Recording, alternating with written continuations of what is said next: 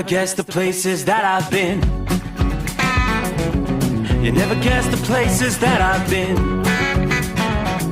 'Cause everything is like a dream, yeah, but only in that dream that I live in.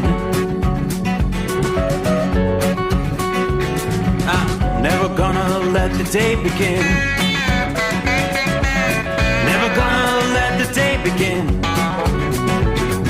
'Cause everything is like a dream, yeah, but only in that dream that I live in. Oh, don't wake me up before you go, and I'll just make this bed my home. Oh, darling, please just let me sleep. Give me my dreams.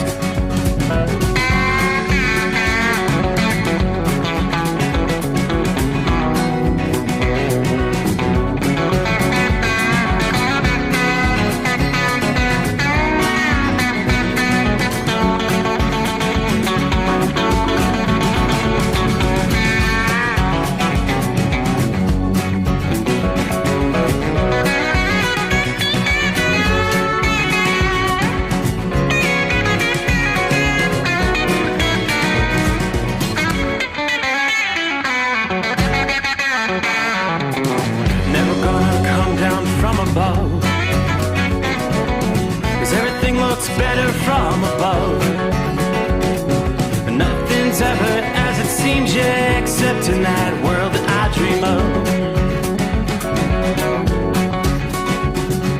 Never gonna lose the ones I love. Never gonna lose the ones I love. 'Cause everything is like a dream, yeah, but only in that world that I dream of. Oh, don't wake me up before you go, 'cause I can't face this day alone. Oh, darling, please just let me sleep. Give me my dreams. Give me my dreams. Give me my dreams.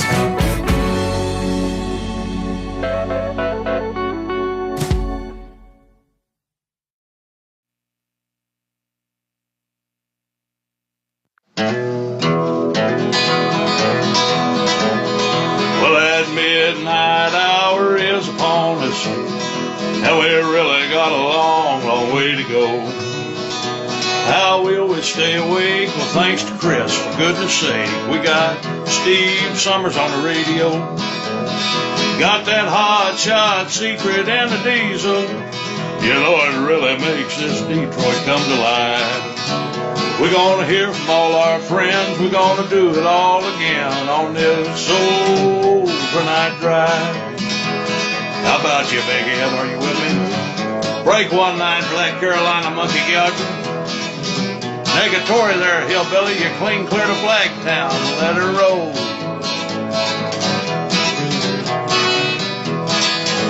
Well, we all tune in to catch the weather, whether rain or sleet or even snow. It don't matter if you're in New York or Dallas. You'll catch it all on the Steve Sommers Show.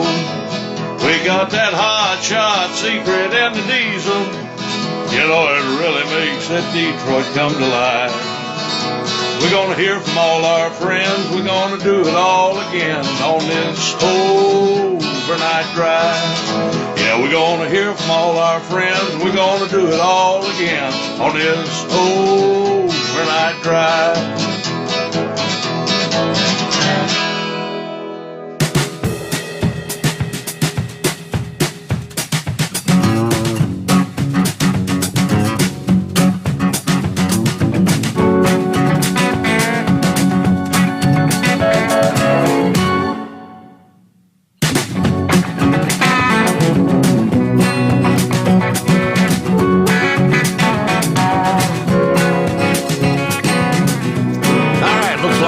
Witching hour has arrived, the midnight hour in the Eastern Time Zone.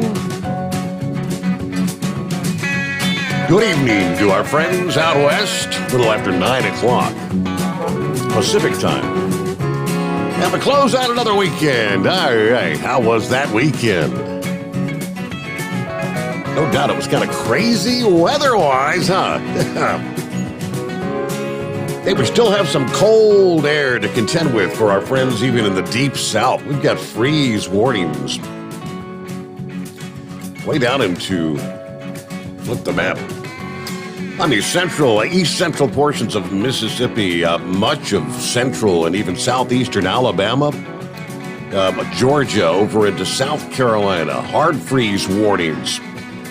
Well, you're looking for lows dropping into the middle and upper 20s in some cases. Take a look. Focus on Georgia here. Forecasting an overnight low, 28 in Rome. Right about the freezing mark in Atlanta, Georgia. Get some of the outlying areas into the upper 20s. 27 for Carrollton, Georgia. All the way down to, there is a Louisville in Georgia. 28 the forecast low. All the way down to Vidalia. Forecasting lows in the mid-30s overnight tonight. So, bundling up in the deep south. All said and done, we picked up pretty much what forecasters had predicted here in southwest Ohio. We got about 1.5 inches outside the secret, but it wasn't bad. It was, Friday evening, right about dinner time. Had a little mixed bag, sleet and snow begin to fall. For a few hours, things wrapped up in our area about the midnight hour. Now, other areas further to the east, yes, indeed, picked up some big-time snowfall, late season snow. So we had the wintry weather in the northeast, severe weather in the southeast. And with that all behind us now, as we close out the weekend, the latest winter storm has exited the country. But it did leave a mess behind before leaving the East Coast. Heavy snow, high winds, near blizzard conditions. There in parts of the Northeast, the blizzard warnings active for Virginia's Blue Ridge Mountains for the first time since the blizzard of 2016. At the same time, the blizzard warnings were active. Parts of the Southeast, portions of that state, including even Virginia Beach, were under a tornado watch at the same time. Washington, D.C., we had a light snow that dusted the cherry blossoms, which are forecast to reach their peak here during the weekend of the Mid-America Truck Show, March the 23rd through the 25th. According to the National Park Service, D.C., in northwestern portions of the city, a couple of inches reported there. When it comes to the snow totals, the big winner, Rockwood, Maine, 14 inches of snow Friday through Saturday there, followed by 11.3 inches reported in Reedsboro, Vermont. Pennsylvania, hit hard by the same wintry impacts, southwest of Harrisburg, Pennsylvania. Massive pileup, 73 vehicle pileup reported on eastbound 581. That was about 2 o'clock in the afternoon. 10 injuries, none of those life-threatening. According to the state police, they were actually sending out buses to pick up the people involved in the crash so they could get them to the fire department as a reunification location and to warm up. Obviously, road was closed for hours. There had been whiteout conditions reported prior to that crash. Drivers and witnesses told the ABC affiliate ABC 27 road conditions were still messy across the state on into Saturday evening. Pennsylvania Department of Transportation Secretary telling AccuWeather it would take plows hours to cycle through, allowing snow to build up the roads. In the meantime, it was a good weekend to stay home there. Scranton, PA, they actually canceled the St. Patrick's Day parade, which Scranton, that's one of the largest in the nation. They've rescheduled that for next Saturday. Snow totals 4 to 8 inches reported around the city there. 11 inches of snow reported in Moscow, just about a 20-minute drive away. At one point, thousands of Pennsylvanians were without power, 15,000 in Maryland, 10,000 in Virginia. Most of the outages related to the same storm came not from the heavy snow, but it was the winds winds and the severe thunderstorms in the southeast. Those severe thunderstorms striking the southeast coast. There was a weak EF0 tornado reported near Jensen Beach, Florida, on the eastern shore. But the winds gusting to 73 miles per hour in Ocala, about 90 minutes northwest of Orlando. Yeah, those winds knocking out power to more than 43,000 in that state. In Georgia, more than 67,000 were without power for a time. Fort Myers Beach in Florida, a day at the beach turning dangerous after a waterspout actually moved ashore. Reporting from Fort Myers, WINK News stated there were a couple of beachgoers swept up in the waterspout, but they're fine. That'd be scary. Then in North Carolina, the wind gusts extreme. There was a 97-mile-per-hour gust reported at Frying Pan Tower. That's an offshore platform south of Wilmington, North Carolina. According to the National Weather Service there, onshore in the state, a gust of 77 at Carolina Beach. Areas even further south and west managed to see a fairly rare March snowfall. Images from the NOAA satellite showing snow on the ground in parts of northern Louisiana, northern Mississippi. Of course, it quickly melted away with the strong March sunshine. Greenville, Mississippi, and Tuscaloosa, Huntsville, and Birmingham, Alabama, among some of the other locations that saw some record low temperatures Saturday as the cold air swept in behind that storm. As the precip ended and the skies cleared out Saturday night, temperatures dipped even further to low levels across portions of the southeast. Record lows were recorded. So even though the storm had wrapped up, those wintry hazards further to the north continued on into Sunday this past day, even to wrap up the weekend. Now, big changes. Now, here we go again. Big changes in store for the Northeast this week, right on the heels of our snowstorm. Although the clocks, of course, were flipped ahead by 1 hour Saturday night, winter actually turned the calendar back, hopefully for one last time, as that frigid air descended onto the region Saturday night into Sunday morning. 24 hours ago, it was cold. Winds adding to the additional chill in the air. We saw temperatures in the teens and 20s, wind chills in the single digits as the sun began to rise Sunday morning.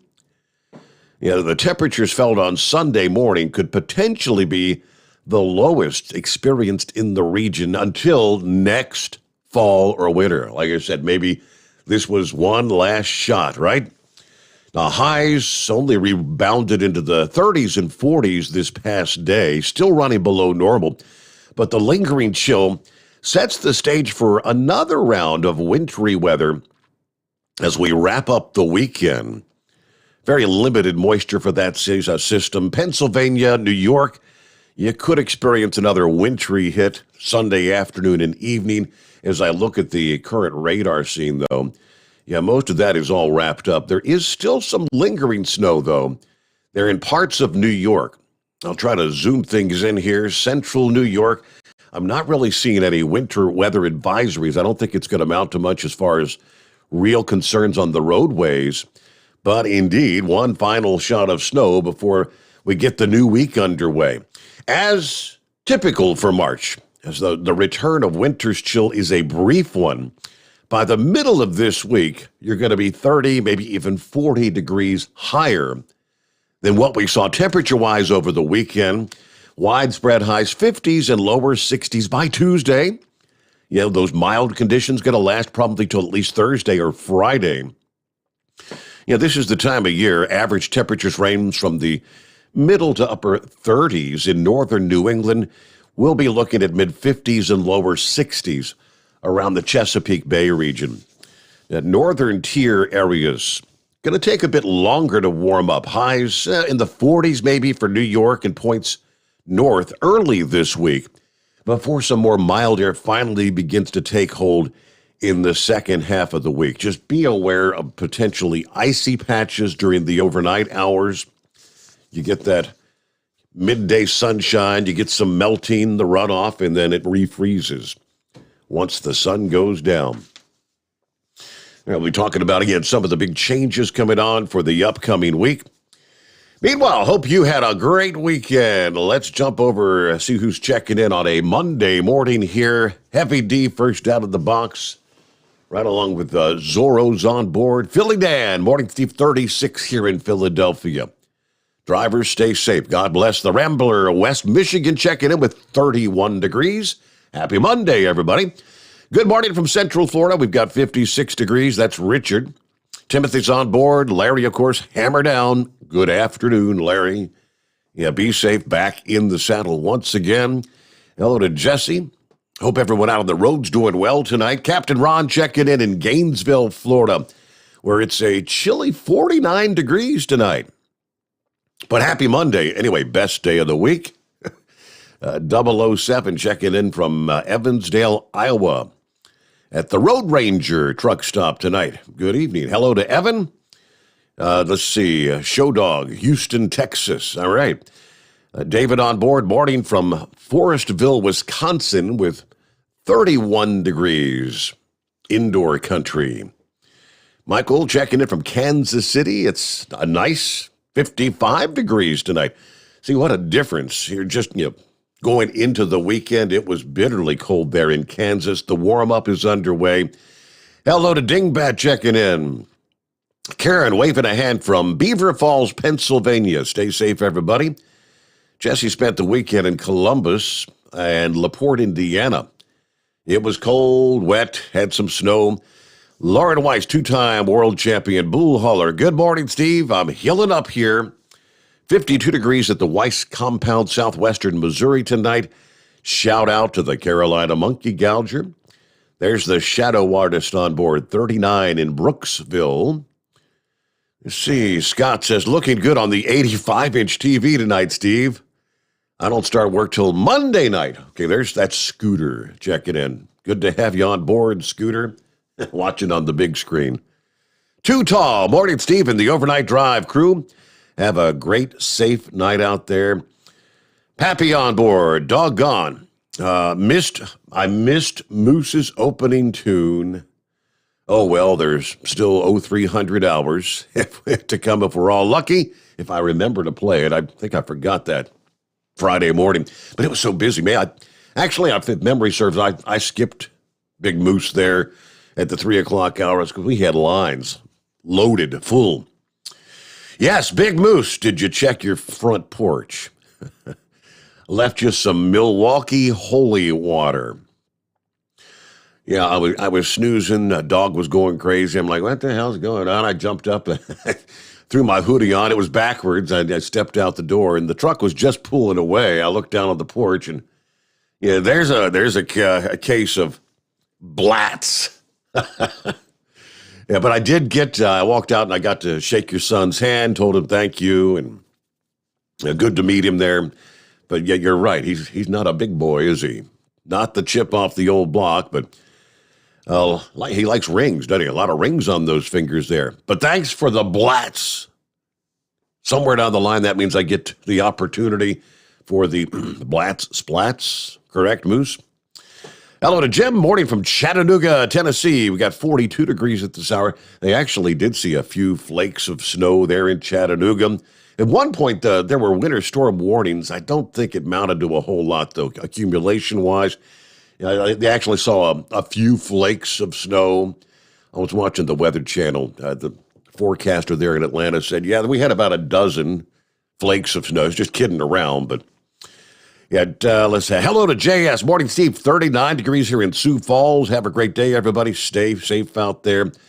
Top of the morning from Santa Claus. 61 degrees at the Home 20, a.k.a. Sacramento, California. I'll be heading out in the morning for, destinations unknown at this point in time. All right, Jesse, fireworks show and training. Happy Monday from Rockpick, 30 degrees, feels like about 23. I'm awake, making baked beans in my Instant Pot, a.k.a. my pressure cooker. Stay safe. Have a good night. All right, Jesse, they call him Pyro. That's a Jesse, fireworks show and training. About 18 past the hour. Welcome into a Monday. We'll get, yes, Ryan, thank you once again. Got the email, got the racing update. NASCAR, the world of Outlaws, sprint cars, some other racing news we'll get to just ahead. And as always, our number 844-844-3388. I believe I caught in the news for the first time in, I guess technically since the invasion of Ukraine began, every single day, the national average as far as prices at the pump have been ticking higher. Early on, some dramatic jumps. But yesterday was the first day where the prices at the pump stayed the same. That's real comforting. National average of gasoline is now at $4.32 a gallon. That was the average Saturday, stayed the same on Sunday. Of course, that all could be subject to change once again in the coming days. Lots of news about the pain at the pumps. The American Trucking Association issuing a dire warning to the White House about the effect that these diesel prices are going to have on the trucking industry.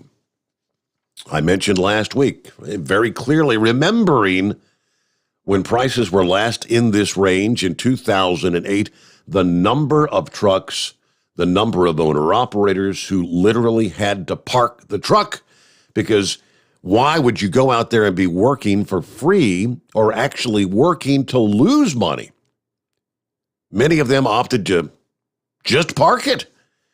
Hey, we've got supply chain issues to begin with. We can't afford to have more trucks having to park them. We'll tell you what the ATA had to say to the White House coming up in our industry headlines. That and so much more. Again, 844-844-3388. The Steve Sommers Overnight Drive, live from the Hot Shot Secret Studios. Live from the Hot Shot Secret Studios, the Steve Sommers Overnight Drive. You work hard. You deserve a seat that works just as hard as you do. The Bostrom T-Series seat has provided drivers with comfort for millions of miles over the past 3 decades.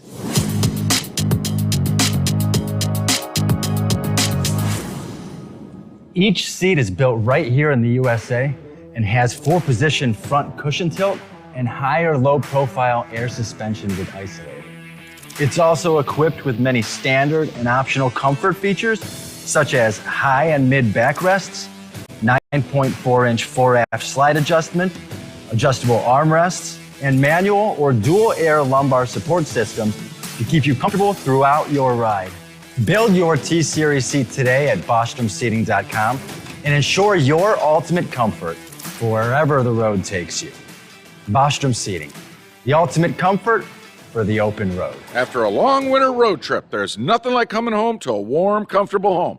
Hi, I'm Steve with USA Insulation. When we put our foam in your walls, it's like putting a coat around your entire home. It keeps the cold air out and the warm air in. We're getting homes ready right now for winter, and we have $1,000 savings for everyone. But because we love our truckers, we're going to give you an additional $250 discount for mentioning the show. 1-800-USA-FOAM or USAinsulation.net. My mother was always very active and independent, and she was familiar with her neighborhood. But one day, she stopped at the stop sign for much longer than usual. She wasn't even really sure where she was at. It's important for you to talk to someone about it. I felt so much better after my son told me, Mom, we'll figure it out. When something feels different, it could be Alzheimer's. Now is the time to talk. Visit alz.org/ourstories to learn more. A message from the Alzheimer's Association and the Ad Council. Because Channel 19's a little congested. Call Steve now at 844-844-3388. The Overnight Drive.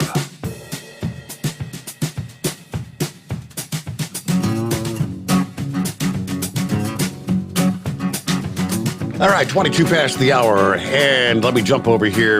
American Trucking Association, yes, dire warning to the White House that these diesel costs, what kind of impact it's going to potentially have on the industry. In the letter late last week addressed to President Biden, ATA President Chris Spears addressing the current fuel crisis caused in part by the decision to ban Russian oil. As of Friday morning, the average cost of a gallon of diesel is now at $5.13. Again, national average. It was $5.05 on Thursday. The ATA calling on the White House to increase domestic production. Hello, McFly. So drivers can receive some relief at the pump. They pointed out the trucking industry, of course, already struggling through the lingering supply chain issues caused by the pandemic, and surging diesel prices could, in their words, quote, decimate trucking capacity. They also pointed out that smaller trucking companies are at risk of total failure because they lack the resources to withstand the increase in fuel costs. The failure of these small motor carriers, in turn, could unleash, and I quote once again, catastrophic consequences for a supply chain that is already overstressed. Everyone keeps beating that drum, domestic, domestic, domestic. And the administration continues to ignore those calls. No, that's not the long-term answer. No, no, no. We have the resources. It could be done in short order. But no, not with this administration. All right, it was a pileup, dozens of vehicles. Cumberland County, PA, Saturday afternoon, a little after 2 o'clock. We mentioned Route 581 between Exit 5 to Gettysburg and Exit 6. According to the PA Department of Transportation, all said and done, 73 vehicles involved in that. Multiple people suffering non-life-threatening injuries, but as I mentioned, they were bringing in buses to pick up drivers and passengers caught up in that pileup, transporting them to the new Cumberland Borough Fire Department to warm up and for reunification. So that was kind of out, I don't know, you run that neck of the woods. Horse Feathers, welcome into a Monday. Morning, Your Honor. Yeah, thank you.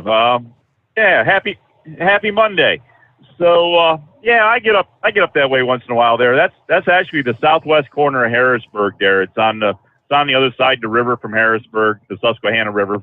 And it's right there in that area. It cuts off where 83 comes up to Harrisburg and cuts out to 81 the other way there to go towards Mechanicsburg. So it's in the Camp Hill, Enola area.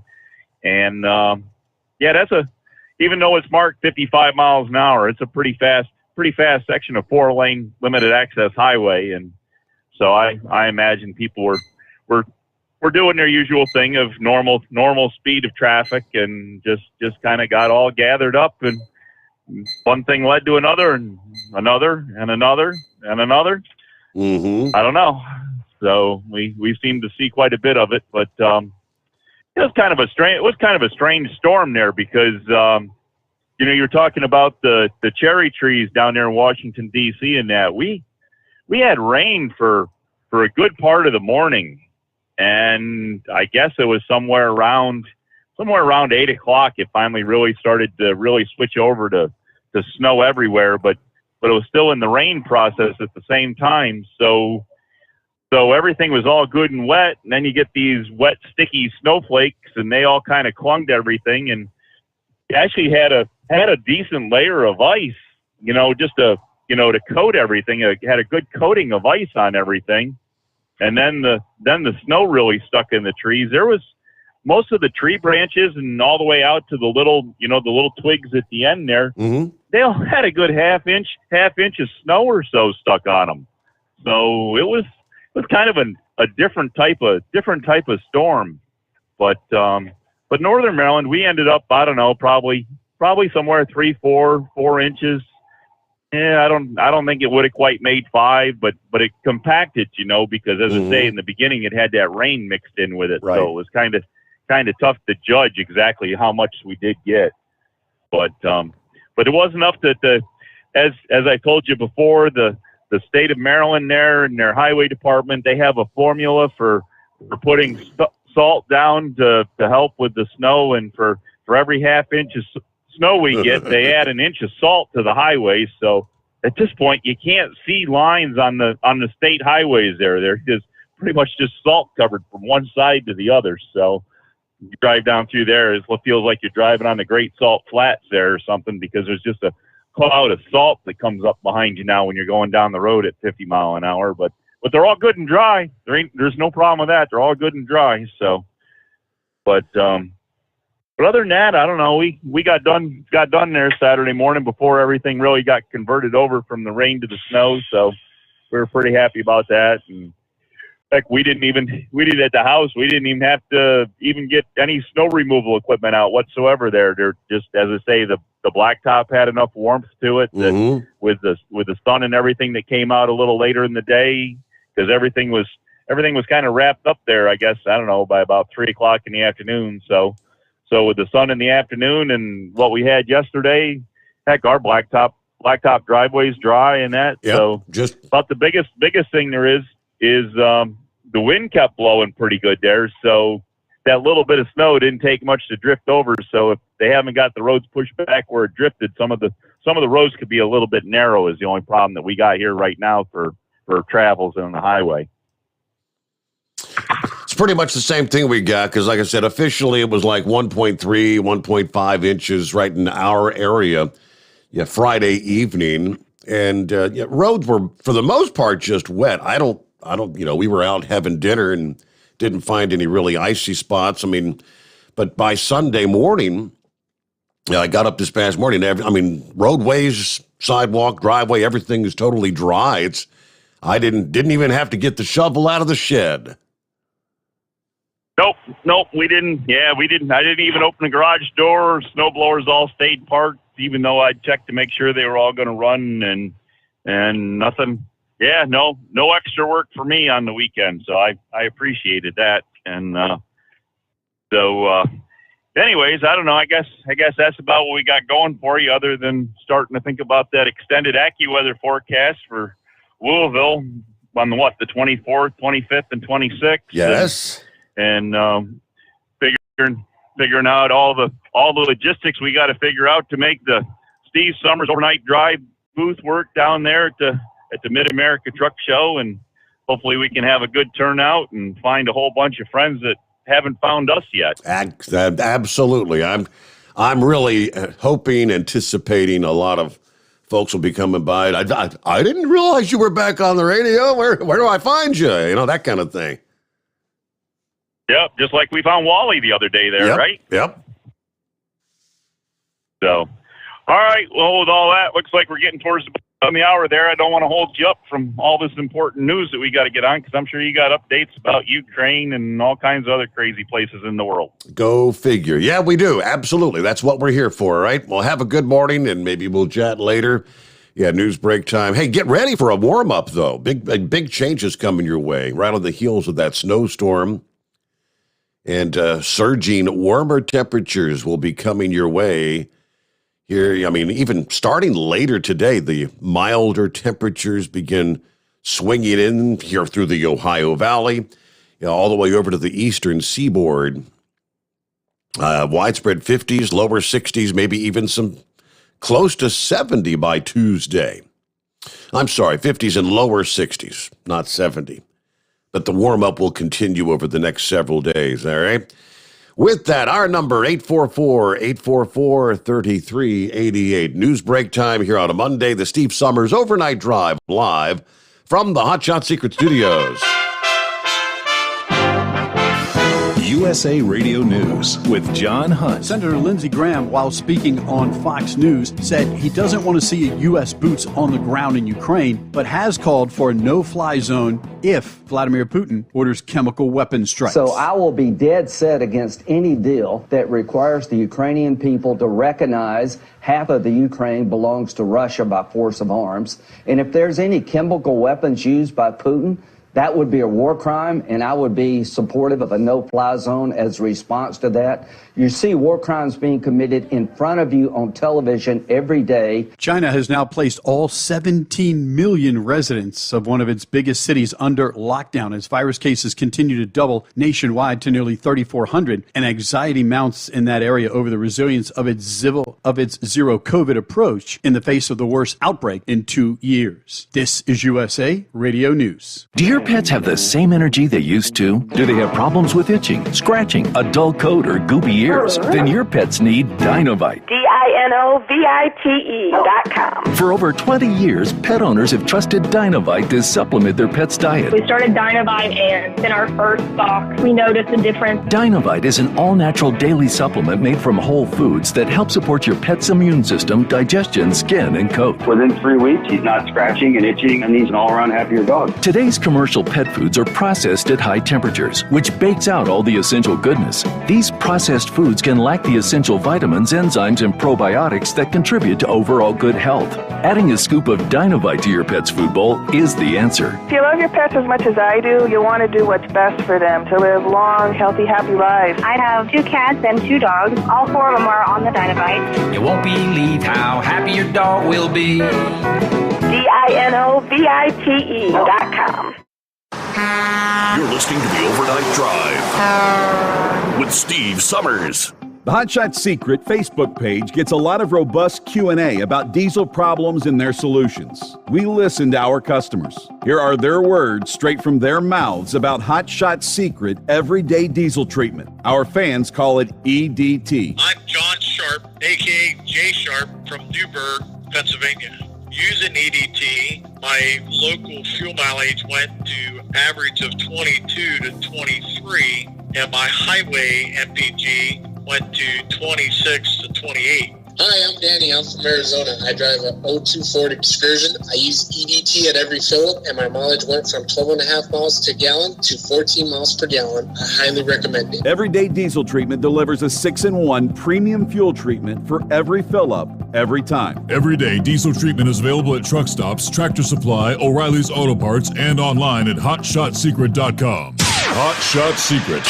Powered by science. How do you sleep on the road? After downtime, do you wake up well-rested and invigorated or tired, achy, and sore? Well, if it's the latter, you're not sleeping on the Big Rig Mattress. The Big Rig Mattress is a hybrid with an individually pocketed spring core that's engineered to deliver the best restorative sleep for your time on the road. Learn more about the Big Rig Mattress at thebigrigmattress.com or call 877-736-4233. The Big Rig Mattress, 100% made in the USA since 2009. You work hard. You deserve a seat that works just as hard as you do. The Bostrom T-Series seat has provided drivers with comfort for millions of miles over the past 3 decades.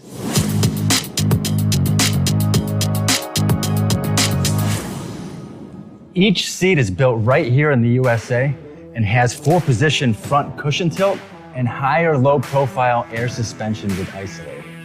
It's also equipped with many standard and optional comfort features, such as high and mid backrests, 9.4-inch 4-aft slide adjustment, adjustable armrests, and manual or dual air lumbar support systems to keep you comfortable throughout your ride. Build your T-Series seat today at BostromSeating.com and ensure your ultimate comfort for wherever the road takes you. Bostrom Seating, the ultimate comfort for the open road. At Turbo 3000, our founder Andy Matouche firmly believed you should challenge yourself. Put the most money back in your pocket, where it belongs. Four Wheeler magazine took our challenge, and they wrote it did exactly what we said it would do. As fuel prices keep going up, get your Turbo 3000 from manufacturer direct. Call us at 888-311-9993. Always free shipping in the USA, and for a limited time, save $45 off total purchase using coupon code STEVESAVES at turbo3000.com. To some people, the sound of a baby babbling doesn't mean much. But that's not necessarily true. By 6 months, they're combining vowels and consonants. By 9 months, they're trying out different kinds of sounds. And by 12 months, their babbling is beginning to take on some meaning. Especially if there's no babbling at all. Little to no babbling by 12 months or later is just one of the possible signs of autism in children. Early screening and intervention can make a lifetime of difference and unlock a world of possibilities. Take the first step at autismspeaks.org. A public service announcement brought to you by Autism Speaks and the Ad Council. And now, back to the Steve Summers Overnight Drive, live from the Hot Shot Secret Studios.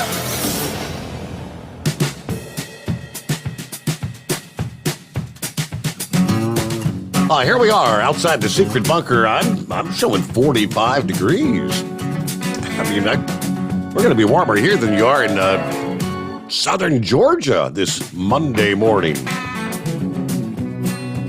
You may have noticed I had reset the clock on the wall. I've neglected to reset the clock that sits right in front of me here. I looked over there a little bit ago. It's 11:25. Wait, no, you're an hour behind there, dummy.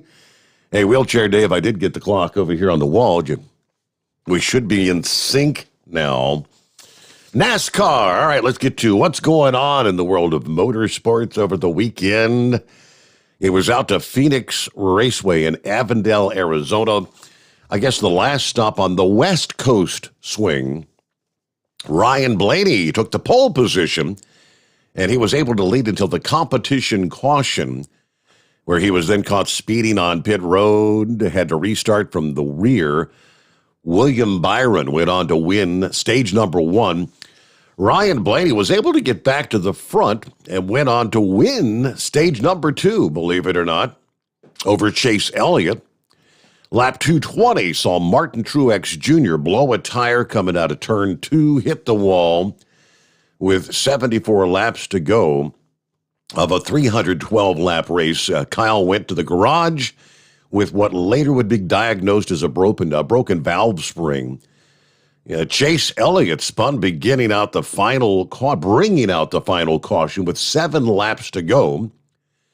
Chase Briscoe leads Tyler Reddick and Ross Chastain to the green with 3 laps to go. Briscoe will lead the remaining 3 laps to win his first career NASCAR race, driving the number 14 for Stewart-Haas Racing. Ross Chastain finishing second, Tyler Reddick third, Ryan Blaney, after leading 143 laps, finished fourth. Kurt Busch winding out the top 5 there. Early in the weekend, Friday, the world of Outlaws returning to the Thunderbolt Speedway in Tulare, California, after missing the last 2 years due to COVID.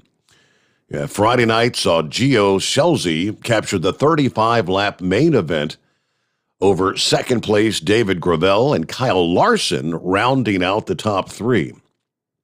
Pretty cool how you're out on the West Coast and Kyle racing with the world of Outlaws on Friday, and then, of course, with the NASCAR on Sunday.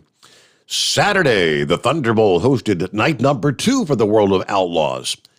6th starting place, Kyle Larson took the lead on lap 18 from Dominic Scelzi and went on to win the 35-lap main event there.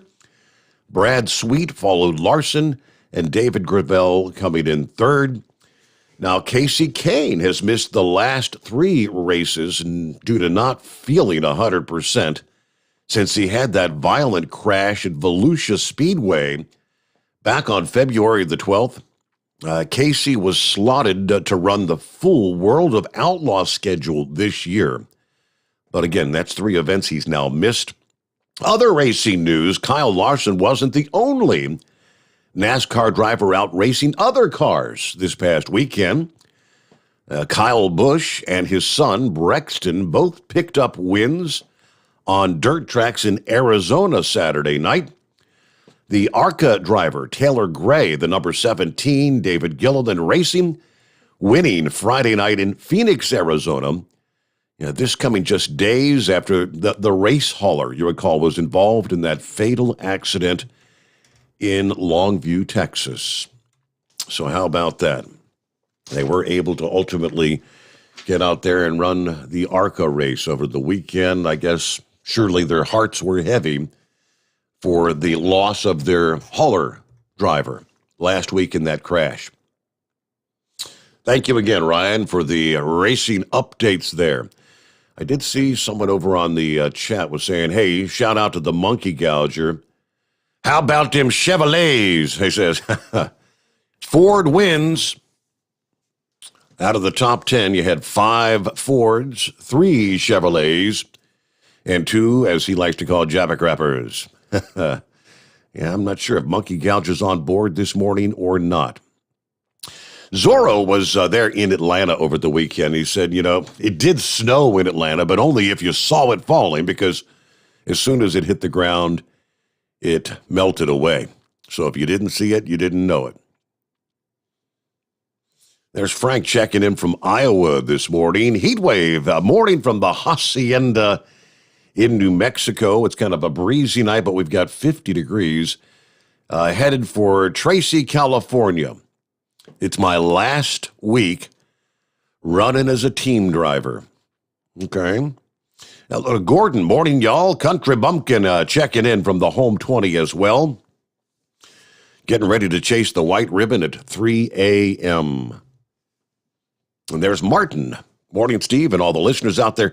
I was actually off last week, but it's good to be back with everybody. And good to have you on board as well there, Gordon. Meanwhile, back to the phones. Who we got on the line? I'm not seeing a name there. Mr. Red Mule, Steve, you talking to me? Yes, sir. Morning, Red Mule. How you been? Not bad, not bad. So did you go outside during the break and howl at the three-quarter moon, or is it visible back where you are? No, the skies are clear. The moon is shining bright. Looking good. Yeah, we got clear skies here, no wind. I live about a mile off the interstate, and I stepped outside here because the dogs will raise a ruckus if I talk inside while they're gone to bed. And I hear the drivers out there of the big trucks, and every now and then somebody hits the rumble strip. So somebody ain't listening to Steve Sommers' show, keeping them awake. Steve, did you get that email I sent you a couple minutes ago? Let me see. I have it before me. I had not pulled it up yet. I'm opening it as we speak. Okay, I want to bring up a couple of things we've talked about. While you're pulling that up, I want to go to something else. Steve, I've listened to a lot of this coverage off and on, and I have never heard one question brought up. Maybe it's been brought up on your. Well, the only place I've ever heard it brought up was on your show, and that's when you and I talked about 3 or 4 years ago. How much distillate fuel are we exporting out of this country? You hear them run their mouth over and over and over again. We're bringing this in from Russia. We're bringing this in from Venezuela. But recollect, what's it been, 20 plus years ago, diesel used to be cheaper than gasoline. Yes. And then they started exporting diesel. And the price of diesel got up above gasoline. Now, you're a lot sharper on this than I am, but I tried to pull it up the other day, and from what I could read, I thought most of what we were exporting was going to Europe. What I read the other day is that it's mostly going to Mexico and Latin America. I can't say that I've seen where it's going, but it's kind of funny. I was talking to Scott just this past day. We were discussing that I guess there's a lot of oil from different places that other refineries around the world don't really have the ability to crack it. So we refine it here and then send it abroad, and that's the refined product that we're exporting. And it's driving our prices up. Yes. But Fox News, nobody brings it up. The only place you hear it, that's what Steve Sommers shows, where you go to get accurate information, because you don't hear it. At least I haven't heard it anywhere. Right. And, I see no reason we should be the sucker. And wherever you are outside there, Red Mule, you're really fading away. Oh, let me. Are you still with me? All right. Yeah, much better. Yes. Okay, that was a earpiece. that thing can cause me problems on that. But anyhow, I've had my say on that. Steve, if you opened up that email I sent you. Yes. Yesterday, the boss and I went down to St. George, and on the way back, I was running my mouth like I usually do because they're doing all kinds of building out there. And I'm telling her, I said, I don't know where they're getting the water. And she said, well, did you see that article on Google? And I said, no, I didn't see it. And that's that article I sent you that Lake Powell, if Lake Powell drops, what is another 1.5 feet that they're not going to be able to generate electricity? Am I reading that right? 1 foot above a threshold of water outlined, which would trigger additional releases from upstream. And because I hadn't even really gone through the story yet, but it sounds like, dangerously low, they're saying. Yeah. There's 30, what did they say, 30 million people depending on electricity that's generated out of Lake Powell? Yep. We keep letting all these immigrants come across the border.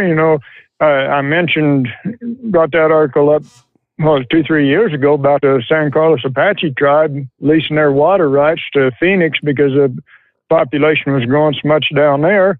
And we just do not have unlimited natural resources in this country, contrary to what all these politicians try and tell us, that we can bring everybody in. And I'm not saying anything against the Ukrainians. I think they've got a legitimate cause for immigration.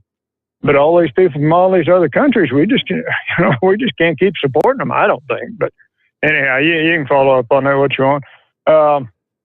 One other thing, Steve. Now, as I mentioned, I was down St. George yesterday, and I go in the bookstore quite a bit. And there'd been a book in there in Barnes & Noble, all the other bookstores, Steve. I don't know, 4 or 5 years, and I don't know if you've ever seen it. The title of the book is The Bleep That Trump Says. How much money do you think we can make by writing a book, The Bleep That Kamala Harris Says? We could make a pretty penny, I would imagine. No doubt. How about, first section dedicated it's a pretty thick book, Steve. So first section dedicated to Kamala, the second half of the book, Biden gaffes or something like that. Yeah, you go ahead. We're making an encyclopedia out there, that one, Steve. All right, I'll catch you later. I'm getting feedback. All right, good to hear from you there, Red Mule checking in. All right, yeah, he's talking about one of the West's most important water reservoirs is about to hit a new low once again. That's Lake Powell, as he said, on the border of Utah and Arizona.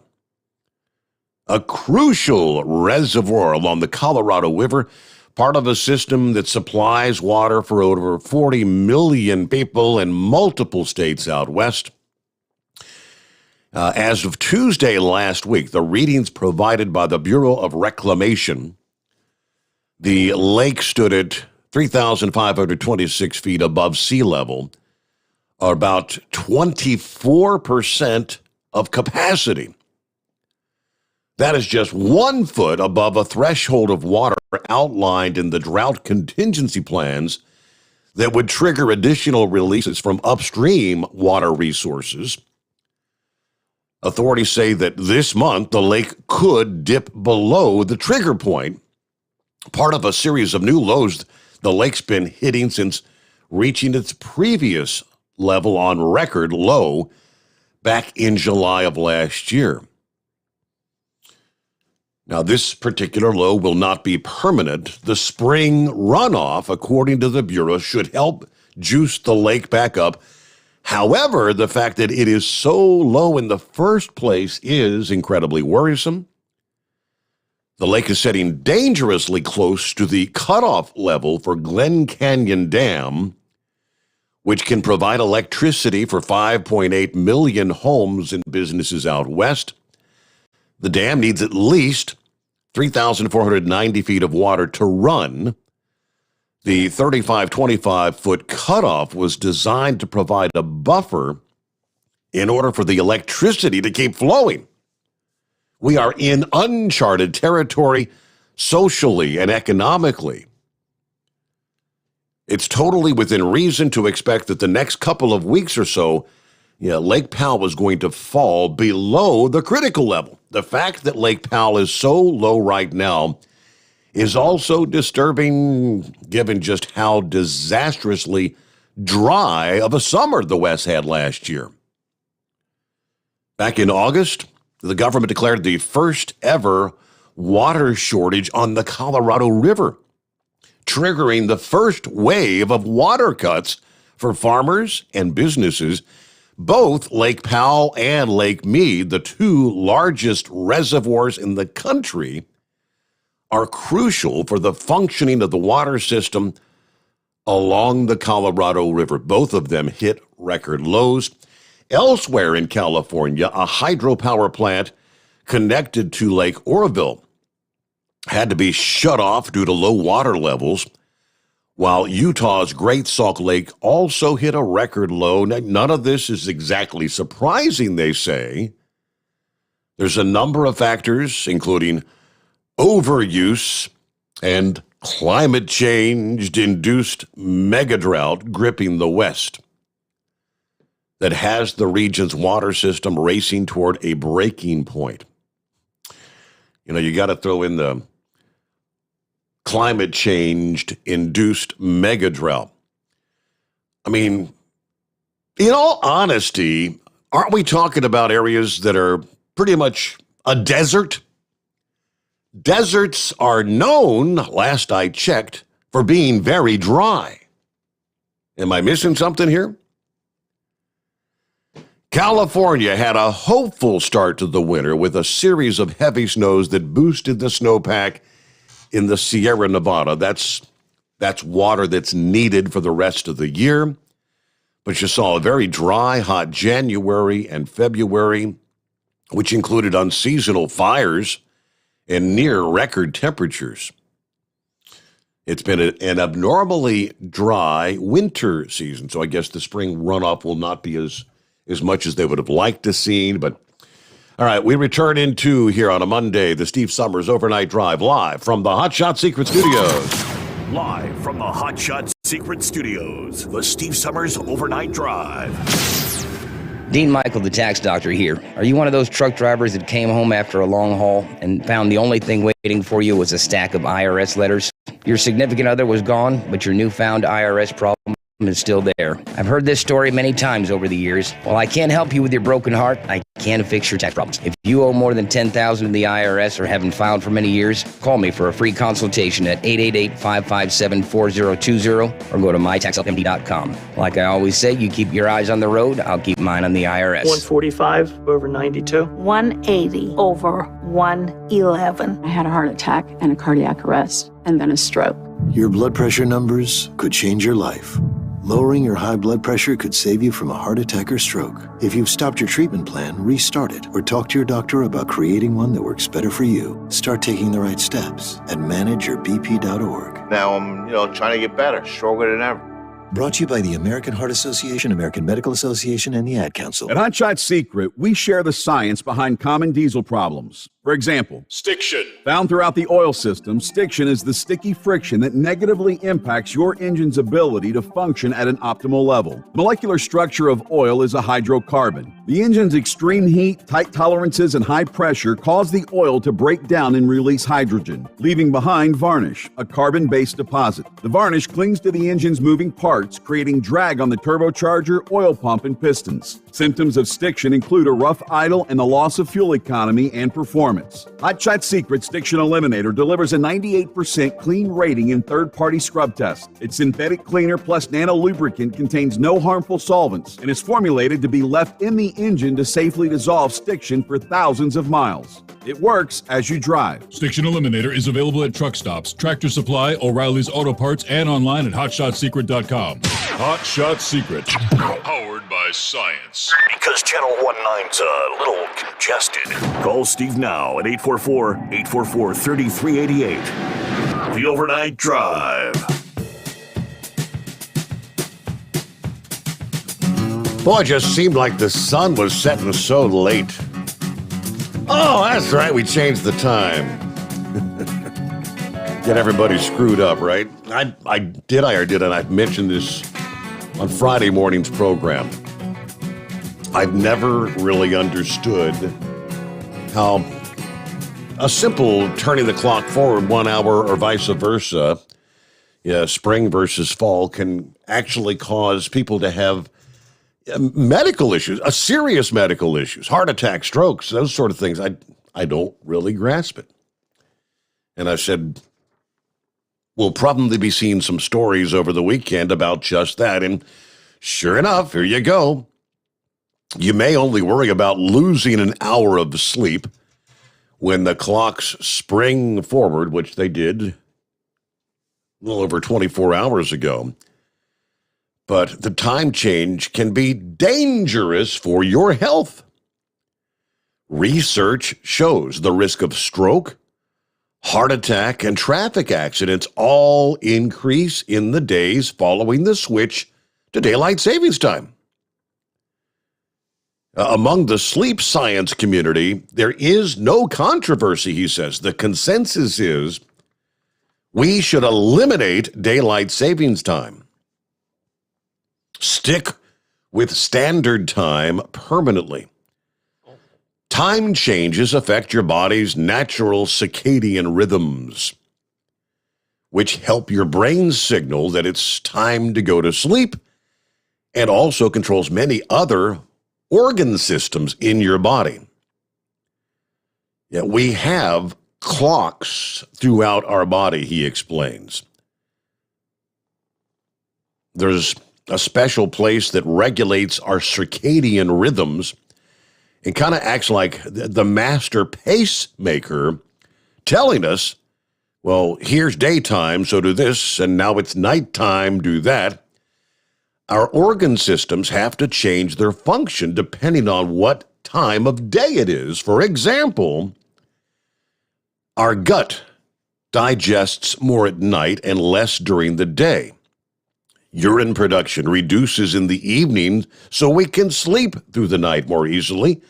Our temperature is higher during the day than at night, and all this is regulated by our circadian rhythm.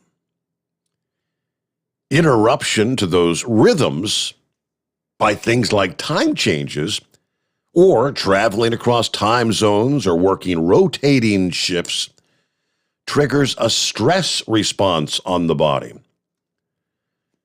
You know, I've been saying this for years. So for us people that are up all night, us third shifters, do we even have a circadian rhythm? It's screwed.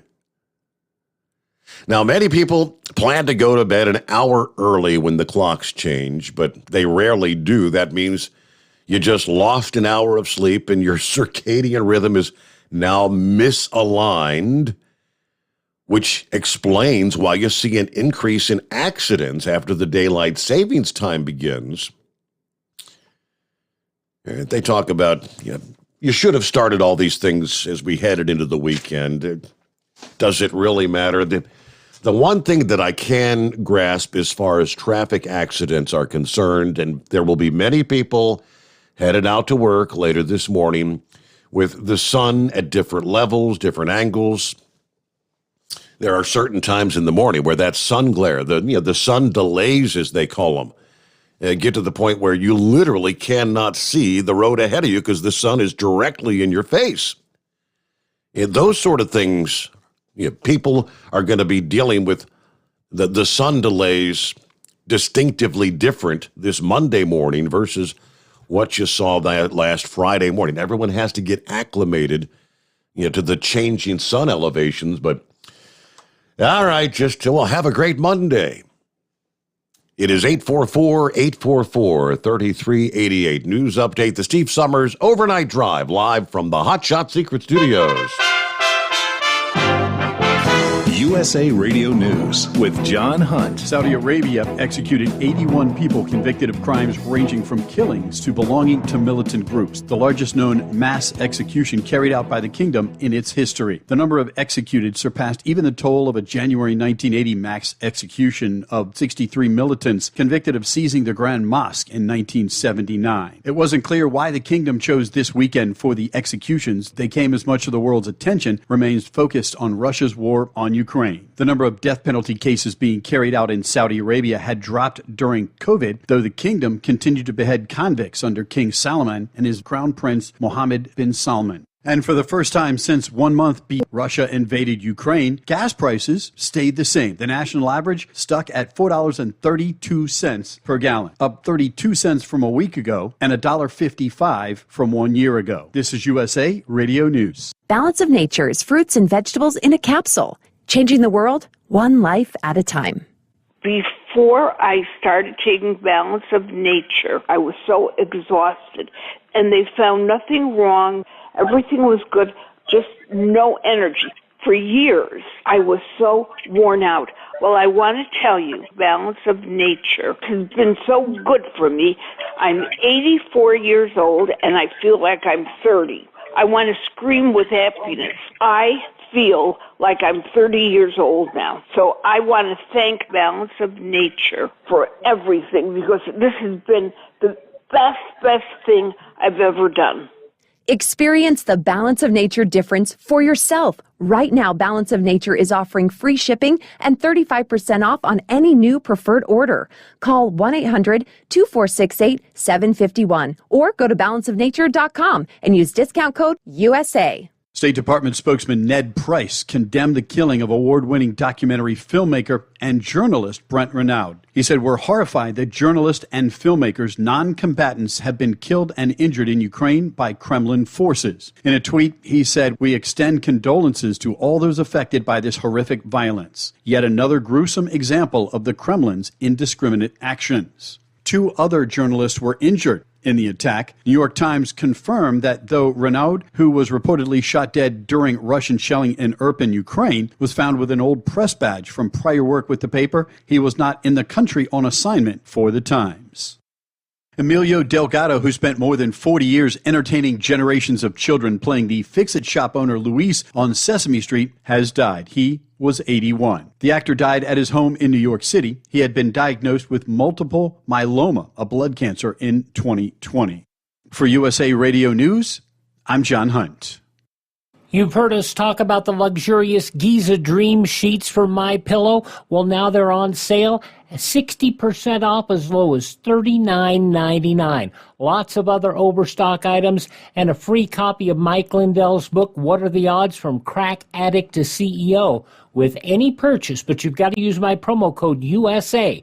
Go to MyPillow.com, the Radio Listener Square. Use my promo code USA or call 1-800-951-8175. Those of you who still have student loan payments due, you may get some good news from the White House. The White House is considering further extending the freeze on federal student loan payments, a move that could remove a looming deadline for millions of borrowers. The Education Department is instructing companies that manage federal student loans to hold off sending required notices to borrowers about their payments starting. Student debt repayments have been on pause since March of 2020 and are set to resume May 1st. The notice did not make clear how long an extension could last. In all, the change could impact some $1.6 trillion in student loans. From the USA Radio News Northeast News Bureau, I'm Chris Russell. Yale University has begun removing the Sackler name from its campus several years after announcing it would no longer accept donations from the family that owns OxyContin maker Purdue Pharma. The Ivy League university, about 40 miles from Purdue's headquarters in Stamford, is the latest institution to distance itself from the family amid outrage over its role in the opioid crisis. Yale, which received over $1 million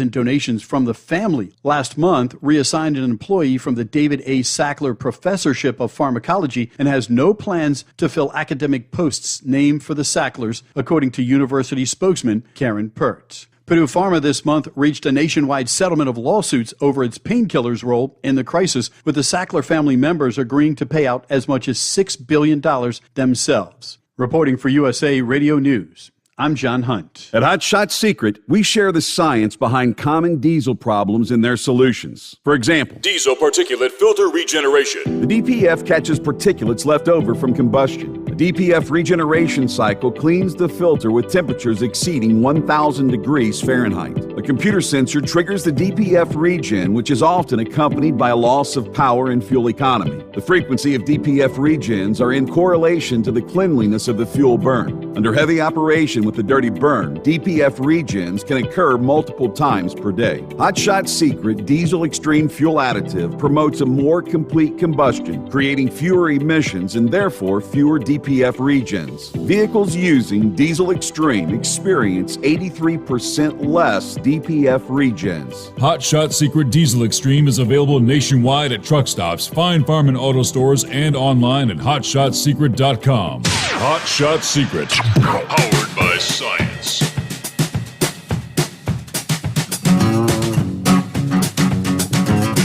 All right, here we are, back at it. Welcome in if you just joined us. Welcome into a Monday. All right, let me see who we got checking in. Gordon is on board, a.k.a. Country Bumpkin.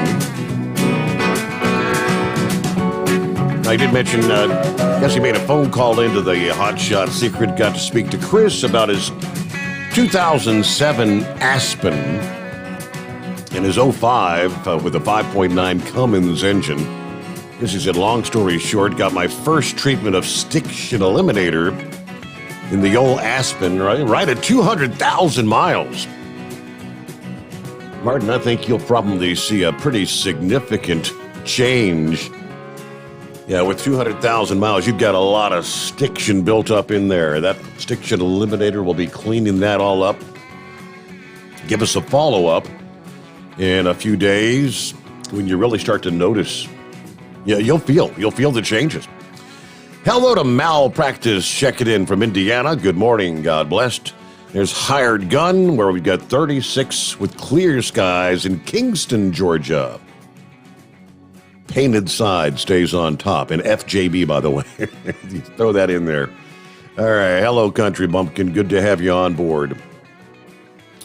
For our friends in the Pacific Northwest, after you saw an initial storm roll through over the weekend on Saturday, a second stronger storm begins to kick off the week here today and Tuesday. Flooding, rain, gusty winds, and mountain snow. Nearly a quarter of an inch of rain fell in Medford, Oregon on Saturday as the first of those two storms brought precip to the northwestern USA. Now, that alone is well above this past February's total precipitation of just 8/100ths of an inch. Yeah, the normal monthly average would be almost 2 inches. Yeah, this has been the situation in several northwestern cities. Now, March is nowhere near over, with at least one storm on the way. Rain and mountain snow are forecast to continue through the evening Sunday, and the situation's expected to ramp up as the traditional work week gets underway. Most of the jet stream energy is holding up in Canada for a good portion of this week, but there are some dips into the northwestern U.S. that will include some rain and mountain snow. Yeah, overnight tonight, then a second round later Monday into Tuesday. This second round will generally last from Monday through Tuesday night. That's going to slow down travel in many places, particularly the mountain passes. The National Weather Service has already issued what they call a hydraulic outlook for portions of western Washington, warning of rising rivers. And the Skokomish River near Potlatch is forecast to rise into minor flood stage probably on Tuesday at over 16 feet. The storm center for today's system, Monday, will be along the Canadian coast, but the associated cold front to the south will be quite strong. Heavy rain arrives later Monday into Monday night. Then the snow levels begin to fall into the day Tuesday. Yeah, moisture will also extend into the northern Rockies Tuesday into Tuesday night. Now, they tell us Seattle and Spokane, Washington, Portland and Medford, Oregon are all forecast to have some locally heavy rain Monday and Monday night, tapering off the showers by Tuesday. Rain is even expected in Northern California, San Francisco, Sacramento on Tuesday, rain and showers arrive in places like Boise, Idaho, and Salt Lake City there. Now, as for the Cascades, wintry weather is on the way, snow accumulations and high winds expected above 3,000 feet. The National Weather Service has issued winter weather advisories for the mountain range, warning motorists travel could be very difficult to impossible with high hourly snowfall rates. There's a smattering of high wind warnings and wind advisories that have also been issued for portions of California, Oregon, Nevada, and Washington. Now, as the storm moves away from the west coast, it will bring snow through the northern Rockies come midweek Wednesday. It will then exit the Rockies and move out across the Great Plains on Thursday. Yeah, that's Thursday and Thursday night in the Colorado Rockies. Yeah, you could expect to see accumulations maybe a foot or so there. Now, there's going to be a lull in the unsettled weather Wednesday, but another round of rain and mountain snow arrives Thursday into Friday. So it's a pretty busy weather pattern out west. And unfortunately, for those who are rain weary, forecasters expect a more significant storm to arrive next weekend. Plenty of moisture and cold air. Snow levels are forecast to dip below the past levels, disrupting travel once again, and avalanche danger will likely be fairly high in the Cascades. Flooding rain in the coastal areas is also going to be a concern, but this also has its fair share of benefits. It may be disruptive to daily events, but it's good to remember that some areas are still under significant drought, so each drop of rain or snow will ultimately be beneficial for those areas. Our traveler's weather for our friends on the West Coast here this Monday morning. Now I'll get back to the calls. Hello, Knucklebuster. How was your weekend? Pretty good there, Mr. Steve Summers. My kind of snow here today, gone tomorrow. Yes. But I almost had a heart attack myself Friday night there. I went down there to Home Depot to get some material remodeling Tennessee pantry for. I walked inside. It wasn't doing anything. I was in there about 15, 20 minutes when I come out, but everything was covered white.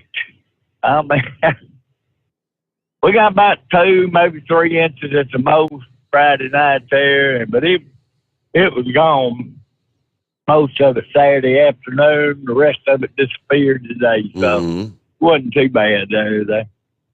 And I read where NASCAR is fixing to start an electric car series.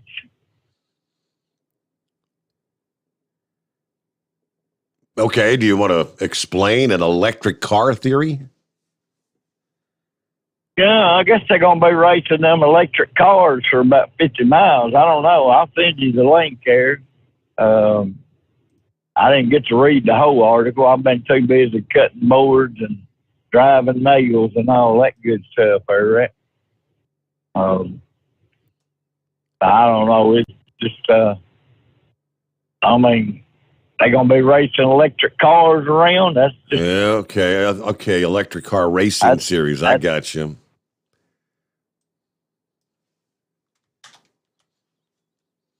Isn't one of the biggest things about racing the fact that you get to feel the power, the horsepower, the roar of the engines as they go by?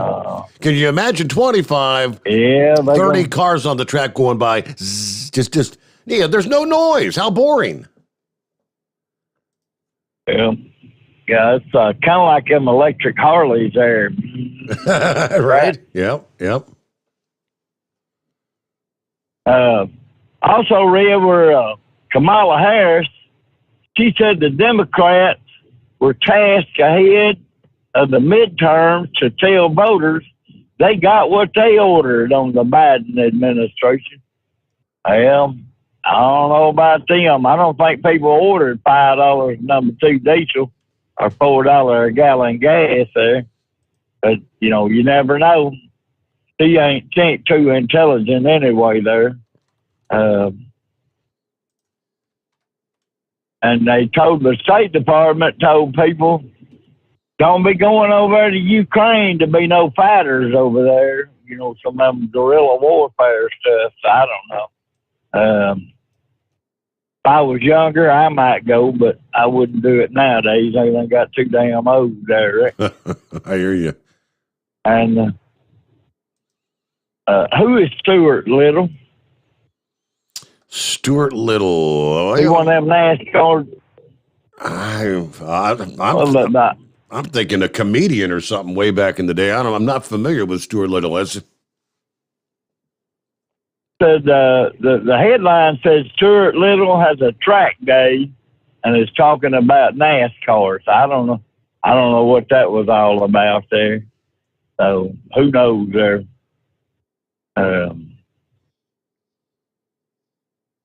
Well, I was in Costco this afternoon, or yesterday afternoon. Yeah. This guy bought 2, not 1, but 2 86-inch TVs.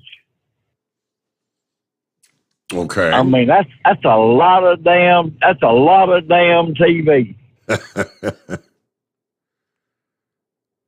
We bought a 55-inch one, and then when it went out, I just told her to go back to one of the smaller ones. I didn't care for that big TV hanging off the wall there, right?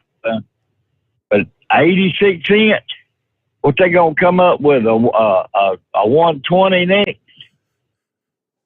They about 8.5 foot wide. That's a lot of TV, man. That's a lot of screen. You're right about that. Yeah, you could really get a good bird's eye view of Tom Brady throwing a touchdown pass, right? Oh, or Joe Burrow, not Tom Brady. Speaking of Tom Brady. Tom Brady ain't even playing no more. He's back. He's back. Oh, is he back?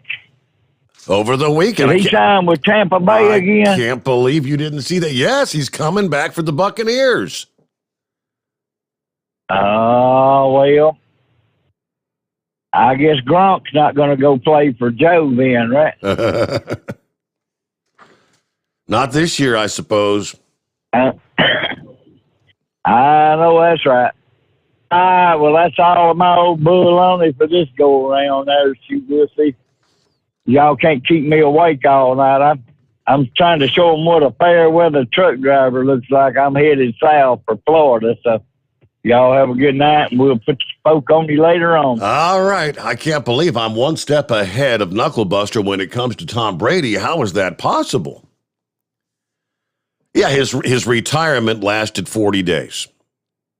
Announcing on Sunday, I'm back, returning to the Buccaneers for the 23rd season in the NFL. He made the announcement on Twitter and Instagram. He simply said, I have some unfinished business. These past 2 months, I've realized my place is still on the field and not in the stands. Now, that time will come, but it's not now. I love my teammates, and I love my supportive family. This makes it all possible. I'm coming back for my 23rd season in Tampa. Now, of course, as we all know, he led the Buccaneers to the Super Bowl title following the 2020 season, the NFC South Championship last season. Teaming with Bill Belichick to win his first 6 Super Bowls during those 20 seasons with the Patriots. So coming back, all right, one more time, one more round for Tom Brady. The GOAT. The GOAT is back in Tampa Bay. I guess Tampa Bay fans are probably thrilled with that news, right? And we'll get a quick chime out here. Back into the Steve Sommers Overnight Drive live from the Hot Shot Secret Studios. You're listening to the Overnight Drive with Steve Sommers. It's coming. Crisp fall mornings turn bitter cold. As you fire up your diesel, you can see your breath on the inside of the cab. Imagine looking deep into your engine. Freezing temperatures impact your diesel's fluids, especially fuel. On a 23-degree morning, the paraffin wax in your untreated fuel starts to morph from fluid to large crystals. These crystals clump together and form a gel. At minus 10 degrees, your fuel hits the point where it no longer pours like a liquid. It's so dense that the flow through the fuel filter will slow, causing hard starts or no starts. Get prepared now for the cold that is coming. Hot Shot Secret Diesel Winter Anti-Gel is a premium fuel additive that lowers your fuel's pour point to minus 65 degrees. If it's that cold out, you shouldn't be on the road. You ought to be at home in front of the fireplace. Hot Shot Secret Diesel Winter Anti-Gel Premium Fuel Additive. Available now online at hotshotsecret.com. Hot Shot Secret. Powered by science. Do you have a Dodge pickup and hate your automatic transmission? Of course you do. Levon Miller at Firepunk Diesel here, and we specialize in heavy-duty and performance transmissions for your 3-quarter or 1-ton Cummins-powered truck. So if you're interested in turning your stock slush box into a towing monster, call us today at 614-733-3744 or visit us online at shop.firepunk.com. Honorary Forest Ranger Betty White here, lending a hand to my dear friend Smokey Bear. Because for years, he's only said, only you can prevent wildfires. But there's a lot more to say. Like if you park your car on tall, dry grass, the hot exhaust pipe can start a wildfire. So keep the animals safe, especially the cute shirtless one. Go to SmokeyBear.com to learn more about wildfire prevention. Brought to you by the U.S. Forest Service, your state forester, and the ad comes. And now, back to the Steve Summers Overnight Drive, live from the Hot Shot Secret Studios.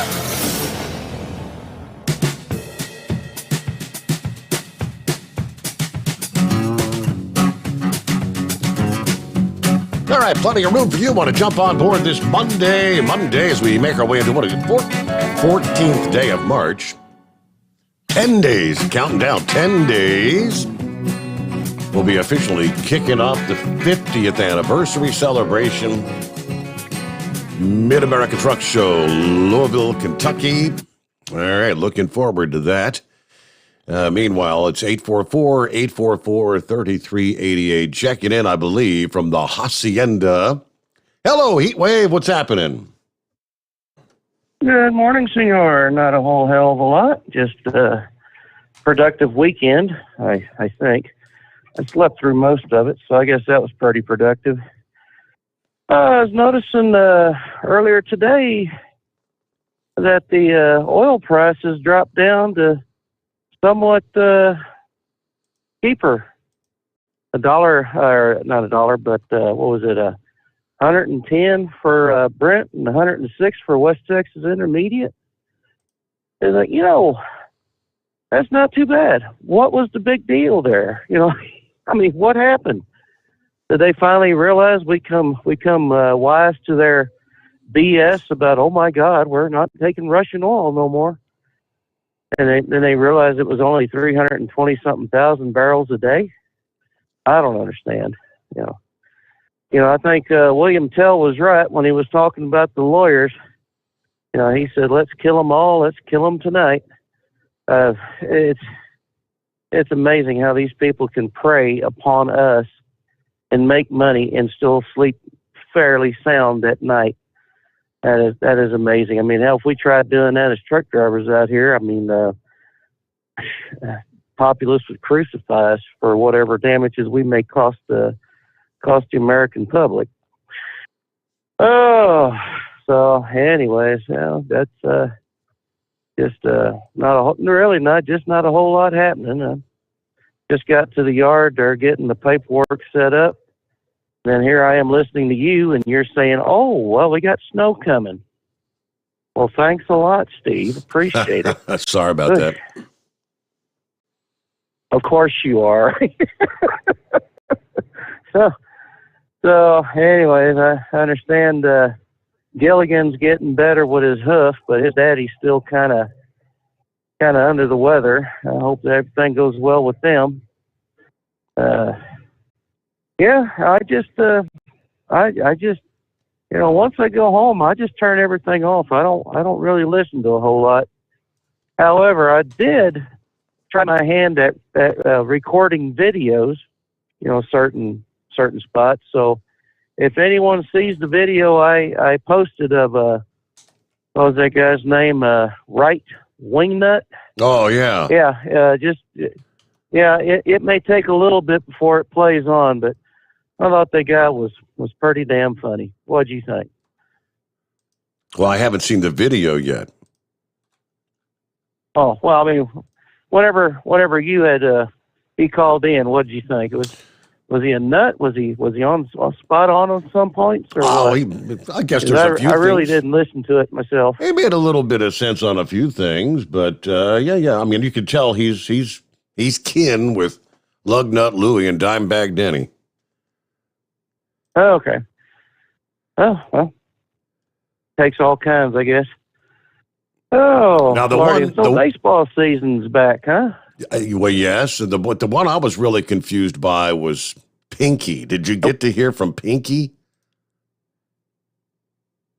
Is that Pinky Tuscadero, Fonzie's old girlfriend from the 70s? Yeah, I don't think so. I don't know who Pinky is. Yeah, no, Pinky's another one of those relatives of Lugnut Louie. You have to go back and listen. I think that was Thursday morning. I can't remember which morning Pinky called in, but yeah, pretty ate up. Okay. Yeah, Pinky's one of those guys that identifies as a girl, if you know what I mean. Oh. Yeah. Oh. Okay. Well, I tell you what. Have you noticed a lot of these commercials? I mean, I noticed during Christmas time, Zales was putting out all these advertisements for Christmas diamonds and whatnot, and it seems like to me they've been putting on a lot of those kind of people that think they're born with a stem on the apple, and they think they got nothing there but they don't have it. They're dressed up as a woman, or gay men and lesbian women, trading rings and just fawning all over themselves. I mean, I'm sorry, I'll probably upset a lot of people out there, but you're not the other if you're born with parts of, if you're born a woman, you ain't going to have nothing downstairs. It's going to be an open hole. If you're a man, you're going to have a stem on the apple. I hear you. I don't know how much more clear to make that. It's a choice. It's not biological. I mean, hell, I could probably identify myself as a watered plant, and I mean, what? I'm beyond words on that. It is. I guess I'll let that one go. We can't wrap our minds around it. I know. It's and they're making it normal, or they're trying to make it normal. And why are we kowtowing to a lunatic minority fringe that's screaming, "We want to have rights"? Well, they got all the damn rights in the world. What more do they want? Do they want to be signified as special? We understand they're special K, but I'm sorry. I guess I ought to go off to another subject. Well, I understand that one old boy from Sesame Street, he passed away at 81. I think he went by the name of Luis, the Mexican guy, Hispanic guy. Mm-hmm. Did you see that? Yeah. Well, I'll tell you what. I mean, 81, and that show is how old? 50-something years old, 55 years old?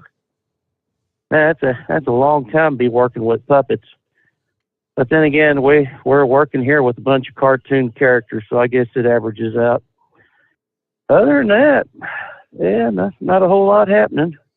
Your weekend go by pretty good, or too fast? Or too slow? Too fast, but I had a good weekend, all said and done. Yeah, I did. Hey, I did get your photo series of the lawn planting there at the hacienda from start to finish.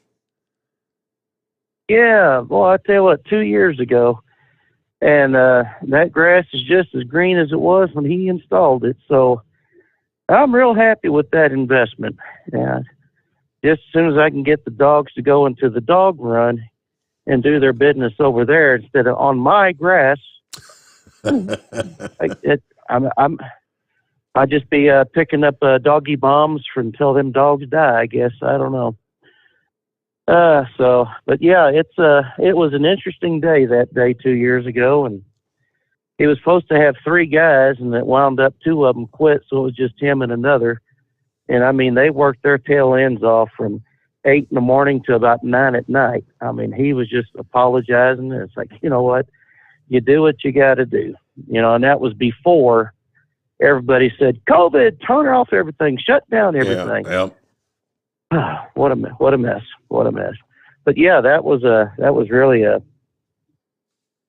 interesting day. And then of course, I think it was like 2 months later or 2 weeks later or something to that effect, we get the solar panels installed. And that's another thing. I don't know. We got time for that, or you get go ahead. I don't even know what time it is right now.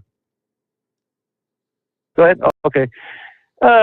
Have anyone else been receiving calls from these people saying we're calling in regards to your recent inquiry to solar?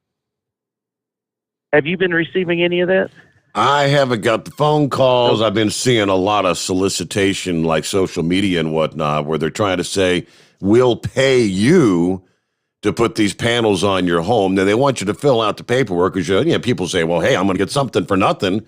Then they want you to pay for it at the end. I mean, you paid a pretty damn penny for those panels, didn't you? $36,000 for 27 panels. Yeah, 2 years ago.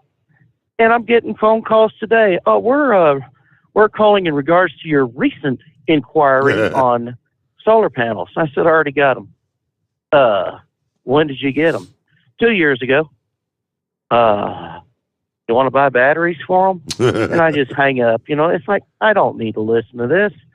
It was a damn lie to begin with. It's almost like the auto warranty insurance, So, hey, speaking of warranty insurance, have you gone with somebody else on your home for your home warranty, or did you just go ahead and say, the hell with it, I'll pay cash for anything that breaks? I'm not even aware if it's, I paid for like 1 year of it, and it's probably getting close to it. It may have already passed the 1 year mark, so I don't think I'm going to renew it. Yeah.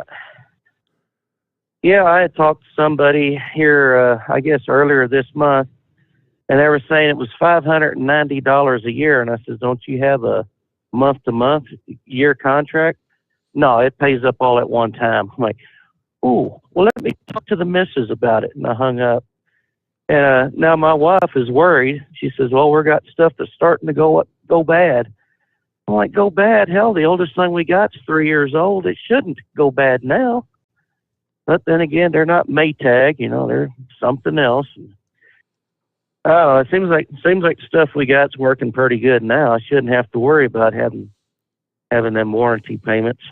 I think you should have learned your lesson like about those damn warranty payments with your AC unit. It's like they don't want to pay anything. Yeah. You're right on that score. Oh, I did put some new shoes on my Camaro here this weekend. I tell you what, when you buy them sports cars, they demand you have a sporty tire, something that'll withstand high speeds. And I keep telling them I'm not going high speed down any damn road. And he says, well, you've got to have these rated for 160 mile an hour. There, Gilligan, not kilometers. Yeah. So, anyways, it just a tad over $1,000 for 4 new tires. And I got to tell you, the tires I had were Pirelli, and I did not like them at all.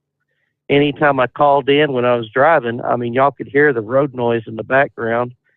And anytime I hit moisture, I mean, I was like a Sonia Henning on ice. I mean, I was just slip sliding every damn where. And now they got these other tires on these Continentals, Extreme, Supreme, something or another. I'll tell you what, the handling is so much better, and there is no road noise. Then again, I paid $214 for the rear tires each. and $206 for the front tires each. So $1,019.44. So I'm thinking, well, at least I got it before the tires went up in price due to the oil. My son-in-law says, well, we shouldn't just have any oil products at all. And I says, man, do you understand how much is intertwined with our lifestyle thanks to oil? I said, that damn straw you're drinking out of, that plastic cup. All kind of stuff. That's oil byproducts. Medicines, the needles. You don't have glass needles, you have plastic needles. There you go, you know. I said that there's a whole lot of stuff out there associated with oil that, you take for granted. And I said, if we go 100 years in the process of, transforming over to electric, fine. But I said, don't just say in 25 years we're going to go all electric, because that ain't going to happen.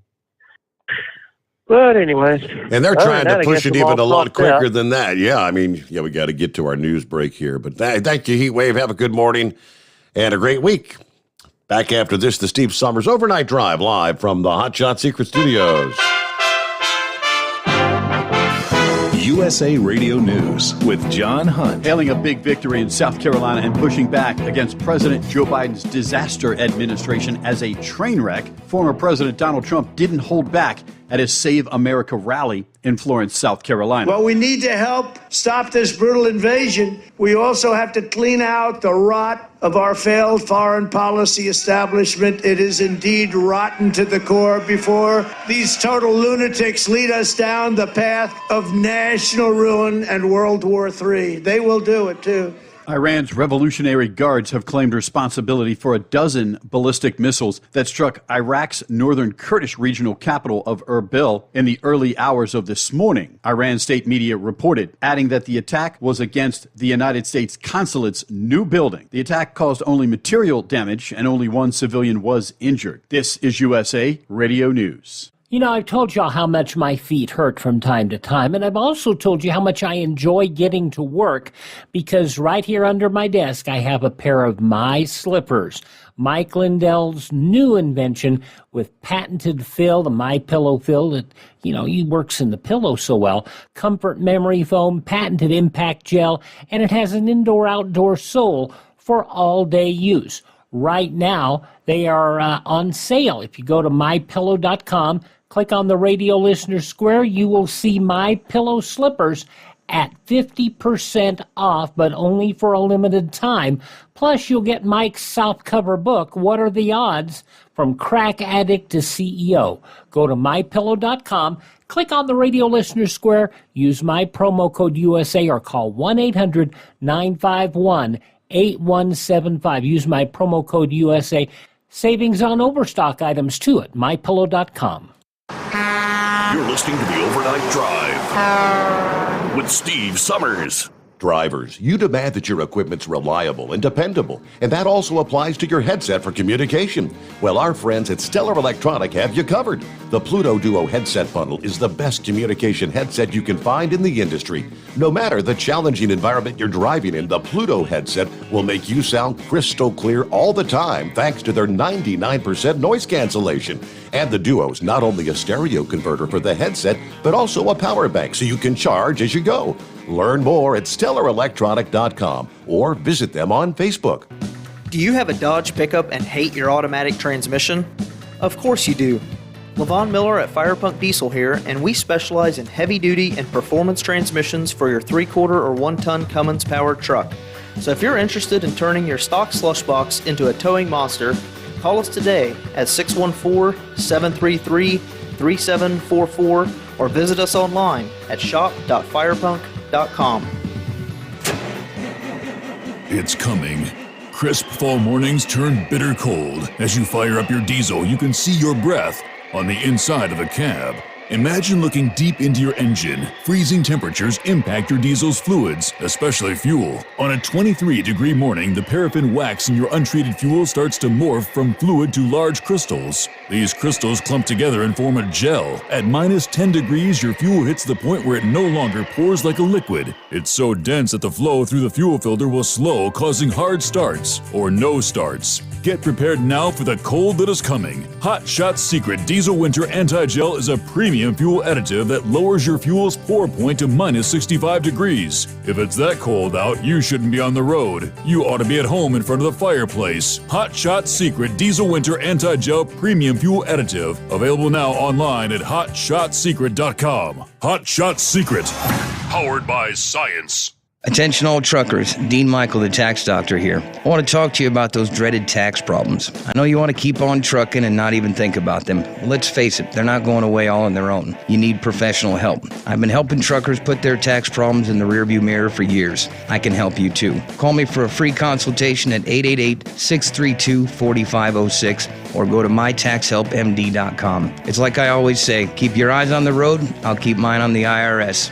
888-632-4506. After a long winter road trip, there's nothing like coming home to a warm, comfortable home.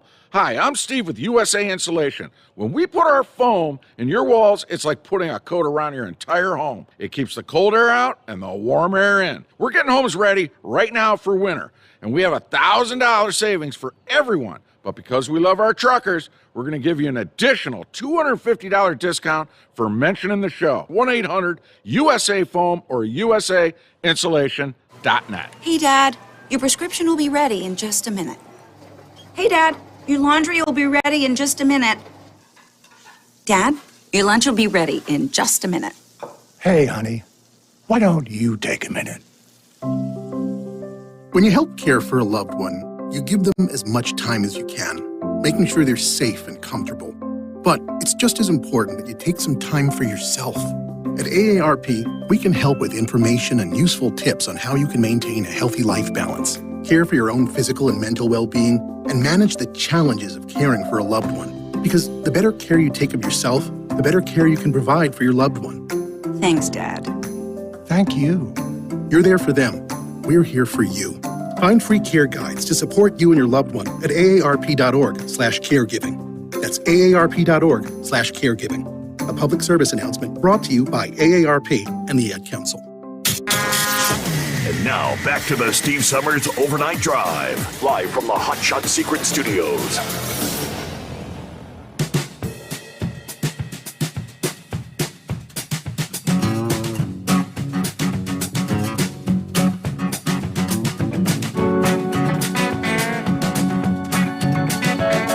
All right, from the email bag, Steve at hotshotsecret.com. Scooter, I've heard this proposed a time or two over the years. I could only guess that maybe we can't move nearly the quantity of water that would be needed. He says, Steve, I'm just pontificating here. But with all the thousands and thousands of miles of oil, gas, and natural gas pipelines across this country, why in God's name have we not built a pipeline that could be piping water from the mouth of the Mississippi River to the west? You know, tens of millions of gallons of fresh water flow through the Mississippi River only to dump into the Gulf of Mexico to become salt water. I've wondered for almost 10 years why it hasn't been done. After all, if there were to be a pipeline failure, there's no contamination to the soil. I mean, which that's what the environmentalists are always railing against. Just kind of curious, what do you and the listeners think? I gave you my answer before I shared the email. I can only guess that, yeah, how big of a pipeline would you need? We could probably move a lot of water, though. They could make a big pipeline. All right, the Knuckle Buster mentioned NASCAR is going electric one way or the other. during a press conference announcing his promotion to NASCAR Chief Operating Officer. Steve O'Donnell said the sanctioning body's looking into launching an exhibition series featuring all-electric cars. There's a huge push across all of our OEM partners and even new OEM partners. It's important for us to explore that space. I think there's a lot of interest from our current partners to be a part of that, but we look at NASCAR as a place where, in an ideal world, it would be all the things to all people. If you went to a NASCAR event weekend, you could see whatever types of technologies you wanted throughout a race weekend. Now, I said that NASCAR fans have been receptive to the idea that other carbon-neutral automotive technologies like hydrogen are also under consideration. I'm thinking, well, that would go real well at 160 mile an hour into a concrete barrier, huh? Now, while there are not any plans for the top NASCAR Cup Series to go all electric, the next-gen cars that were launched this year were future-proofed to accommodate hybrid powertrain that he had previously said could be used as soon as 2024. They likely first be featured on short ovals and road courses where their regenerative braking systems could recover energy as the cars slow down for corners that could then be used by the electric motor for a burst of acceleration. Formula One cars currently use hybrid powertrains, and IndyCar is planning to introduce them in 24. NASCAR's big three, Ford, Toyota, and Chevrolet, are all heavily into electrification. Ford and Toyota are actually leaders in the hybrid space and adding electric vehicles to their lineups, while Chevrolet has pledged to go all electric by 2035. Now, aside from hydrogen, even electric vehicles, help me out here. Aren't there concerns with these batteries? We've seen electric vehicles, in particular Teslas, involved in a crash, and when those batteries explode, it's nigh near impossible to put the fire out. You've seen these stories of firefighters spending hours and hours and hours trying to extinguish a battery fire. I'm thinking it sounds mighty I mean, electric vehicles, that you've got a massive battery strapped beneath you, running through the heart of the vehicle underbody. I mean, it's always an issue when you have fire in the current, gas-powered engines. It can be deadly. You got to get out in a hurry. What about a crash with a big battery under a driver? Sounds to me like it takes, one battery explosion, and you got a dead race car driver there. I just don't think the technology is there. Maybe we can get your input. Meanwhile, 844-844-3388. I'll get caught up here back into the Steve Sommers Overnight Drive live from the Hot Shot Secret Studios. You're listening to the Overnight Drive with Steve Sommers. After a long winter road trip, there's nothing like coming home to a warm, comfortable home. Hi, I'm Steve with USA Insulation. We appreciate our truckers and the long hours you're putting in to serve us all. Without you, we wouldn't even get the materials to insulate. So we want you to feel like a king when you get back. We put our foam in your walls. It's like putting a coat around your entire home. Keeps the cold air out and the warm air in. And with the rising energy costs, that's going to save you a bundle.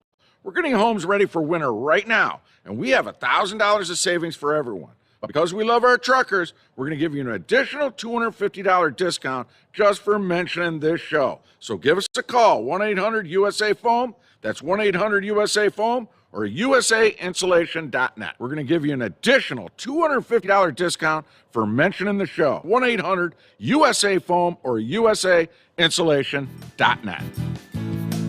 USA Insulation. At Hotshot Secret, we share the science behind common diesel problems. For example, Diesel fuel cetane levels. the cetane rating in diesel fuel is 42 to 45. Most diesel engines operate more efficiently with a cetane rating of 48 to 50. One treatment of Hotshot Secret Diesel Extreme will raise your cetane 7 points, increase fuel economy, and improve cold starts. Hot Shot Secret Diesel Extreme is available nationwide at truck stops, fine farm and auto stores, and online at hotshotsecret.com. Hot Shot Secret, powered by science. My daughter Brinley is here at St. Jude. Coming here was literally life or death, and it was so scary. But St. Jude is fighting for one goal, like this one mission, life. And that gave us hope.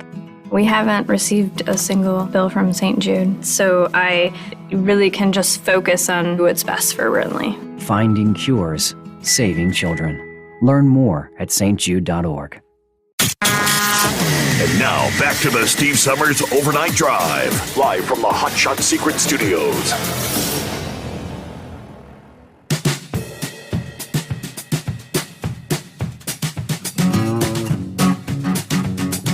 All right, got the full story from Martin, a.k.a. Kingpin, who I remember your call there a couple weeks ago, first Friday here in the month of March, where we had Chris Gabrelchik joining us on the program, of course. Steve, I called in, had the pleasure to talk with you and Chris. Talking to Chris about my 07 Chrysler Aspen and the 5.7 Hemi, and also my Cummins 5.9 diesel, and the fact that I was extremely leery about using the stiction eliminator for fear of it possibly damaging the bearings and journals in my engine. I've had the Aspen for many years, personally kept up on all the oil changes. I used Motor Code once a year, and the oil has always been pretty clean at time of change. So with that being said, once I got the valve covers off, I was surprised to see the oil burn, a.k.a. stiction, laying in the valleys of the heads under the valves. I replaced the valve cover gaskets, put a new water pump, fan clutch, radiator, auxiliary water pump, EGR valve, fuel pump, and last but not least, I changed the oil and gave it its very first treatment of stiction eliminator. Yeah, later on, I'll give you an update on how the stiction eliminator works, but right now, I can tell you already, after running it just a few hundred miles with the stiction eliminator, the engine is running much quieter. She's running smooth and very strong. You'd never know it had just turned over 200,000 miles. But I really appreciate Chris taking the time to talk and explain how the stiction eliminator works to get me past my fears. And thank you for what you do, Steve. All right, and Kingpin, thank you for listening to the program. That's what it's all about. Good morning, Dingbat. Happy Monday. Happy Monday, happy Monday. So how was your weekend? Anything special? Just a routine weekend? Or? Well, it was a very interesting weekend, but I got somebody who wants to say hello to you right quick. Okay. Let's see. Tennessee. He's busy doing his brackets for the game, but you know who that is. Okay, yeah. It's Brain Dead. Yeah, what's going on, Brain Dead? Oh, hey, Steve. Hey. I got interrupted by this dingbat over here. Guess you can't see brackets being made, and they're going to win $1 million on this challenge. Oh, well, I'm not going to take it out. I'm going to take that trick there. But I'm calling to say this will probably be the hardest announcement, but yet a good announcement for everybody. Okay. I have a new job starting Tuesday. Let me take that trick over there. And that's good news or bad news? Is that mean you're not going to be able to be with us live overnight? You're going to be working a day job or what? I'll be working day job from 7 a.m. to 6 p.m. Okay, that's a long day. Wow. Yeah, I'm going to be doing, in the trucking world, P&D. So I'm excited. It's a new opportunity. So I just want to give everybody a heads up that y'all can still call me if you have my number. Mm-hmm. So I just want to give everybody a call or a shout out to everybody and tell them I love them. Well, and you'll be able to catch us on the podcast if you have any interest in listening when it's not live, you know what I mean? But yeah. And every now and again, when you're up late at night, and that'll happen every once in a while. You maybe just touch base and give us a hello. I will.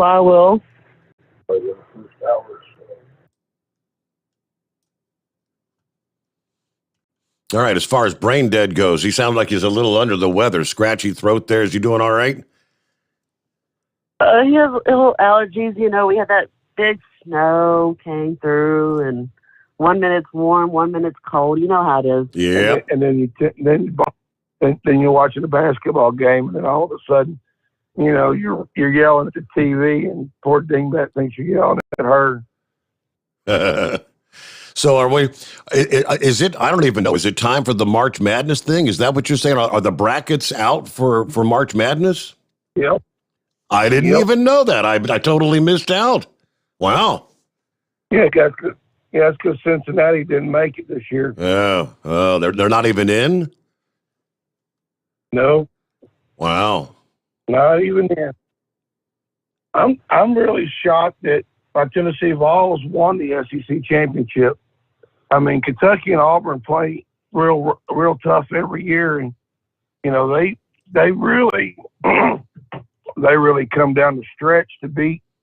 I mean, Auburn lost, Kentucky lost, and that was a really happy day for me. And of course, my Florida Gators didn't make it. Oh. Yeah, I know. She's got to make sandwiches for the rest of the week. Well, how about that? Well, I'll have to pull up the brackets and take a look at what's going on. I've never really got into doing any of the office pool kind of stuff and all that, but yeah, there were a few years I filled out, just for shish kebab and giggles, filled out brackets, and obviously after the first round, my bracket was blown all to hell, so I'm not a very good picker. Yeah, that's true, Steve. You know, you just stick with baseball. You know, you'll be okay. Yeah, baseball season starting, thank God. So now we have some normalcy to spring now. Yep.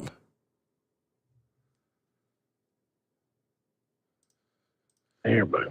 Well, it's good to hear from you guys. Thanks for checking in, and we'll miss your calls during the overnight hours there, Dingbat, but it's been great to have you with us. I'll just try to call the first hour if I can. Yeah. If I'm awake. If you're up late, yep. Yeah, having to be at work at 7 a.m., that's your days are going to be starting a whole lot earlier. All right, well, good to hear from you, and good luck on the new job. I hope it all goes well, and something new. Change can be difficult.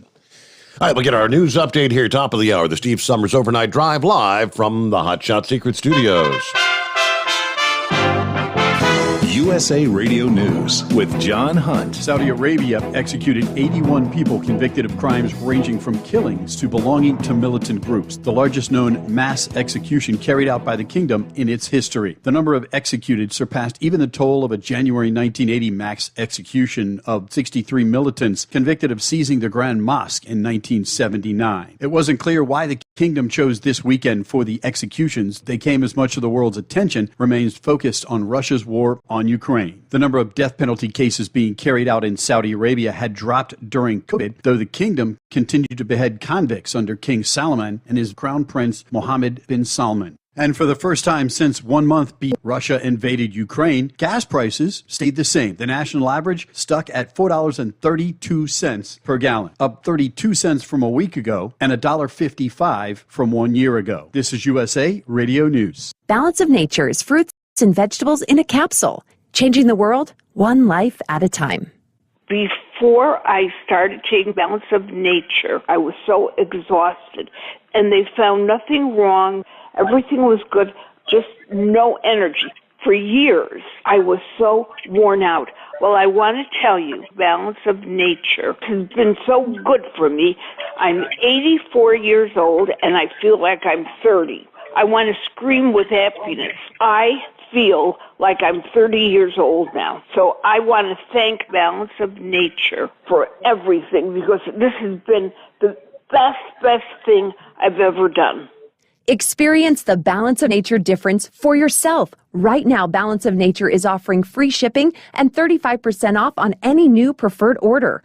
Call 1-800-2468-751 or go to balanceofnature.com and use discount code USA. State Department spokesman Ned Price condemned the killing of award-winning documentary filmmaker and journalist Brent Renaud. He said, "We're horrified that journalists and filmmakers, non-combatants, have been killed and injured in Ukraine by Kremlin forces." In a tweet, he said, "We extend condolences to all those affected by this horrific violence. Yet another gruesome example of the Kremlin's indiscriminate actions." 2 other journalists were injured in the attack. New York Times confirmed that though Renaud, who was reportedly shot dead during Russian shelling in Irpin, Ukraine, was found with an old press badge from prior work with the paper, he was not in the country on assignment for the Times.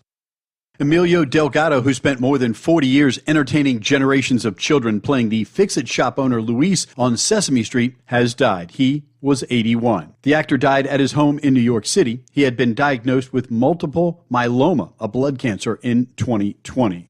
For USA Radio News, I'm John Hunt. You've heard us talk about the luxurious Giza Dream Sheets from MyPillow. Well, now they're on sale, 60% off, as low as $39.99. Lots of other overstock items and a free copy of Mike Lindell's book, What Are the Odds from Crack Addict to CEO, with any purchase, but you've got to use my promo code USA. Go to MyPillow.com, the Radio Listener Square, use my promo code USA, or call 1-800-951-8175. Those of you who still have student loan payments due, you may get some good news from the White House. The White House is considering further extending the freeze on federal student loan payments, a move that could remove a looming deadline for millions of borrowers. The Education Department is instructing companies that manage federal student loans to hold off sending required notices to borrowers about their payments starting. Student debt repayments have been on pause since March of 2020 and are set to resume May 1st. The notice did not make clear how long an extension could last. In all, the change could impact some $1.6 trillion in student loans. From the USA Radio News Northeast News Bureau, I'm Chris Russell. Yale University has begun removing the Sackler name from its campus several years after announcing it would no longer accept donations from the family that owns OxyContin maker Purdue Pharma. The Ivy League university, about 40 miles from Purdue's headquarters in Stamford, is the latest institution to distance itself from the family amid outrage over its role in the opioid crisis. Yale, which received over $1 million in donations from the family last month, reassigned an employee from the David A. Sackler Professorship of Pharmacology and has no plans to fill academic posts named for the Sacklers, according to university spokesman Karen Pert. Purdue Pharma this month reached a nationwide settlement of lawsuits over its painkillers role in the crisis, with the Sackler family members agreeing to pay out as much as $6 billion themselves. Reporting for USA Radio News, I'm John Hunt. It's coming. Crisp fall mornings turn bitter cold. As you fire up your diesel, you can see your breath on the inside of the cab.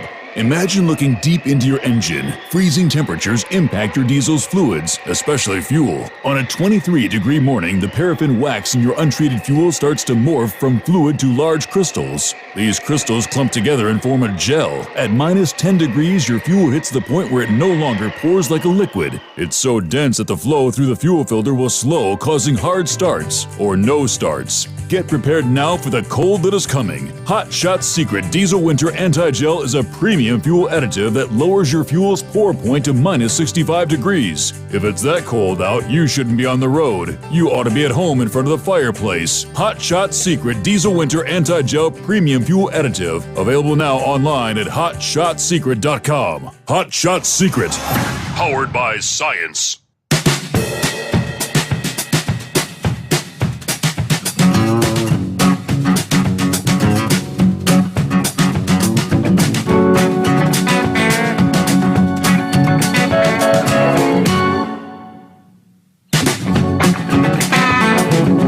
Thanks for the heads up there, Brain Dead.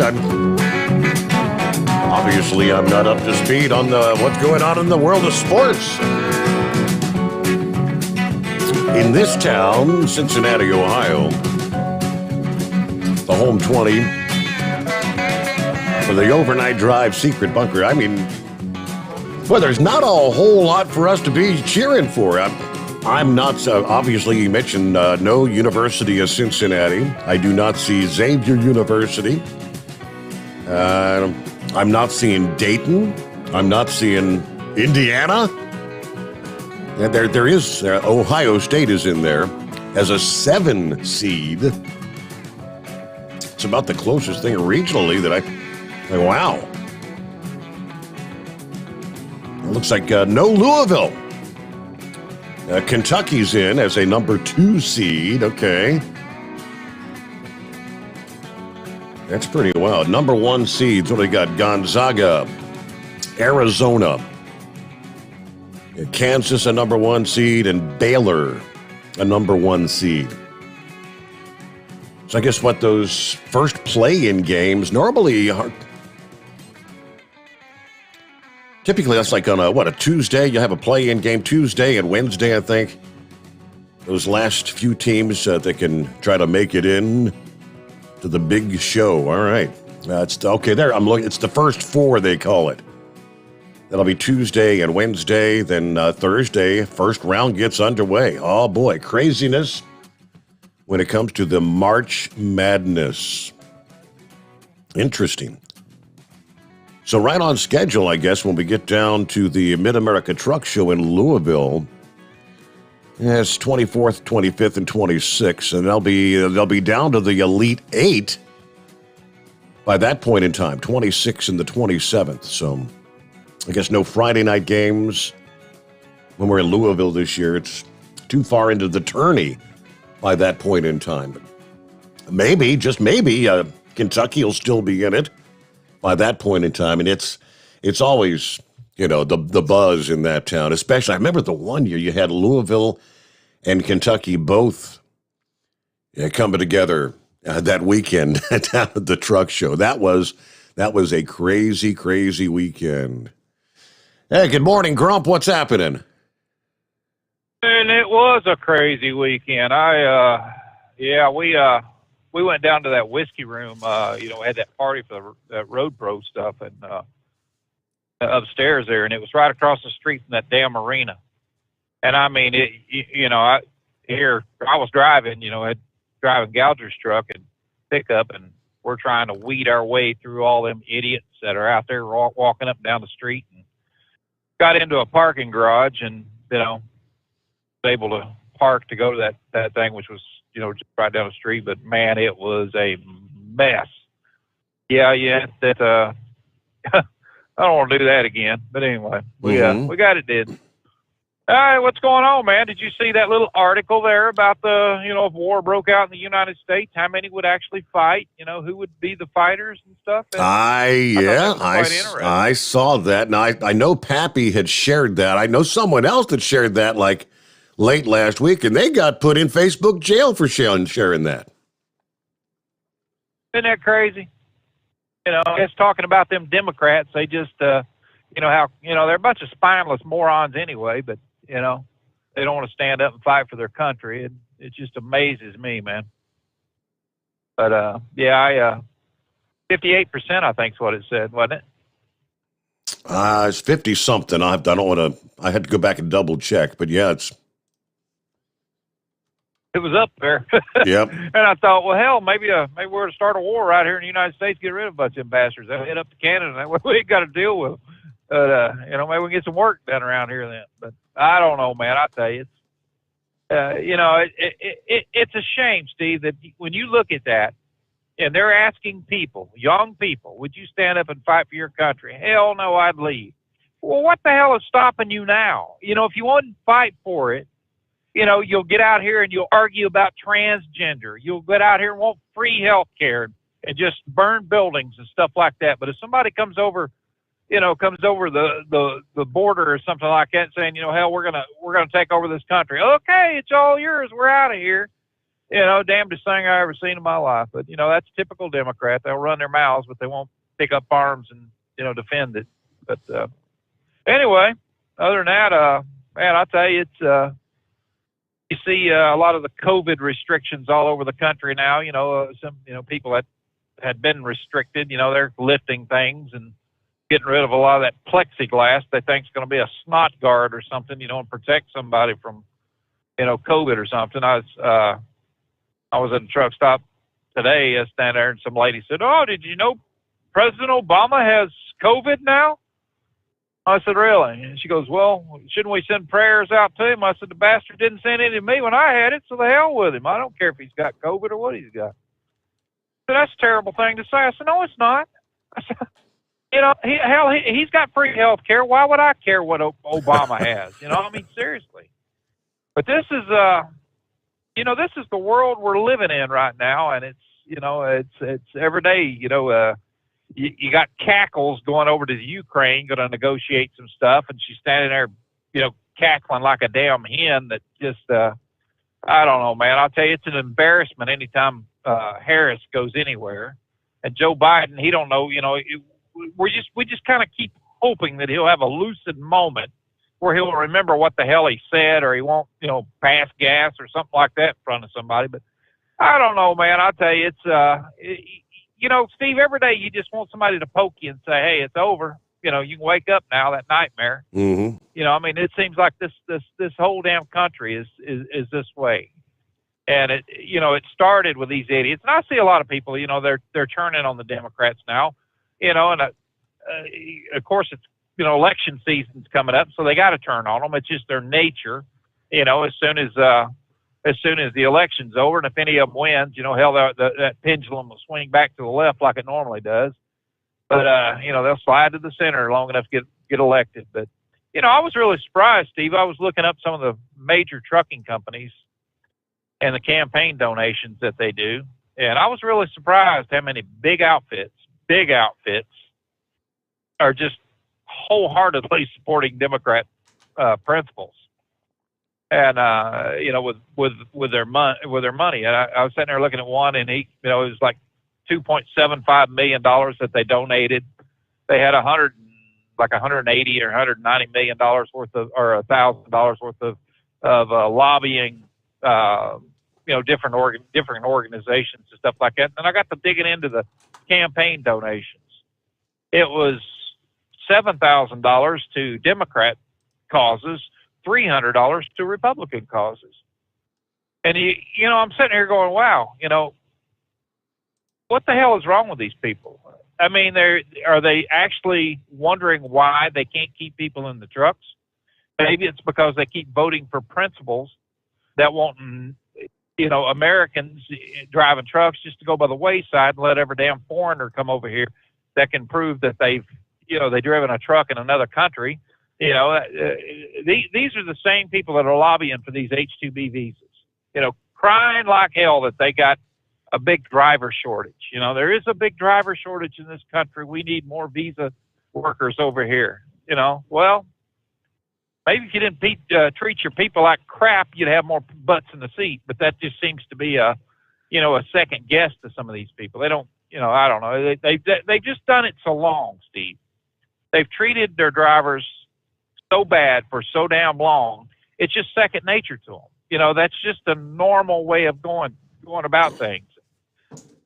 And I don't know, man. I'll tell you, it's I was really surprised. I figured, hell, maybe they're they're down the middle, that way, and stuff on their campaign donations. Nope.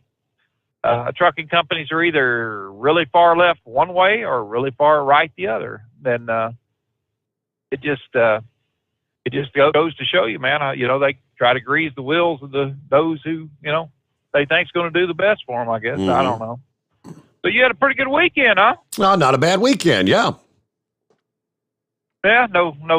No headaches, no skull busters, none of that stuff. I just kind of chill this weekend. It's time to start filling that pool up, buddy. Oh yeah, right. No, not yet. It's only March. Come on, Memorial Day weekend at earliest. Yeah, one more good snow, man. Bust the ice off of it and get out there and wait around a little bit and say you did your polar bear thing. I guess I don't know. But, yeah, it's my wife. She was joining this community center. They got a pool and stuff in there, and she said, I'm going to pay $20 a month to go to that. And I said, all right, that'll save me the $50 a month that I got to spend on chemicals in that freaking pool you always wanted. Yeah. And she's like, really? You're not going to fill the pool up? And I said, what? Make up your mind, woman. Do you want to go to that place or you want to go here at the house? I said, I'm not going to spend all this money for this chemicals and stuff. Man, it costs you some money to keep an upkeep on them damn pools. It does. Yes, it does. We got a 28-foot round, but it's 5 foot deep in the middle and about 23,000 gallons, I think is about what it is. And it's, it's more than I can handle, man. It seems like, everybody will use the damn thing, but nobody wants to buy chemicals for it. Nobody wants to clean it, and when I get home, it's like, hey, can you clean the pool? So, yeah, I'm going to clean it this year. I'm going to take my damn 9mm out there and shoot some holes in that son of a gun. If it, first time, we'll just end that right now. I'll just take my dog out there. We got a big old chocolate lab. He weighs about 130 pounds. Let him do a couple of butt busters right out there, cannonballs out in it. Yeah, about every time somebody gets out there, I say, here, come here, Dutch. Get out there and do a couple of cannonballs, man. Yeah, he loves to swim in that pool. He don't give a rat's butt if somebody's on a raft or whatever, they're coming off of it when he hops in. And that's something, dogs. Anyway, dogs either love water or hate water. My dog, Ken, does not like water. He don't even want to go out and take a whiz if it's raining. He'll go out and turn around and say, I'll wait till later. That's that. He's the same way. When he was a puppy, he was, he'd get out in the snow and he'd look like a bulldozer, man. He'd just put his head down and he'd run like hell all over the yard and stuff like that. And now, he'll be 10 years old, but he'll look out the door, Steve, and if he sees snow out there, he'll go get back on the couch. And then my wife come up with this genius idea. She said, maybe we were to get him tagged, that radio tag put in his neck. And I said, do what? And I thought she was joking. She goes, yeah. She said, in case he ever gets, I said, man, tell me something. Is there couch thieves in the damn neighborhood? I said, that's the only way that dog's going to come up missing if somebody comes in here and steals the damn sofa. He ain't going anywhere. We're not going to put that thing in his neck. It's like, well, okay. I just thought I'd bring it up in case he ever come up missing. All right. Yeah, he's going to come up missing. Sure. As soon as the first sprinkle hits him, then he's going to haul ass back to the house. Yeah, he's a little bit on the spoiled side, but, oh, well. Anyway, just thought I'd check in with you and say, hey, and, glad you had a good I'm getting ready to, I'm selling the truck. So, one of them. So I'm going to, try to get rid of it. And it's amazing, Steve. You mentioned selling a truck to, people, and they're like, oh, I'll buy it. That's okay. Cool. You want it? Sure. Give me 2 years worth of warranty on it and you finance it for me. This kind of thing. And I'm like, damn, dude, you ain't got the money to buy it. Why are you even opening your mouth about it? But yeah, my wife said, have you thought about putting a driver in it? I said, yeah, that's all I need. Put somebody in there that's going to whine every damn 5 seconds about everything. So I said, nah, I don't think so. I just sell it, get rid of it. But I did take it and get it, I had it looked over, and the damn thing is worth $9,000 more now than what it was 4 years ago. Wow. When I bought it. Wow.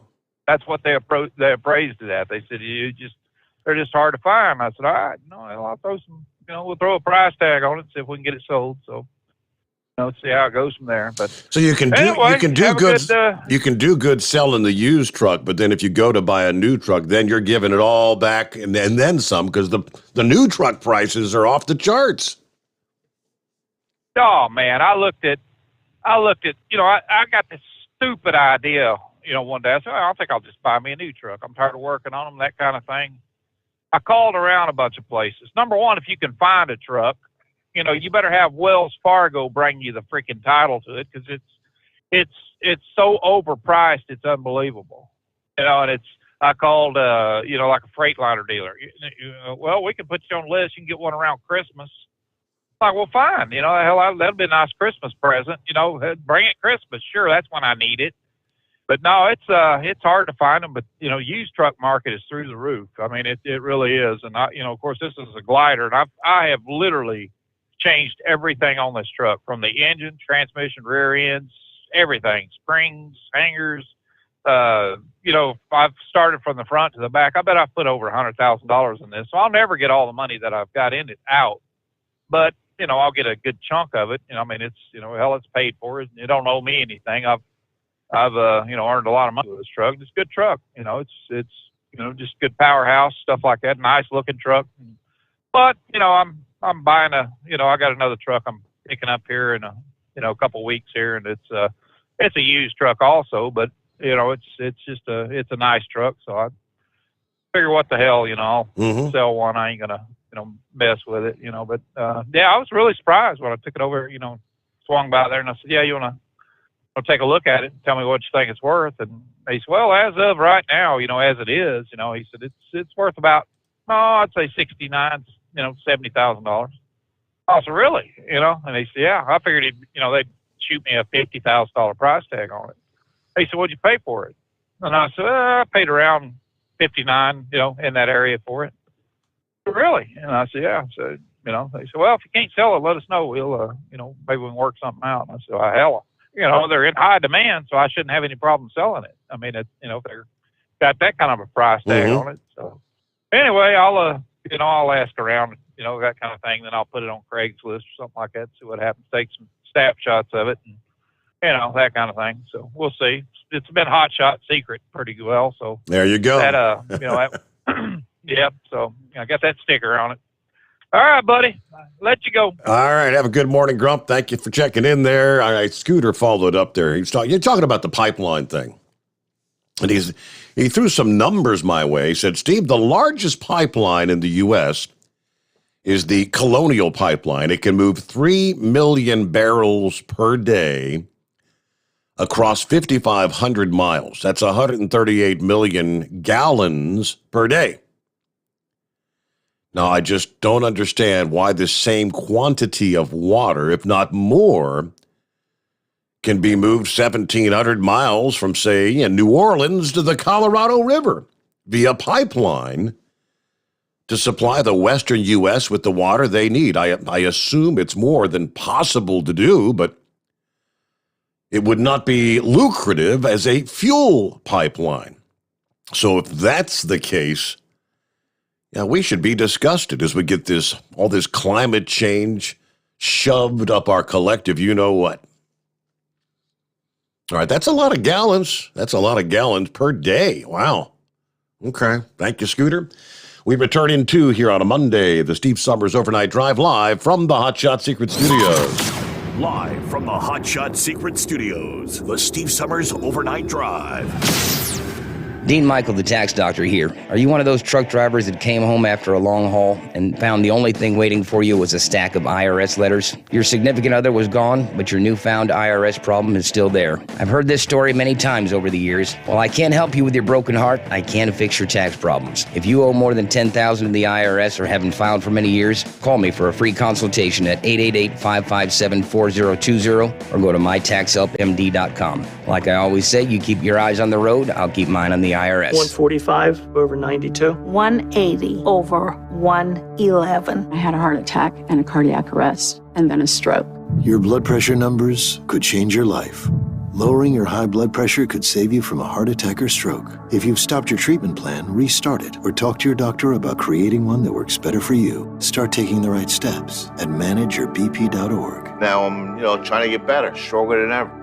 Brought to you by the American Heart Association, American Medical Association, and the Ad Council. At Hot Shot Secret, we share the science behind common diesel problems. For example, Stiction. found throughout the oil system, stiction is the sticky friction that negatively impacts your engine's ability to function at an optimal level. The molecular structure of oil is a hydrocarbon. The engine's extreme heat, tight tolerances, and high pressure cause the oil to break down and release hydrogen, leaving behind varnish, a carbon-based deposit. The varnish clings to the engine's moving parts, creating drag on the turbocharger, oil pump, and pistons. Symptoms of stiction include a rough idle and the loss of fuel economy and performance.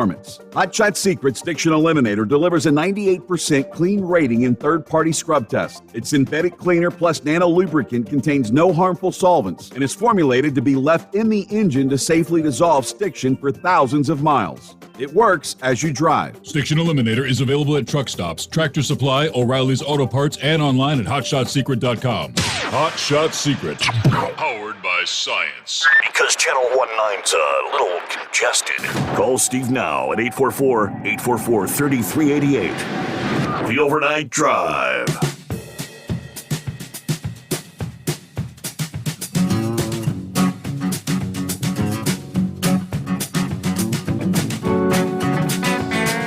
Yeah, I heard Dean Michael, the tax doctor, there in that particular break. Hey, it's getting to be that time of year, right? Tax time is upon us.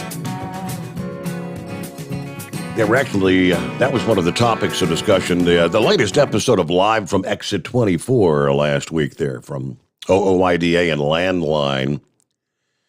And as truckers begin that yearly tradition, they spoke to one expert that says the biggest mistake truck drivers make when it comes to filing is not filing at all. Big mistake, and that's where Dean Michael comes into play, for people, because it is a vicious cycle. Barry Fowler, founder of Taxation Solutions, joined the discussion. He said the biggest mistake he sees from truckers when it comes to them handling their taxes is failing to file. Some drivers aren't ready for the expenses that come with being an owner-operator.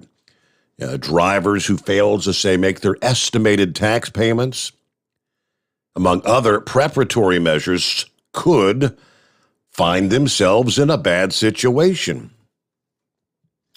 You were not prepared for that tax, and when it becomes a snowball effect, well, I didn't file this year's return. The IRS never sent me a letter, so I don't file the next one, because then the IRS is going to know I'm making money, and there's your snowball effect. It's just rolling down till by the time the IRS catches up to you 2 or 3 years later, then you're owing $100,000, $200,000, and you're in a whole lot of trouble. Now, I said another common economic mistake made by truckers is buying equipment to save money on taxes. It's a Section 179 deduction that allows a taxpayer to elect to treat the cost or a portion of the cost of any property as an expense for the taxable year in which the taxpayer places the property in service. That can be appealing for each individual. But circumstances differ from one person to the next, and what makes sense for one driver may not make sense for you. It's got to make business sense. I'm a businessman. You can spend $100,000 on a truck, and you can take your bonus depreciation on it, and it's a $100,000 write-off. But if you're in a 15% tax bracket, it saves you $15,000, and you're still out the other $85,000. And if you didn't need it, you're really out the full $100,000. It didn't really do you any good. If you actually need the equipment and it's the right time to do it, well, we look at the right way to depreciate it to make sure you maximize your depreciation. But yeah, if you're one of those who maybe is in that situation, I neglected to file in 2020, COVID outbreak. And well, then 2021, no, I haven't filed 2 years in a row. Just get ahead of it right now. Give Dean Michael, the tax doctor, a call. You can find him on the web at taxhelpmd.com. Taxhelpmd, all one word. And he'll work wonders. Hey, Scotty, what's happening? March Madness?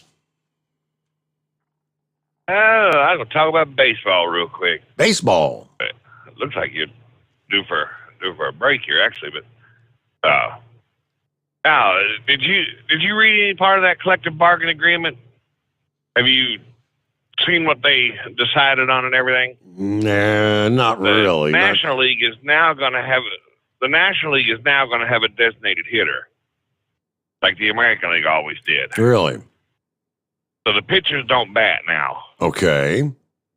And and then there was several other things in there that really didn't make a whole lot of sense to me, but playing the shift and everything, where they know where a batter's going to hit, and having three guys on the first and second baseline and the infield or the outfield in, and nobody running playing the third baseline there, and they of course they want the pitch count and all this other stuff. It all seems kind of ridiculous to me. Like I said, I didn't know if you saw what kind of changes they're going to have. I hadn't really delved into it. I saw the headline that they came up with the deal, and I guess they'll have a 162 game season, so that's a full season, right? Right. They're just going to start a week later, and then they're going to 12 team playoffs, 6 on each side. So I'm not sure how exactly they're going to do that. With if one team's going to have a bye, or it's going to be a 3-game series between them, and then a 5-game series, and 7-7. Kind of what they did, with the COVID year. Like I said, the main thing I saw I didn't like was I just don't think we needed the designated hitter. I think the pitchers need to bat. I've always hated that with the American League. But that was always a part of the talking about the pipeline. That was a part of the strategy in the game, right? That the pitcher's coming up to bat. He's next, or to it. You could pitch around someone to get to the pitcher, kind of thing, and that there's strategy involved there. Right. Yeah. Yep. And real quick, you're talking about that pipeline. Going from back here in the Midwest up to California. Why don't they just build desalination plants out there and pipe the water out of the ocean? When we was in Aruba, they was telling us that their biggest export is actually water. And they desalinate the water, and then their second biggest export in Aruba is salt. Salt they take out of the water. And the U.S. is actually the biggest buyer of road salt, rock salt. I mean, it'd make more sense if they're going to build a pipeline, put a desalination plant up and down the coast of California and out there, desalinate the salt water, bring the fresh water over and fill up the reservoirs, Meade, Powell, Roosevelt, all those, that feed off the Colorado River and everything. I've heard a lot of people talk about that, but those deals, they don't want a desalination plant in their backyard. I don't see where that would be any kind of environmental impact on them at all. Right. Not in my backyard. Exactly. But anyway, well, I'll let you go. Like I said, your break time here, and I just wanted to chime in there on baseball. Hopefully we'll get a game in this year. Not sure. I'd like to get up your way to see a game up there with St. Louis and Cincinnati, but who knows? I ain't even looked at the schedule yet. I have not either. So, all right. Well, yeah. We'll have to work on something there. News break. Yes, the Steve Sommers Overnight Drive live from the Hot Shot Secret Studios. USA Radio News with John Hunt. Hailing a big victory in South Carolina and pushing back against President Joe Biden's disaster administration as a train wreck, former President Donald Trump didn't hold back at his Save America rally in Florence, South Carolina. Well, we need to help stop this brutal invasion. We also have to clean out the rot of our failed foreign policy establishment. It is indeed rotten to the core before these total lunatics lead us down the path of national ruin and World War III. They will do it, too. Iran's Revolutionary Guards have claimed responsibility for a dozen ballistic missiles that struck Iraq's northern Kurdish regional capital of Erbil in the early hours of this morning, Iran state media reported, adding that the attack was against the United States consulate's new building. The attack caused only material damage and only one civilian was injured. This is USA Radio News. You know, I've told y'all how much my feet hurt from time to time, and I've also told you how much I enjoy getting to work because right here under my desk I have a pair of my slippers.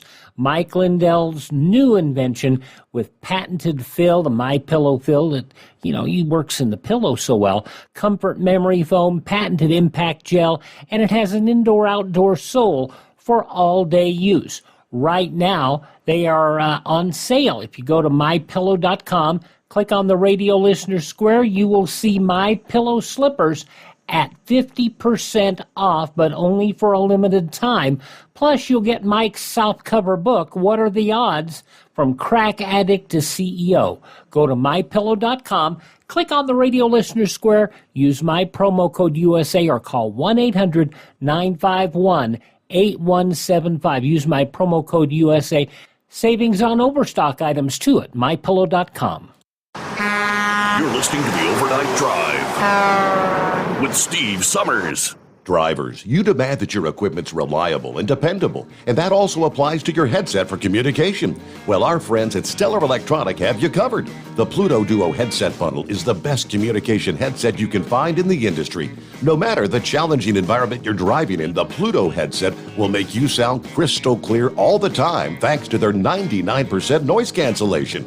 And the Duo's not only a stereo converter for the headset, but also a power bank so you can charge as you go. Learn more at StellarElectronic.com or visit them on Facebook. Do you have a Dodge pickup and hate your automatic transmission? Of course you do. Levon Miller at Firepunk Diesel here, and we specialize in heavy-duty and performance transmissions for your 3-quarter or 1-ton Cummins-powered truck. So if you're interested in turning your stock slush box into a towing monster, call us today at 614-733-3744 or visit us online at shop.firepunk.com. It's coming. Crisp fall mornings turn bitter cold. As you fire up your diesel, you can see your breath on the inside of a cab. Imagine looking deep into your engine. Freezing temperatures impact your diesel's fluids, especially fuel. On a 23-degree morning, the paraffin wax in your untreated fuel starts to morph from fluid to large crystals. These crystals clump together and form a gel. At minus 10 degrees, your fuel hits the point where it no longer pours like a liquid. It's so dense that the flow through the fuel filter will slow, causing hard starts or no starts. Get prepared now for the cold that is coming. Hot Shot Secret Diesel Winter Anti-Gel is a premium fuel additive that lowers your fuel's pour point to minus 65 degrees. If it's that cold out, you shouldn't be on the road. You ought to be at home in front of the fireplace. Hot Shot Secret Diesel Winter Anti-Gel Premium Fuel Additive. Available now online at hotshotsecret.com. Hot Shot Secret. Powered by science. Attention all truckers, Dean Michael, the tax doctor here. I want to talk to you about those dreaded tax problems. I know you want to keep on trucking and not even think about them. Let's face it, they're not going away all on their own. You need professional help. I've been helping truckers put their tax problems in the rearview mirror for years. I can help you too. Call me for a free consultation at 888-632-4506 or go to mytaxhelpmd.com. It's like I always say, keep your eyes on the road, I'll keep mine on the IRS. 888-632-4506. After a long winter road trip, there's nothing like coming home to a warm, comfortable home. Hi, I'm Steve with USA Insulation. When we put our foam in your walls, it's like putting a coat around your entire home. It keeps the cold air out and the warm air in. We're getting homes ready right now for winter, and we have $1,000 savings for everyone But because we love our truckers, we're going to give you an additional $250 discount for mentioning the show. 1-800-USA-FOAM or USAinsulation.net. Hey, Dad, your prescription will be ready in just a minute. Hey, Dad, your laundry will be ready in just a minute. Dad, your lunch will be ready in just a minute. Hey, honey, why don't you take a minute? When you help care for a loved one, you give them as much time as you can, making sure they're safe and comfortable. But it's just as important that you take some time for yourself. At AARP, we can help with information and useful tips on how you can maintain a healthy life balance, care for your own physical and mental well-being, and manage the challenges of caring for a loved one. Because the better care you take of yourself, the better care you can provide for your loved one. Thanks, Dad. Thank you. You're there for them. We're here for you. Find free care guides to support you and your loved one at aarp.org/caregiving. That's aarp.org/caregiving. A public service announcement brought to you by AARP and the Ad Council. And now back to the Steve Summers Overnight Drive, live from the Hot Shot Secret Studios.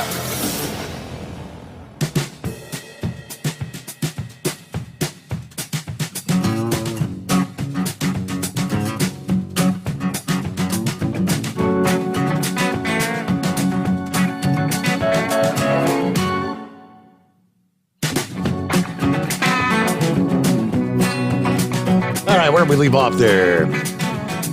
Looking over some of our listening friends, checking in here. Dipsy Driver on board. Morning, Steve, in the Overnight Drive Nation 27 here in mid-Michigan. They're talking back to the 60s, Wednesday and Thursday.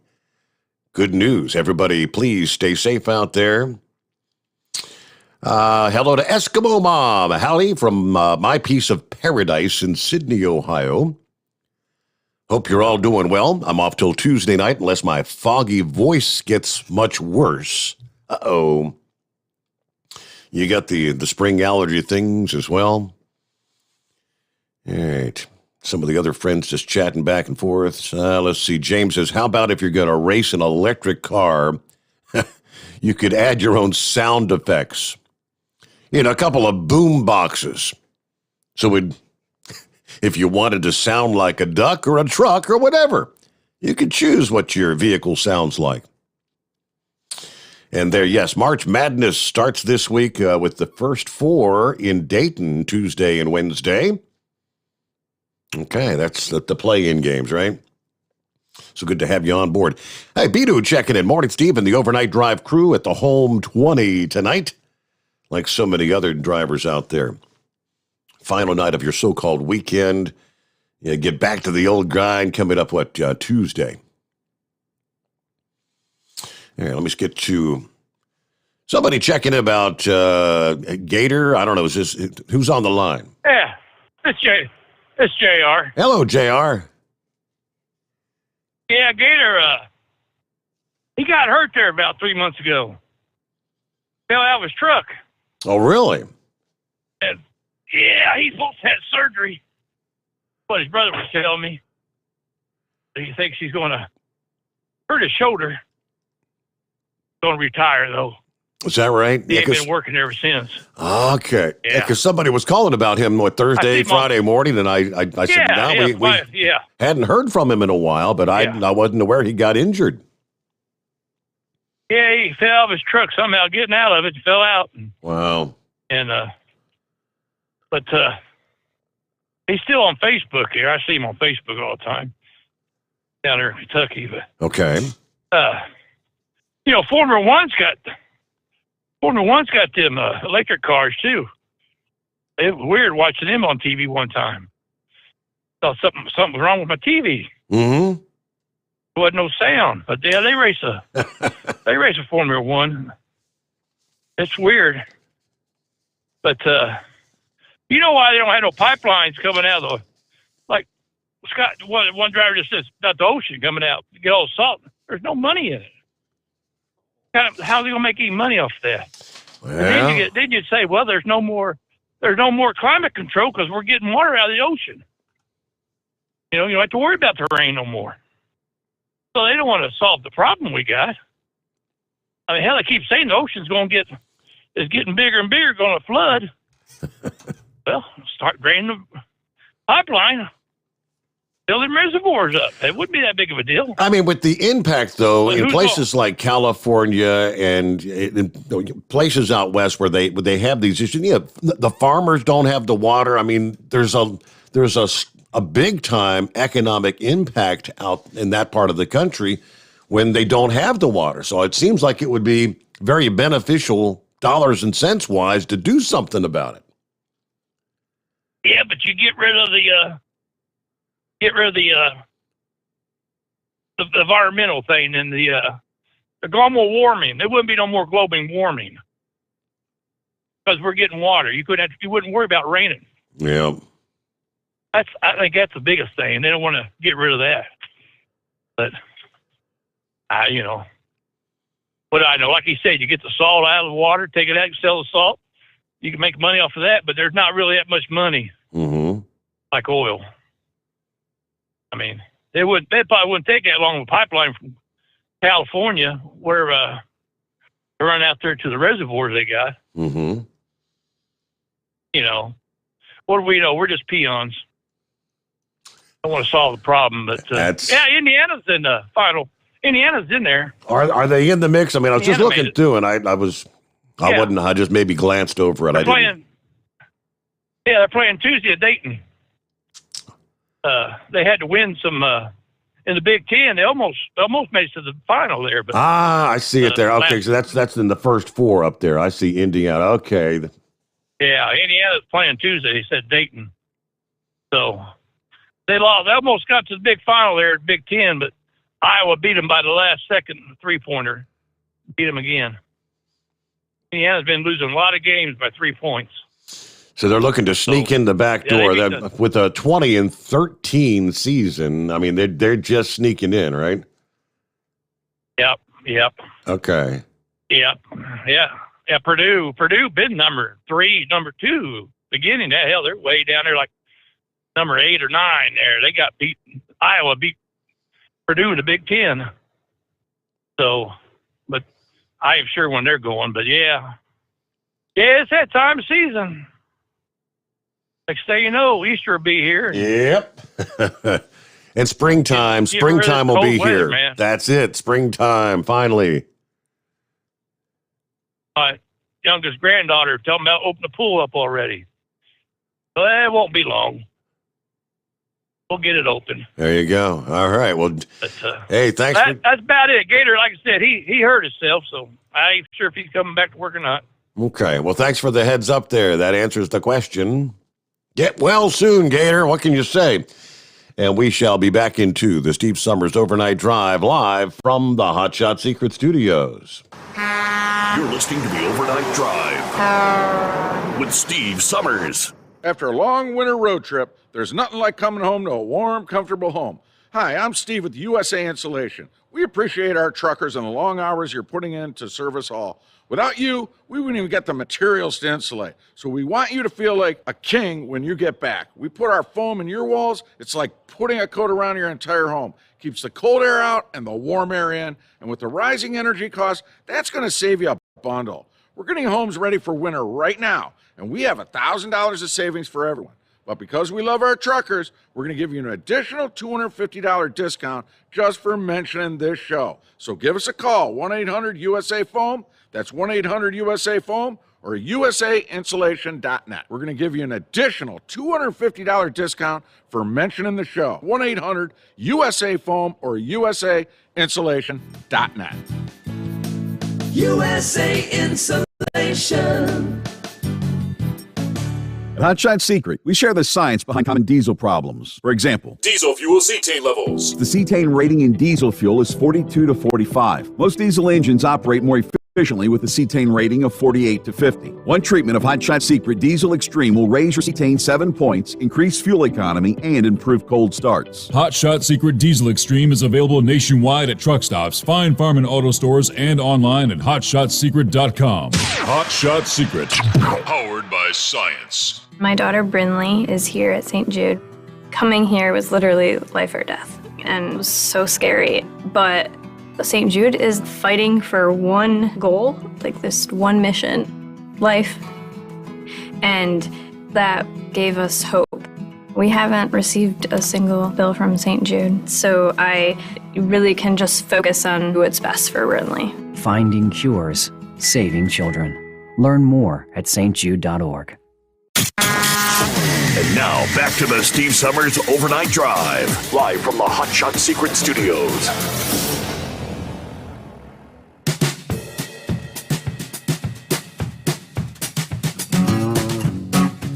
Couple of other industry headlines. Boy, it was just downright crazy on I-71 near Columbus Friday. Did you see the video of that? And the guy running from police and actually turns around and opens fire. Big time backups. I guess it's police responded to an active shooter on 71 north of Gemini Place. That's North Columbus, about 10 o'clock last Friday morning. According to the reports, a person on foot was firing on vehicles there on the interstate. Police say that at least one responding officer opened fire on the suspect, who is now in custody, listed in critical condition at press time.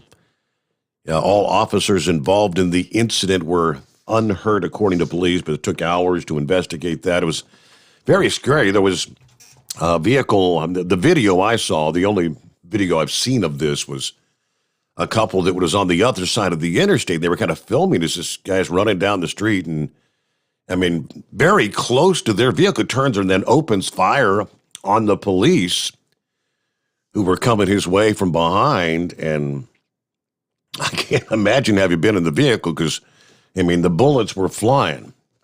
Could have been in the line of a stray bullet or a ricochet.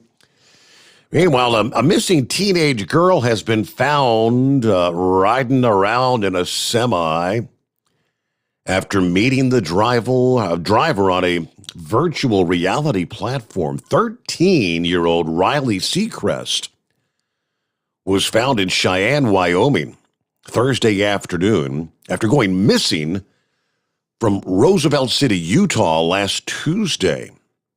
Her community had held a vigil for her on Wednesday.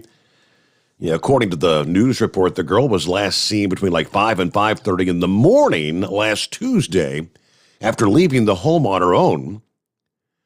Investigators say that she had been communicating with a 25-year-old truck driver from Florida. And they met on the virtual reality platform, the Oculus platform. Now, prior to her departure, she had received an Oculus message reading, "I'm here," just before leaving her home. They believe this guy had been communicating with her for about a month. Prior to her departure, investigators were able to identify the truck that Evans was driving using cell phone data and information from some of the messaging apps. They located the truck. They found her inside. She was in good health. But Evans is now facing charges of kidnapping and harboring a runaway. First recorded case of this kind involving the virtual reality system, which is becoming more and more popular. It's the in thing these days, if you know what I mean. Hey, what you got for us this morning, Minister? Hello. Hey there. Hey, Steve. How you doing, man? Doing well. Happy Monday. Can you hear me? Yes. Oh, yeah. Okay. You were talking about the electric cars in the race. Yep. And I thought about something, that if I had to have an electric car, I would name my electric car Grump. Grump. And I got an outtake of it, how that race, Grump. And I got an outtake of how that race would go. It would go something like this. Coming up on the outside in 21st place is Grump. He's complaining and bitching and moaning about trying to get into first place. As he's passing other cars, he's saying, "Hey, you left-wingers, get out the right side of the track because I'm trying to pass." As he moves into sixth place, he pulls out the Trump flags. He starts waving. "I can see victory ahead of me." But all of a sudden, Joe Biden comes by and says, "Not today, Grump."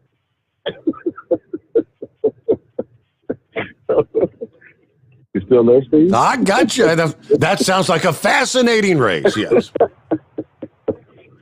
I hear you. But you know what, man? I'll kind of listen to you about the water and stuff. I agree with that.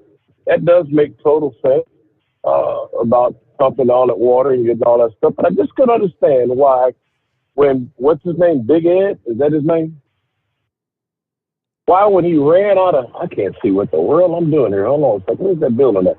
Okay. Why when he ran out of stuff to talk about, all of a sudden he had to bring the Ukraine people in talking about Phoenix, Arizona. The Ukraine people ain't got nothing to do with Phoenix, Arizona. You know, it's sad that you can't hold a point, but you got to create something, and just to be slandering somebody's name or making using the time that they're in such a negative way, which rolls me into what's the guy named Knucklebuster. Knucklebuster, no matter how you may feel about somebody, it amazes me, Steve, how people latch on to what other people say or do, even though they know it's wrong. The vice president's name is Kamala Harris. I mean, that's not Kamala Harris, Kamala Harris. It's not, I mean, Kamala Harris, not Kamala Harris. So it's, you know, when you got people out here talking about Go Brandon and all thought it was camel toe. Different stuff, you know. No, it's not camel toe either, Steve. I knew you wanted to get in there with that. But it just amazes me that Donald Trump, out of all times, all of a sudden sticks his head out. So let me ask you this, Steve, and I'll let you go. When Donald Trump went to Helsinki, right? Yeah. And there wasn't no news reporters and no stenographer or nothing like that. Steve, what did Donald Trump talk with Putin about for 3 hours? Well, I have no idea. Do you have any? What did he talk about? I don't know. Do you have an answer to that? Well, that's my point. That's my point I'm making here. None of us has an idea of what he talked to a dictator about for 3 hours. And so I'm led to understand or believe that in that 3 hour meeting, Donald Trump and Putin are working hand to hand with things, because did you hear the insert of what John Bolton put out? I did not hear the insert. So you're telling me there was Russian collusion going on? Well, no, I didn't say Russian collusion. I didn't use that word. Well, John Bolton, what he said was, in a live interview, he said that he had talked to Donald Trump just as they were to have that meeting when he was out in Helsinki, and he told him what to do, because he was afraid that he was going to go up there and step over the edge by opening up his mouth in so many words. And that and they were praying that Donald Trump get reelected. And if Donald Trump had got reelected again, then we would have been into the worst predicament that we're in now. Oh boy! Because you got to understand. And do you believe that? Putin didn't act the fool. How's things going right about now, Minister? How's things going? How's your president doing? Are we in any trouble or not? And go ahead. I always look. No. I look at the phone and I say, should I even give him an opportunity? It's like, no. It's why waste my breath? It ain't going nowhere. You don't know what Trump talked about. And if you honestly believe we would be in a worse predicament now, you are a fool, my friend. End of story. Believe what you want to believe. But a fool is the word. And we'll be back. News update time. The Steve Sommers Overnight Drive, live from the Hot Shot Secret Studios. USA Radio News with John Hunt. At least 35 people have been killed and 134 injured when a Russian airstrike hit a military base in western Ukraine, less than 20 miles from the Polish border, where many Ukrainians are trying to cross into Poland. At least 30 missiles hit the International Center for Peacekeeping and Security. Ukraine continues to add an appeal to NATO to create a no-fly zone over Ukraine and to provide military planes immediately. NATO countries, including the United States, have not yet done so because of concerns the moves could seriously escalate the conflict with Russia. Two of the three major wildfires making up the Chipola complex fire in Florida's Panhandle are 95% contained after the trio of blazes scorched more than 34,000 acres. Firefighters brought both the Atkins Avenue and Star Avenue fires into containment after they grew to a combined 1,000 acres in the Panama City area. This is USA Radio News. While the economy is uncertain, possibilities to save money remain.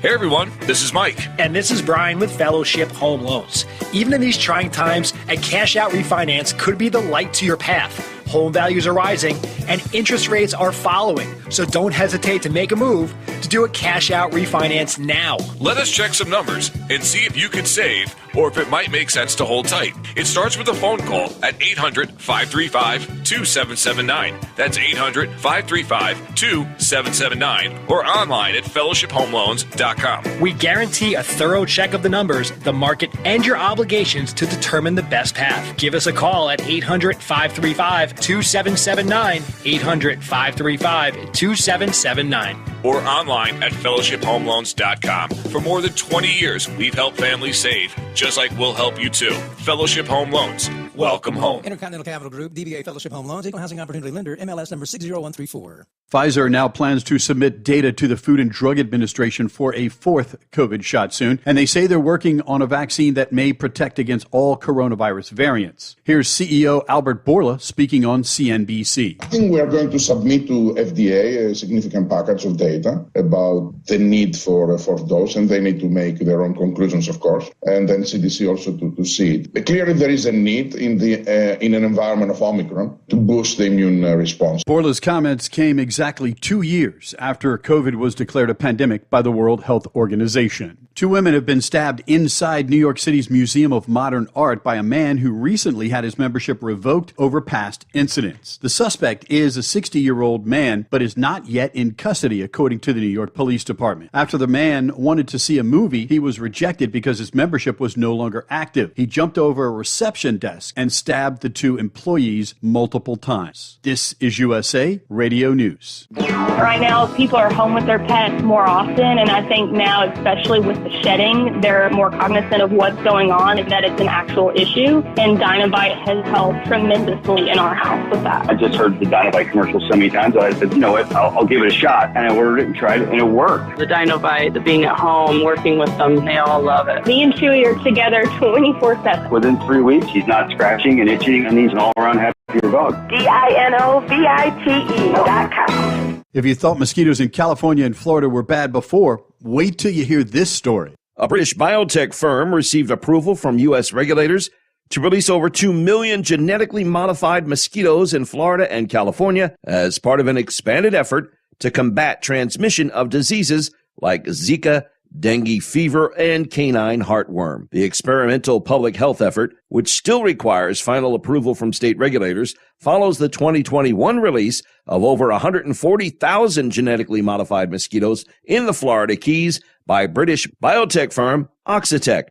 Oxitec said its genetically modified male and thus non-biting mosquitoes actually help reduce the overall population. From the USA Radio News Northeast News Bureau, I'm Chris Russell. During an interview this morning on Fox Business, former Speaker of the House Newt Gingrich slammed the Biden administration for turning to foreign countries to import oil amid record high prices and believes the United States is drifting toward nuclear war. Why would you take oil from Venezuela but not from Texas? Why would you take natural gas from Iran but not from Oklahoma? I mean, there's something so profoundly perverted in the entire thought process of the Biden administration. Putin is engaged in actions that are clearly war crimes. They're getting worse. He's getting bolder as he gets more desperate. And frankly, I think we're drifting towards an enormous danger of nuclear war.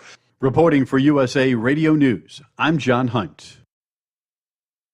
At Hot Shot Secret, we share the science behind common diesel problems and their solutions. For example, Diesel particulate filter regeneration. the DPF catches particulates left over from combustion. The DPF regeneration cycle cleans the filter with temperatures exceeding 1,000 degrees Fahrenheit. A computer sensor triggers the DPF regen, which is often accompanied by a loss of power and fuel economy. The frequency of DPF regens are in correlation to the cleanliness of the fuel burn. Under heavy operation with the dirty burn, DPF regens can occur multiple times per day. Hot Shot Secret Diesel Extreme Fuel Additive promotes a more complete combustion, creating fewer emissions and therefore fewer DPF regens. Vehicles using Diesel Extreme experience 83% less DPF regens. Hot Shot Secret Diesel Extreme is available nationwide at truck stops, Fine Farm and auto stores, and online at hotshotsecret.com. Hot Shot Secret, powered by science.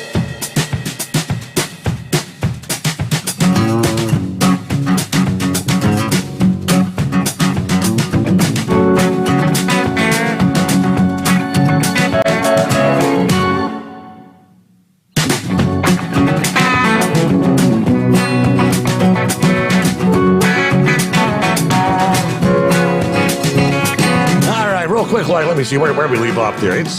We cross over the midnight hour on the West Coast. Oh, we got to get Big Moose. First though, according to Merriam-Webster, the definition of a fool: a person lacking in judgment or prudence, a harmlessly deranged person, or one lacking in common powers of understanding. Fits like a glove. Yeah, okay.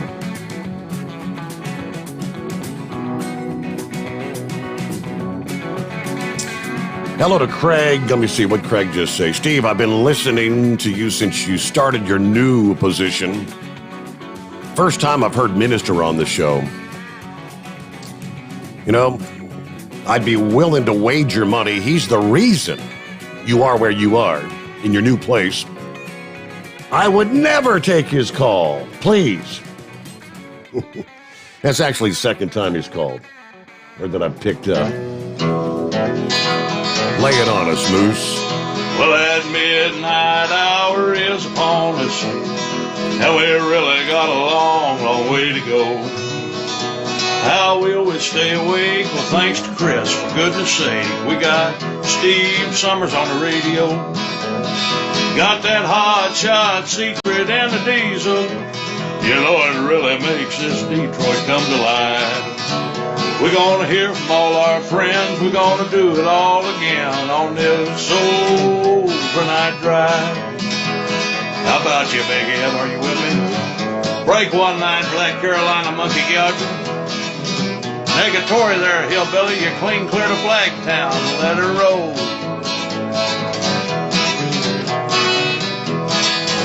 Well, we all tune in to catch the weather, whether rain or sleet or even snow. And it don't matter if you're in New York or Dallas, you'll catch it all on the Steve Sommers Show. We got that hot shot secret and the diesel. You know, it really makes that Detroit come to life. We're going to hear from all our friends. We're going to do it all again on this overnight drive. Yeah, we're going to hear from all our friends. We're going to do it all again on this overnight drive. All right. There you go, Pappy. Welcome into a Monday. And for our friends on the West Coast, as long as you remember to turn your clock ahead, about 24 hours ago, 3:09 Eastern Time, 12:09. Welcome into a Monday. Well, they tell us Americans are now actually purchasing gas in Mexico. What? Do what? Drivers along the border states are headed south of the border to fill up their tanks. According to the Washington Examiner, the average price for a gallon in the United States is higher than in Mexico. Yeah, the national AAA average here in the U.S. is $4.33 per gallon, while in Mexico it's somewhere between $3 and $4. Across the border from El Paso in Juarez, average price is like $3. I spoke to one of the gas station managers, Jonathan Rivas, tells the El Paso Times that, yes, we're very close to El Paso, and yes, we are seeing more traffic, more people coming in with Texas license plates. Now, one person wrote a note to Yahoo Finance that gas was $2 or less per gallon all 4 years when Donald Trump was in the White House. Can you explain to me why gas prices were out of the roof during the Clinton years, the Obama years, and now the Biden years? Also factor in the whole time George W. Bush was in office, gas prices averaged about $1.50 a gallon. Since the time Joe Biden entered the Oval Office, gas prices have increased steadily, not just since Russia invaded Ukraine. From day one. The average price in January of 21 was $2.25 per gallon. Some of the numbers, because we got to stay on top of the facts. What do you say, Horse Feathers? Hey, Your Honor. How do I follow all that? Man, you got yourself some good radio going on now. Uh-oh. I tell you. So anyways, there, Heatwave brought up that Luis character there on Sesame Street had passed. Anything from Big Bird yet? I mean, when Mr. Hooper passed there on Sesame Street, Big Bird had a big issue with that. There couldn't understand that Mr. Hooper went away and he wasn't coming back. Yeah. So I didn't know what was going on with Luis now. If they probably have to have, something special here to help Big Bird understand what's going on. But anyways, I was kind of wondering there when Knuckle Buster was talking about the electric car for NASCAR there, where they were going to put the battery, and the balance of the vehicle, the amount of battery you'd have to have and the balance of the vehicle. It seems like pretty much the whole underside underneath the passenger compartment would have to be battery. So, or at least right down through the middle where inside the car itself. And you started talking about having an accident and that. Yeah, having those cells break open, I don't think I'd worry so much about one overheating. Probably, I don't know, with the charging, with the charging process, I don't think you'd have to have charge through the race, would you? I think it's just going to be a race until the batteries go dead. But if you have one bad cell, does it? You won't last as long as the other guy. Mm-hmm. But anyways, but yeah. So if you have one of those big accidents like we had in Daytona there, where the car comes up in the catch fence and goes and does the big barrel roll. Richard Petty had that one big barrel roll down the catch fence. What do you go 7-8 times in the catch fence, around and around, and then but. Imagine one of these electric cars with the batteries all coming apart and that type of process there. That'd be an interesting situation. So, anyways, I don't know. What else do we have going there? I guess we got a couple things there. Kind of got to listening to the other calls there and got so entertained I forgot everything I was gonna try to talk to you about there because can't write it down driving down the road very easily. But anyways, I don't know. Did I have anything else on the list? I told you a couple things there on the call screener. Did that have any more on there? Let's see. We'll do a water pipeline. The pipeline, I guess. I guess the water pipeline. I don't know. I think the last caller there stated that pretty well. That there's, if there isn't financial gain in it, then it's never going to happen. And I don't know the financial, how much people want to pay for water. So they apparently don't want to have it used too too far ahead there when it comes to the forest fires, because they don't have that the first sign of a forest fire. They don't have airplanes up in the air, dousing out the flames. They try to get a couple fire trucks there and some water hoses to spray on it, but they don't bring out the airplanes there until it's hundreds of thousands of acres, it seems like. So I don't know. So I guess it all comes back to money and how much you can, who will pay for it to get it there.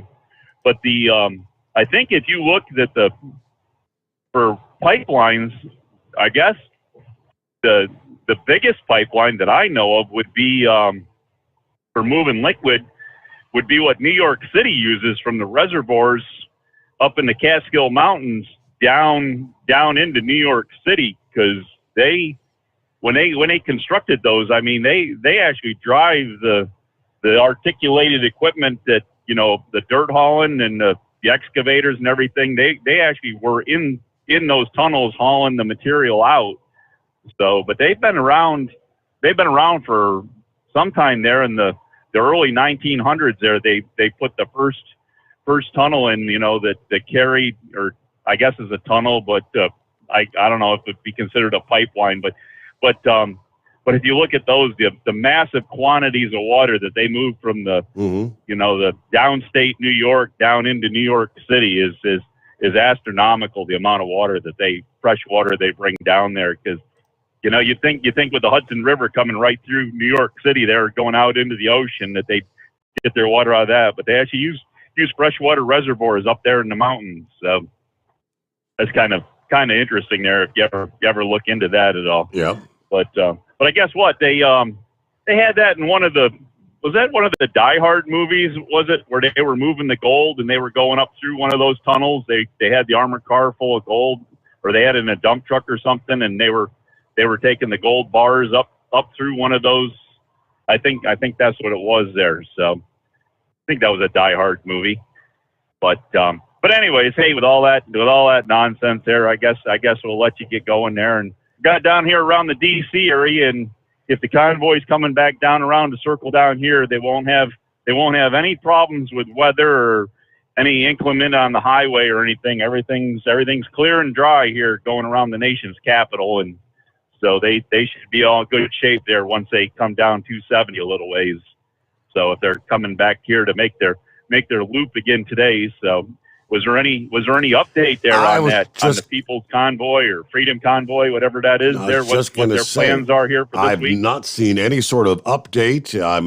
I haven't seen anything as far as whether they've broken off from Hagerstown and whatnot. So obviously the weather wasn't good over the weekend to be going around the loop. So no, absolutely not. So, but all right then. Well, with all that there, I guess we'll let you get going and play some more radio and see what we got coming up from Knucklebuster at the end of the show here.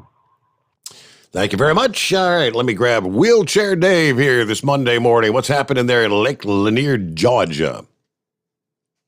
Hey there, Stevie.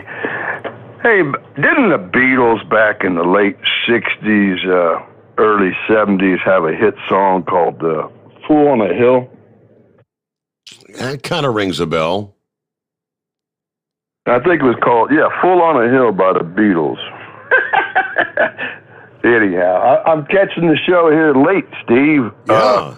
Y'all talk about water and out to California and piping in water and stuff. And if I'm not mistaken, didn't that guy Flagler down there in Florida in the early 1900s, didn't he truck in or railroad in water down there to Florida Keys? I think he became a multi-millionaire from delivering all that water on the rail line down to the Florida Keys, but I could be mistaken.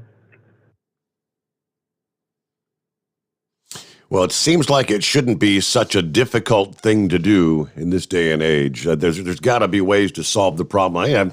Like Scott said, he's talked about that for years. You've got the damn ocean there. There are desalinization facilities. That's what the cruise ships, they are desalinizing the water that we're using on the cruise ships.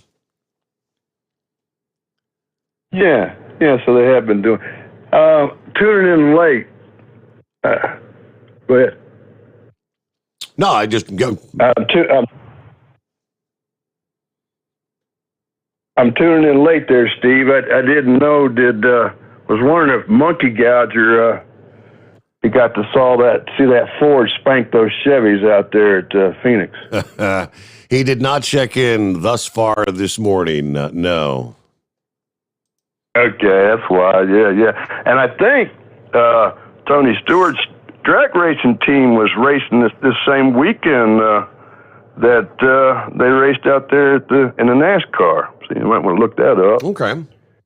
Where'd you get the Blatz 12-pack? See, now, I had a special delivery this past day. Big Moose, that was his care package he had sent down to me. I wondered if anybody would notice that.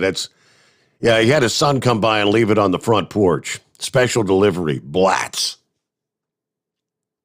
Well, that's great. Well, but, maybe this Wednesday we could change out and put a little 8-pack of Little Kings, those little mini Little Kings for St. Patty's Day. We could put that out there.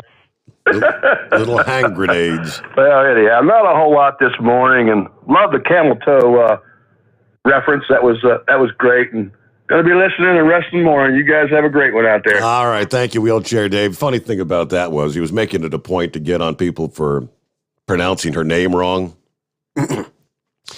Just his memory serves, the last name was Kaepernick, not Kaepernacky. There was one individual, and we all knew who it was.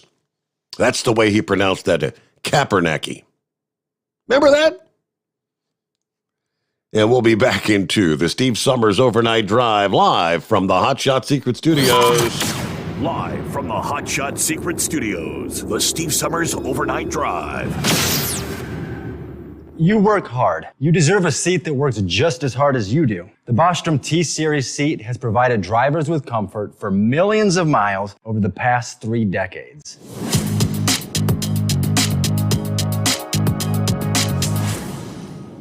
Each seat is built right here in the USA and has 4-position front cushion tilt and higher low-profile air suspension with Isolator. It's also equipped with many standard and optional comfort features, such as high and mid backrests, 9.4-inch fore-aft slide adjustment, adjustable armrests, and manual or dual air lumbar support systems to keep you comfortable throughout your ride. Build your T-Series seat today at BostromSeating.com and ensure your ultimate comfort for wherever the road takes you. Bostrom Seating, the ultimate comfort for the open road. After a long winter road trip, there's nothing like coming home to a warm, comfortable home. Hi, I'm Steve with USA Insulation. When we put our foam in your walls, it's like putting a coat around your entire home. It keeps the cold air out and the warm air in. We're getting homes ready right now for winter, and we have $1,000 savings for everyone. But because we love our truckers, we're going to give you an additional $250 discount for mentioning the show. 1-800-USA-FOAM or USAinsulation.net. My mother was always very active and independent, and she was familiar with her neighborhood. But one day, she stopped at the stop sign for much longer than usual. She wasn't even really sure where she was at. It's important for you to talk to someone about it. I felt so much better after my son told me, Mom, we'll figure it out. When something feels different, it could be Alzheimer's.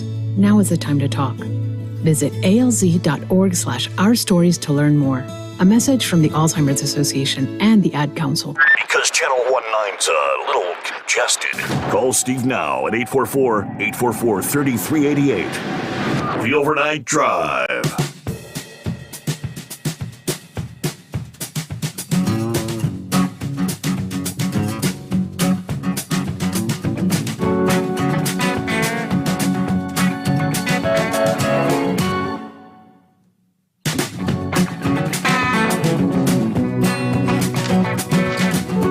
Last couple of years, we've been talking about chip shortages, right? And it's obviously profoundly impacted the auto market, but so many other things, and anything in the electronic world that uses chips.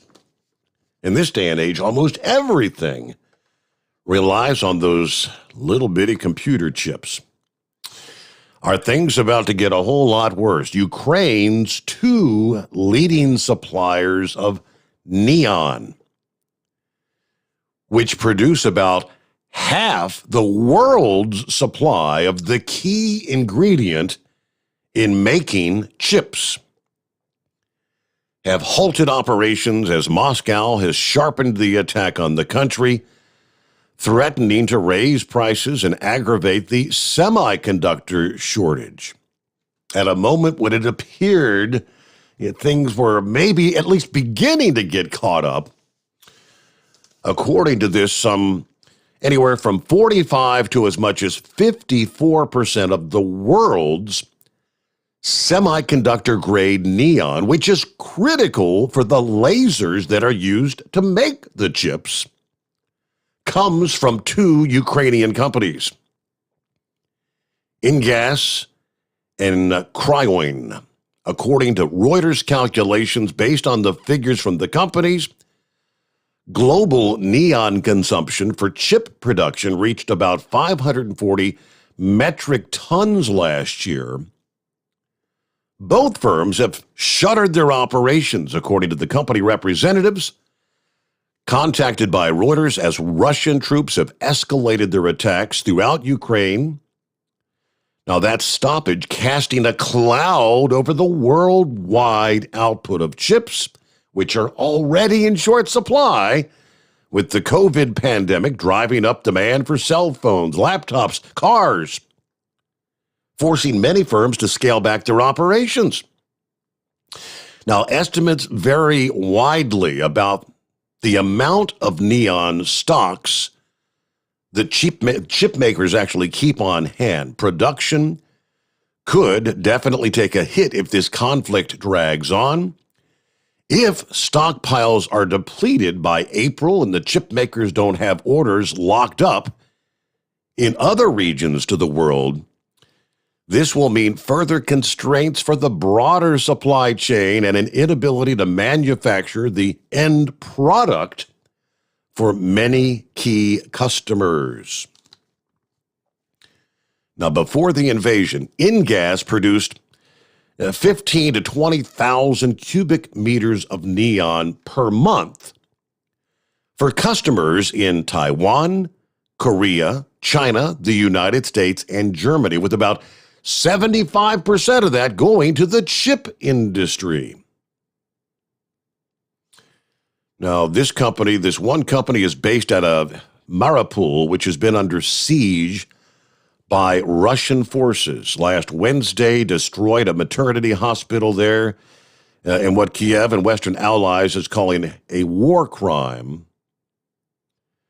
Moscow said the hospital was no longer functioning. It's been occupied by Ukrainian fighters. But what's that mean? That's something new we can add to the equation. And you're talking about 45 to 55% of the world's supply of that particular product, neon. Had no idea, but meanwhile, let's get back to the calls here. Knucklebuster, take two this morning. Hey there. Thanks for taking me back, Mr. T. Summer. I thought them Fritos corn chips was made down there in Dallas. Them kind of chips you talking about, right?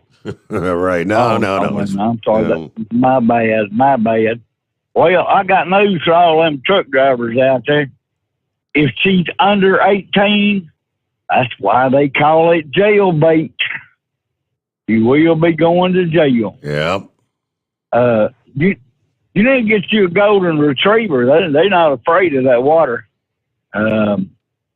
Ziggy boy, he goes right out there. He's even jumped in that swimming pool. He don't care how cold it is. He'll go swimming anytime. I need to rename him Big Moose because that's the biggest golden retriever I've ever owned. Well, let's get to some serious business here. I call them punks, see? Somebody that's insignificant. Don't mean nothing to me there. And hey, punk, I'll call her whatever I want to call her. I don't need your permission for anything there. Well, I got news for Heatwave. Everyone starts out as a woman before you become a man. So would that mean that Minister at one point was a butt ugly heifer? That is actually a true. Don't answer that. The first part of the question, not in regards to minutes. The first part is I've seen that is scientifically true when you're in the womb, Right. before the transition to the male. It's a female to begin with. Absolutely. Yeah, we've read that on the air before there. I went back and reread that article on Stuart Little has a track day, and what that was talking about. Stuart Little was a film about a boy that looked like a rodent, and one of the drivers, it didn't say who it was, but he had a mouse up in the car with him, trying to run around while he was racing, and he wasn't too happy about that. It never did say who the driver was there. I read this on TikTok, and this is really a question you need to ask people that come in and think they know a whole lot of stuff, because I don't know nothing. If deer, cows, and horses all eat grass, the same stuff, but deer poop round pellets, cows poop flat patties, and horses poop clumps of dry grass. And this is the question for Minister. Why do you suppose that is? And when he tells you he don't know, you can tell him, well, you don't know Sam Houston Institute of Technology, right? Yeah, there you go. All right, that's all of my bull on it for right now. Let's see, it's 3:30. We better get it in there, Steve. News update. All right. Buy some Hot Shot Secret product so we can keep this Steve Summers overnight drive radio going down the road. Some Stiction Eliminator, Everyday Diesel, and since I'm at 32 degrees down here in Alabama, I better get me some anti-gel in this truck. So anyway, buy some Steve Summers overnight drive products, baseball cap, travel mugs, T-shirts. We love seeing that Steve's name sticking up there all nice and perky looking. And I'm running in. It must be a blizzard, Steve. I don't know. Oh, yeah, don't forget to put that overnight drive code in the box at checkout so you can get your 10% discount there. I'm running in this blizzard down here in Alabama, and I figured out why. It's because Alabama sucks, right? There you go. All right. Thank you there, Knuckle Buster. That's all your baloney for this time around. And we return after news break. The Steve Summers Overnight Drive live from the Hot Shot Secret Studios. USA Radio News with John Hunt. At least 35 people have been killed and 134 injured when a Russian airstrike hit a military base in western Ukraine, less than 20 miles from the Polish border, where many Ukrainians are trying to cross into Poland. At least 30 missiles hit the International Center for Peacekeeping and Security. Ukraine continues to add an appeal to NATO to create a no-fly zone over Ukraine and to provide military planes immediately. NATO countries, including the United States, have not yet done so because of concerns the moves could seriously escalate the conflict with Russia. Two of the three major wildfires making up the Chipola complex fire in Florida's Panhandle are 95% contained after the trio of blazes scorched more than 34,000 acres. Firefighters brought both the Atkins Avenue and Star Avenue fires into containment after they grew to a combined 1,000 acres in the Panama City area. This is USA Radio News. You know, I've told y'all how much my feet hurt from time to time, and I've also told you how much I enjoy getting to work because right here under my desk I have a pair of my slippers. Mike Lindell's new invention with patented fill, the My Pillow fill that, he works in the pillow so well, comfort memory foam, patented impact gel, and it has an indoor-outdoor sole for all-day use. Right now, they are on sale. If you go to mypillow.com, click on the radio listener square, you will see My Pillow slippers at 50% off, but only for a limited time. Plus, you'll get Mike's softcover book, What Are the Odds? From Crack Addict to CEO. Go to mypillow.com, click on the radio listener square, use my promo code USA, or call 1-800-951-8175. Use my promo code USA. Savings on overstock items, too, at mypillow.com. We know you'd like to be cuddled up real tight with a sweet little thing all night. But instead, you've got Steve Summers. It's the Overnight Drive. You're listening to the Overnight Drive with Steve Summers. Do you have a Dodge pickup and hate your automatic transmission? Of course you do. Levon Miller at Firepunk Diesel here, and we specialize in heavy-duty and performance transmissions for your 3-quarter or 1-ton Cummins-powered truck. So if you're interested in turning your stock slush box into a towing monster, call us today at 614-733-3744 or visit us online at shop.firepunk.com. After a long winter road trip, there's nothing like coming home to a warm, comfortable home. Hi, I'm Steve with USA Insulation. We appreciate our truckers and the long hours you're putting in to serve us all. Without you, we wouldn't even get the materials to insulate. So we want you to feel like a king when you get back. We put our foam in your walls. It's like putting a coat around your entire home. Keeps the cold air out and the warm air in. And with the rising energy costs, that's going to save you a bundle. We're getting homes ready for winter right now, and we have $1,000 of savings for everyone.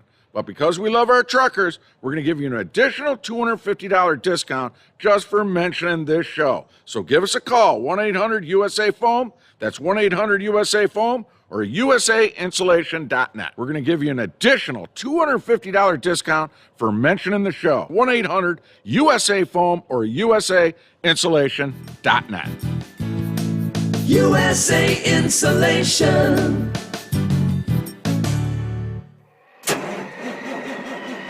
It's coming. Crisp fall mornings turn bitter cold. You climb into your diesel and it feels like you're sitting on an ice cube. Imagine how your engine feels after a frosty night. Freezing temperatures impact your diesel's fluids, especially fuel. As the temperatures drop, water that is emulsified within your fuel is released, adding more water into your system. Frozen water in your fuel lines, filter, or bowl will simply slow the flow, or worse, stop the flow of fuel in your system. No fuel flow, no start. Get prepared now for the cold that is coming. Hot Shot Secret Diesel Winter Anti-Gel is a premium fuel additive that lowers your fuel's pour point to minus 65 degrees. If it's that cold out, you shouldn't be on the road. You ought to be at home in front of the fireplace. Hot Shot Secret Diesel Winter Anti-Gel Premium Fuel Additive. Available now online at hotshotsecret.com. Hot Shot Secret. Powered by science. Dean Michael, the tax doctor here. I have one question for you. Do you want to stop worrying about the IRS? If the answer is yes, then look no further. I've been around for years, I've helped countless people across the country, and my success rate speaks for itself. So now you know where to find good, honest help with your tax problems. What are you waiting for? If you owe more than $10,000 to the IRS or haven't filed in years, call me now at 888-557-4020 or go to mytaxhelpmd.com for a free consultation and get your life back. Hi, we're the Goo Goo Dolls. We're fortunate that we can give our daughters everything they need to grow and learn. But not every child can focus on classes and play dates. Nearly 13 million kids in the U.S. face hunger. That's 1 in 6. School lunch might be their only meal each day, and it's heartbreaking to imagine any child going to bed hungry. We're dreaming of a perfect day when kids can smile, play, and just be kids without worrying about where their next meal will come from. Feeding America is working to make that perfect day a reality. Each year, the Feeding America network of food banks rescues billions of pounds of good food that would have gone to waste. That food is given to families and children in need. Being a kid should be about doing things that make an ordinary day extraordinary. Learning to play an instrument, building a sandcastle, hosting tea parties. Hunger should never be an obstacle to growing up. You can help end childhood hunger in your community by visiting feedingamerica.org. Brought to you by Feeding America and the Ad Council. Keep the bugs off your glass and the smokies off your This is the Overnight Drive with Steve Summers.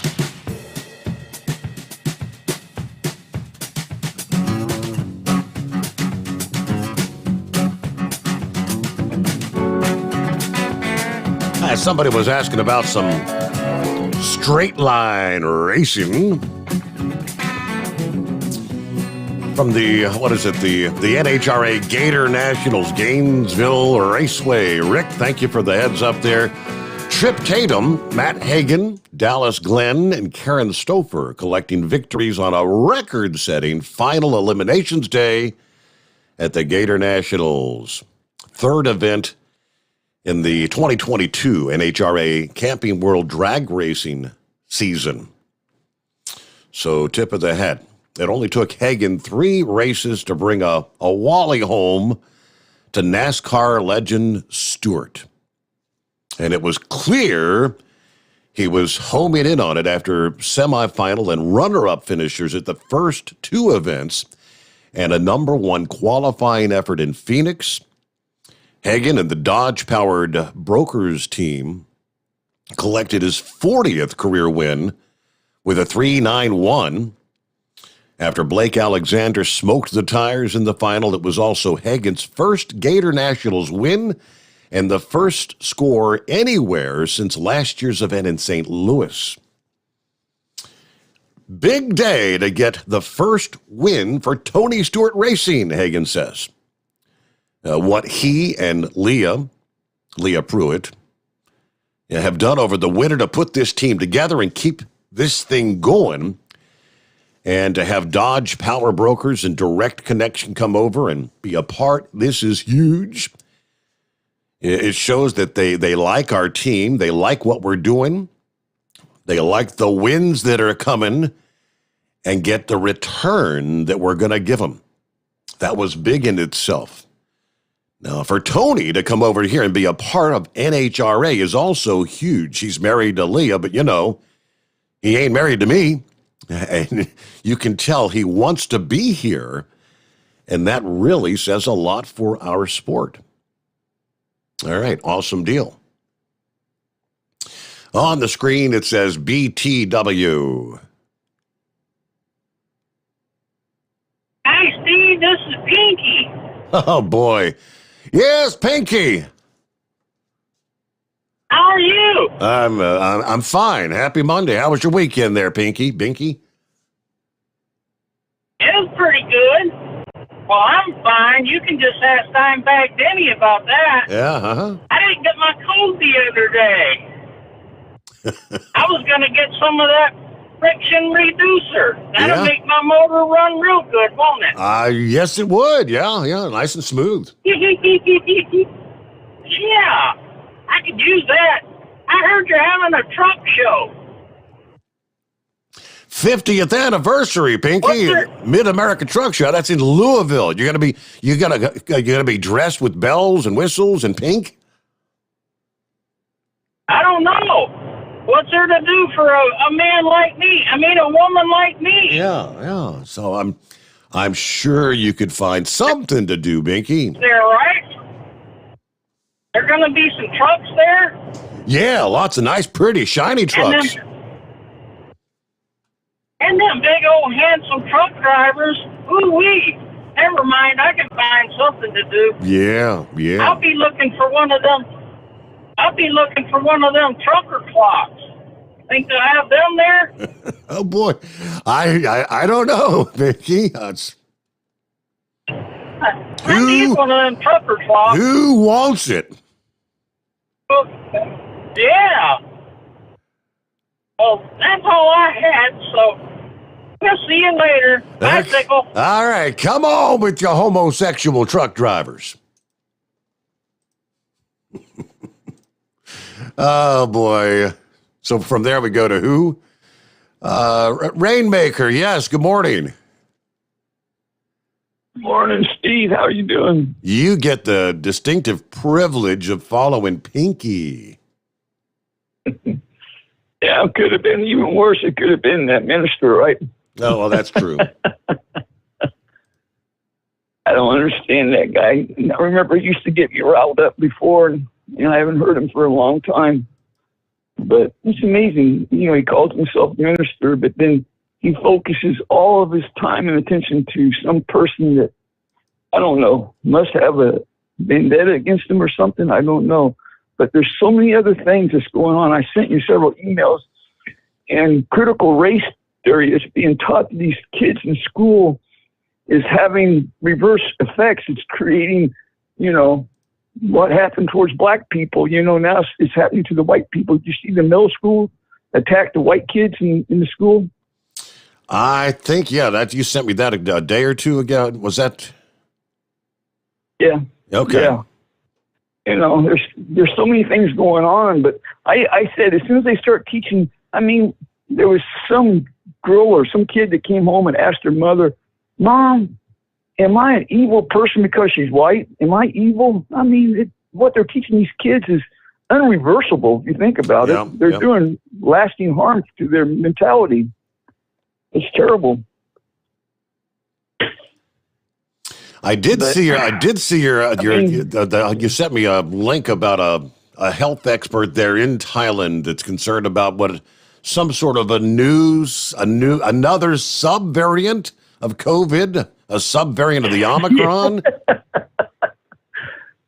Yeah, it's just amazing. They just won't leave COVID alone, you know, and I don't know. But you got to ask yourself, these people that's coming out with this new variant, have they not been vaccinated? Could the vaccination be causing some of this too, right?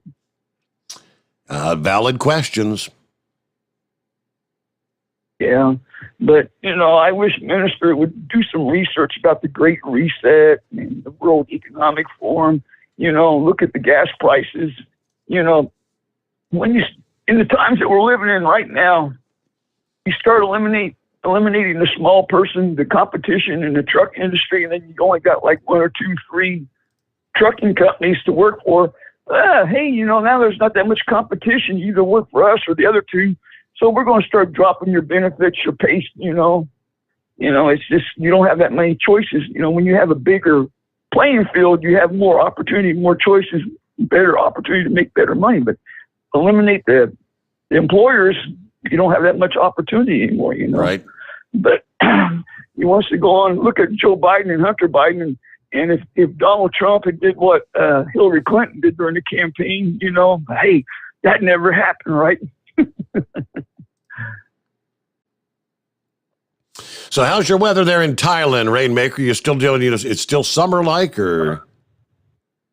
Oh, yeah, it's going to get hotter and hotter. It's 98 right now. 98, wow.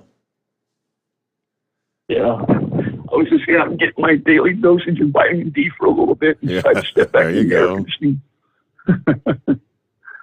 So, yeah. All right, Steve, enjoy the rest of your day and have a fine Monday morning, okay? Thank you for listening in, and thank you for checking in this morning. You have a great day yourself, and we shall be back into the Steve Sommers Overnight Drive, live from the Hot Shot Secret Studios. You're listening to the Overnight Drive with Steve Sommers. It's coming. Crisp fall mornings turn bitter cold. As you fire up your diesel, you can see your breath on the inside of the cab. Imagine looking deep into your engine. Freezing temperatures impact your diesel's fluids, especially fuel. On a 23-degree morning, the paraffin wax in your untreated fuel starts to morph from fluid to large crystals. These crystals clump together and form a gel. At minus 10 degrees, your fuel hits the point where it no longer pours like a liquid. It's so dense that the flow through the fuel filter will slow, causing hard starts or no starts. Get prepared now for the cold that is coming. Hot Shot Secret Diesel Winter Anti-Gel is a premium fuel additive that lowers your fuel's pour point to minus 65 degrees. If it's that cold out, you shouldn't be on the road. You ought to be at home in front of the fireplace. Hot Shot Secret Diesel Winter Anti-Gel Premium Fuel Additive. Available now online at hotshotsecret.com. Hot Shot Secret. Powered by science. Do you have a Dodge pickup and hate your automatic transmission? Of course you do. Levon Miller at Firepunk Diesel here, and we specialize in heavy-duty and performance transmissions for your 3/4 or 1-ton Cummins-powered truck. So if you're interested in turning your stock slush box into a towing monster, call us today at 614-733-3744 or visit us online at shop.firepunk.com. Honorary Forest Ranger Betty White here, lending a hand to my dear friend Smokey Bear, because for years he's only said, Only you can prevent wildfires. but there's a lot more to say. Like if you park your car on tall, dry grass, the hot exhaust pipe can start a wildfire. So keep the animals safe, especially the cute shirtless one. Go to SmokeyBear.com to learn more about wildfire prevention. Brought to you by the U.S. Forest Service, your state forester, and the Ad Council. And now, back to the Steve Sommers Overnight Drive, live from the Hot Shot Secret Studios.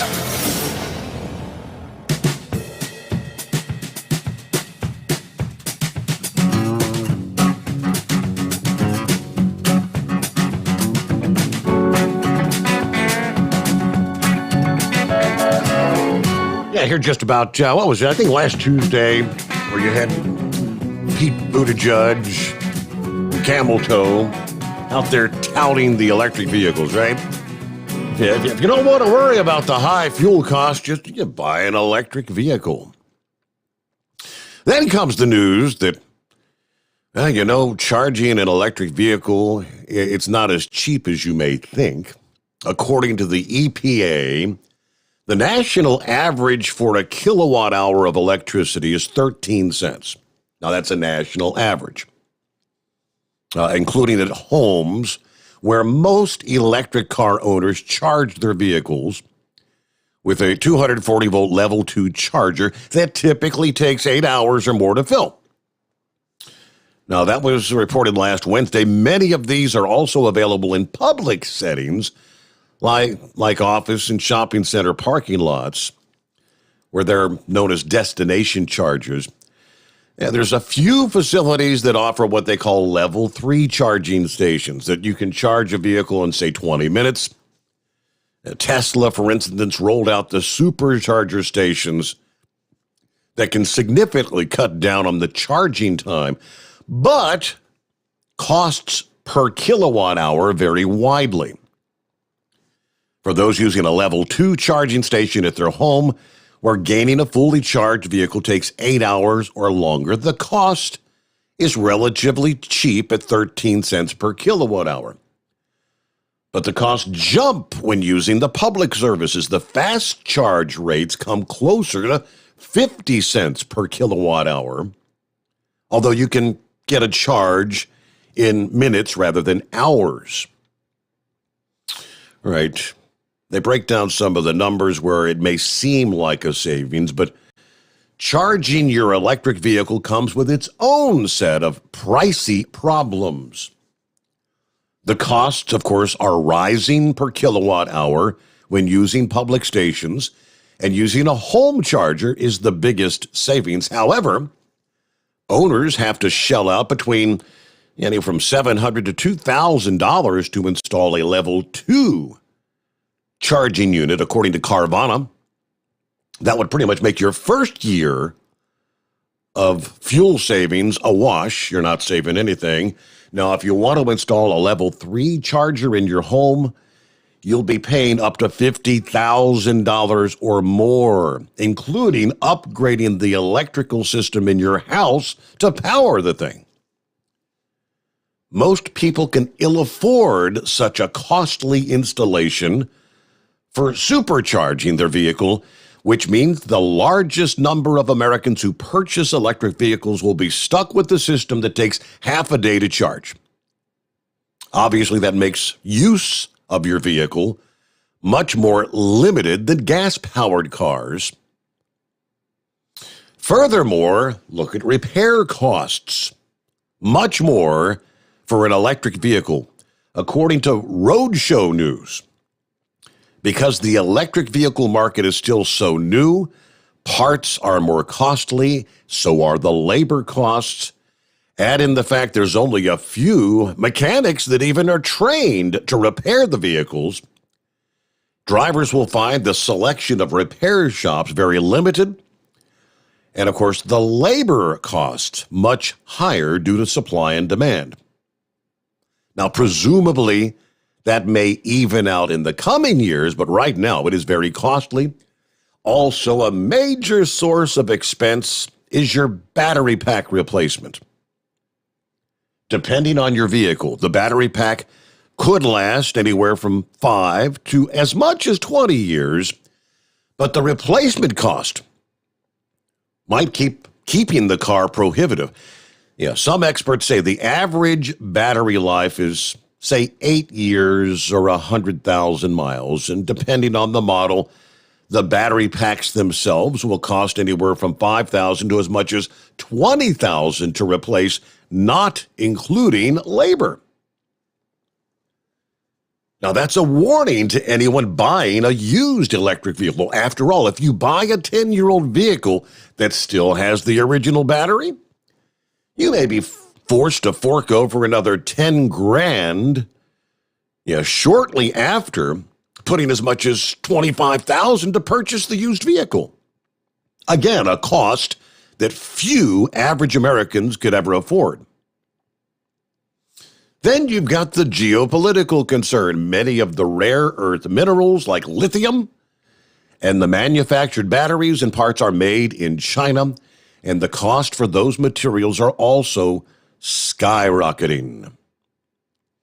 Indeed, in December, it was found that the cost of lithium had surged more than 250% over the year. Not only are the materials rising in expense, but we are enriching China in the process. Okay, so they do have some selling points, but they're not practical for every American. If one thing is for sure, they are not a panacea, and customers should really take the time to review their options if you're considering actually purchasing one. That was a Wall Street Journal report, again, the day after Buttigieg and Harris were out there touting, well, just buy an electric vehicle. No big deal. Anyway, get back to the calls here. What's happening this morning? Pappy, how was your weekend? I know you had to work the weekend, didn't you? I did. Yep. And I'm about ready to pull into the driveway, Steve. Wrapping up a Monday. Steve, I think I'm just... Yeah.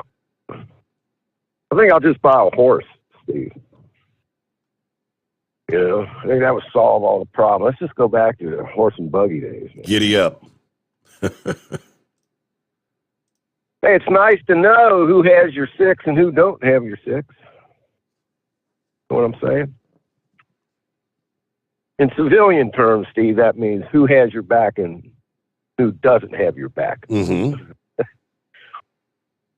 So we know all the s'mores eating, Twinkie eating, basement dwelling fact checkers. They're gonna pack up and run. You know what I'm saying, Steve? Yes. Like I said, have you been put in Facebook jail yet for sharing that? I don't know. I ain't tried to get on Facebook and hide it all, but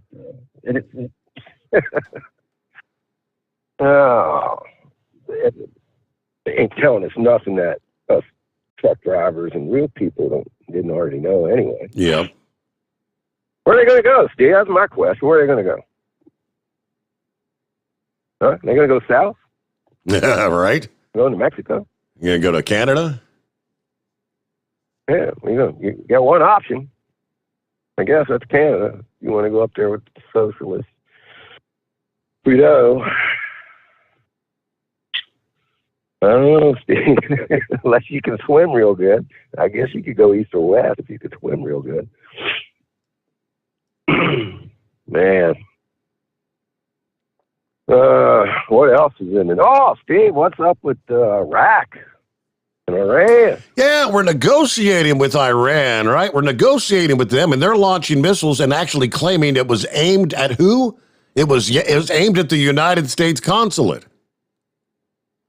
Yeah, where they came close to it. And I haven't, Steve, since obviously I work today, so I haven't heard anything else. Has there been any latest on it? I mean, what's the reasoning for this? Anything? Supposedly, we were working, the United States and Israel were working together there in this particular location. Okay. So, and I guess they're defending themselves, they say, against the great evil. Yeah, that kind of like an act of war against Iraq, Steve? I don't know. How could we still be talking with Iran, negotiating, as they call it, when they're actually launching missiles, trying to impact us in Israel?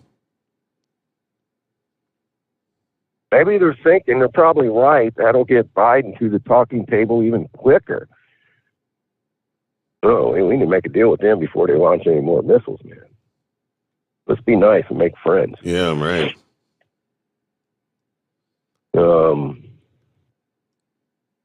War crimes against Putin. Think we would really try to find him, Steve, and bring him to justice? Saddam Hussein gassed his own people, Steve, before the Gulf War even happened. The Kurds up north in Iraq gassed his own people, killed several thousand civilians, women and children. Did we charge him with war crimes for that? Go after him and bring him to justice? Nope. I can't remember, Steve. When's the last time anybody has been brought in front of the the tribunal, I guess. Tribunal and charged with war crimes? I don't even know if it's happened in the Korean War. I could be wrong. Listen, I'm not that much of a historian, but the last war crime trials I remember was the Nuremberg trials after World War II. So, good luck with charging Putin with war crimes. Anyway, Steve, I'm pulling in my driveway. You're at the top of the hour, my man. And I got to hear Moose's tune at 0300. There you go. All right. So it's a better day already. Yes, sir. All right. Well, have and a we good got one. Some warm weather. And that's, warming up. Still hanging on 42 outside the bunker, 41 at the airport there at this hour. Not a bad start to a Monday. Final hour coming up. The Steve Sommers Overnight Drive live from the Hot Shot Secret Studios. USA Radio News with John Hunt. President Joe Biden is sending his national security advisor for talks with a senior Chinese official in Rome as concerns grow that China's amplifying Russian disinformation in the Ukraine war and may even be helping Russia evade punishment from economic sanctions. The talks between National Security Advisor Jake Sullivan and Senior Foreign Policy Administrator Zhang Yiqi will center on efforts to manage the competition between our two countries and discuss the impact of Russia's war against Ukraine on global security. A woman stabbed her date whom she had met online in retaliation for the 2020 death of an Iranian military leader killed in an American drone strike. Nika Nikubin has been charged with attempted murder and battery with a deadly weapon as well as burglary. Nikubin met the man on a website. The pair then agreed to meet at Sunset Station Hotel. Nikubin is scheduled to appear in court for a preliminary hearing. This is USA Radio News. While the economy is uncertain, possibilities to save money remain.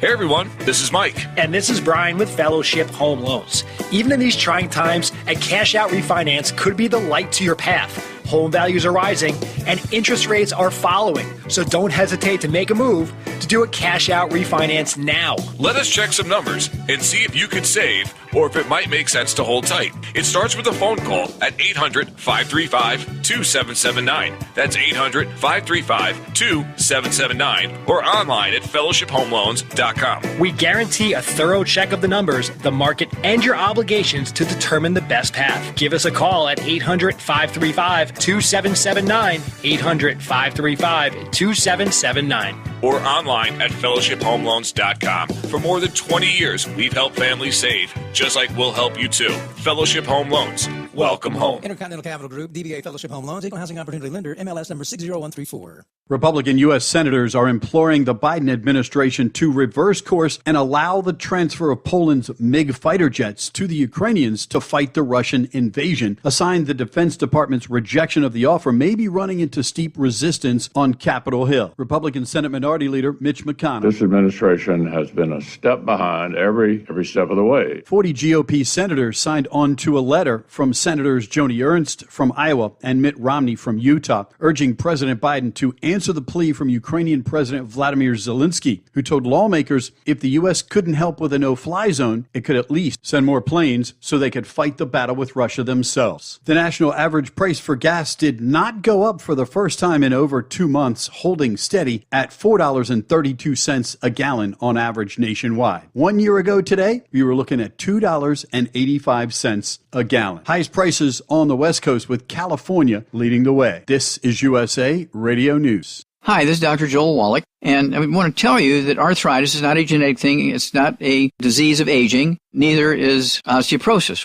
Get a hold of my book. It's all in your head. It goes into the 25 different diseases you get when you have osteoporosis of the skull. These are all reversible. You take the Healthy Bone and Joint Pack, the MSM, vitamin D3, stay away from all the bad foods, including gluten, and guess what? You'll regrow all your bones, including your skull and your legs and your hips and everything else. Contact us at usaradiohealth.com.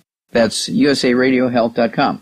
The Centers for Disease Control and Prevention now says this season's flu vaccine offers very small protection against mild cases of influenza. Against the most common flu strain circulating this season, the flu shot only reduced a person's chance of getting a mild case by 16%, which is considered not statistically significant, according to the CDC authors of the study, though the shots could offer some minor protection against more severe illness. The number of people worldwide who have died because of the pandemic in its first 2 years may total more than 18 million, according to a new study. That's 3 times more than the global death toll from COVID-19 that's been reported, which crossed 6 million earlier this week. New research published in the peer-reviewed journal called The Lancet analyzed data from 74 countries and 266 states and territories between January 1st, 2020 and December 31st, 2021. The scientists calculated excess deaths, a measure of how many more people died than would be expected had the pandemic not occurred. That means the estimate accounts for both people killed by COVID directly, confirmed and undiagnosed cases, as well as those deaths that may be indirectly attributed to the pandemic. Examples in the latter category include people with serious medical conditions who were unable to seek timely care because hospitals were full or overburdened, people who died by suicide, and those who died due to a lack of essential services. Hope you remember to move your clocks forward. Reporting for USA Radio News, I'm John Hunt. It's coming. Crisp fall mornings turn bitter cold. As you fire up your diesel, you can see your breath on the inside of a cab. Imagine looking deep into your engine. Freezing temperatures impact your diesel's fluids, especially fuel. On a 23-degree morning, the paraffin wax in your untreated fuel starts to morph from fluid to large crystals. These crystals clump together and form a gel. At minus 10 degrees, your fuel hits the point where it no longer pours like a liquid. It's so dense that the flow through the fuel filter will slow, causing hard starts or no starts. Get prepared now for the cold that is coming. Hot Shot's Secret Diesel Winter Anti-Gel is a premium fuel additive that lowers your fuel's pour point to minus 65 degrees. If it's that cold out, you shouldn't be on the road. You ought to be at home in front of the fireplace. Hot Shot's Secret Diesel Winter Anti-Gel Premium Fuel Additive. Available now online at hotshotsecret.com. Hot Shot Secret. Powered by science.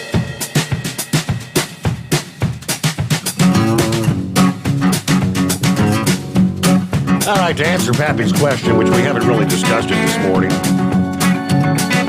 Iran taking responsibility for the missile barrage that struck near the sprawling U.S. consulate in northern Iraq.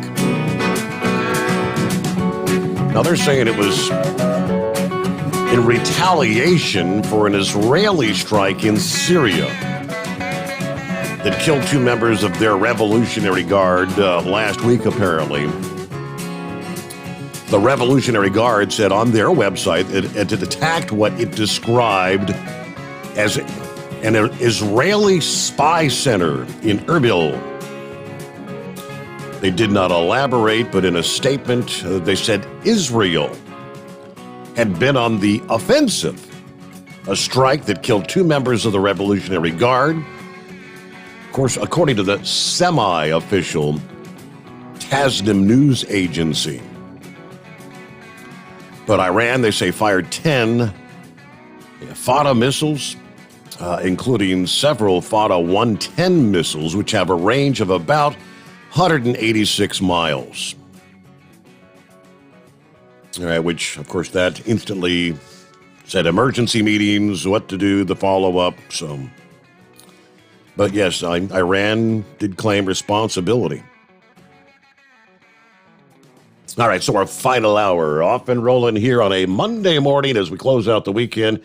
And yes, we did remember to move our clocks forward, right?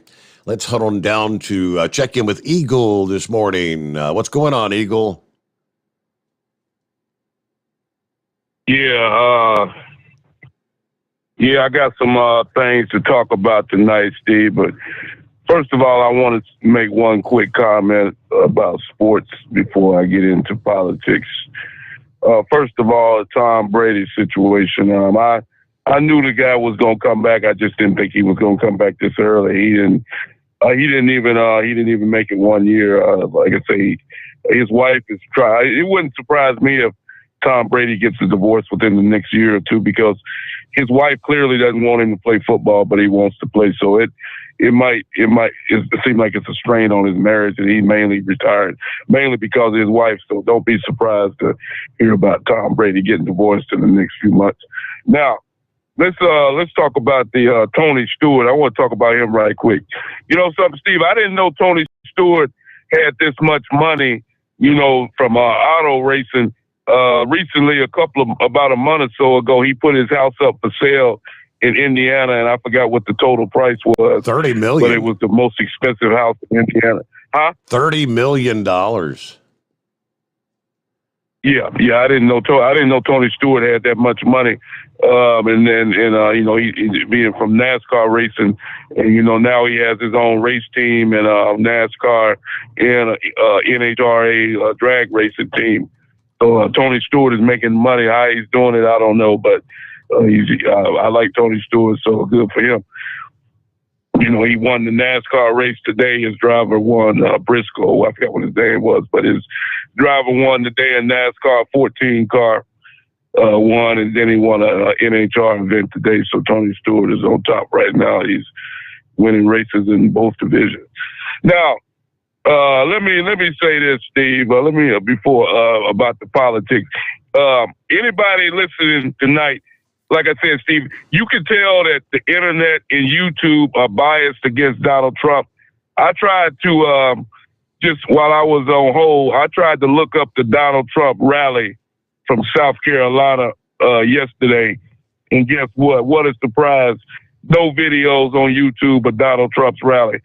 The only way you can look at this video is you have to go to Newsmax television application, or you have to go to Right Side Broadcasting application, and you can look at the full Donald Trump rally. And I advise anybody that cares about America to listen to this rally that Donald Trump had in South Carolina last night, Steve. This is what a real president sounds like. I mean, a real president, unlike this loser that we have in the White House. And when I say loser, Steve, I mean loser with a capital L.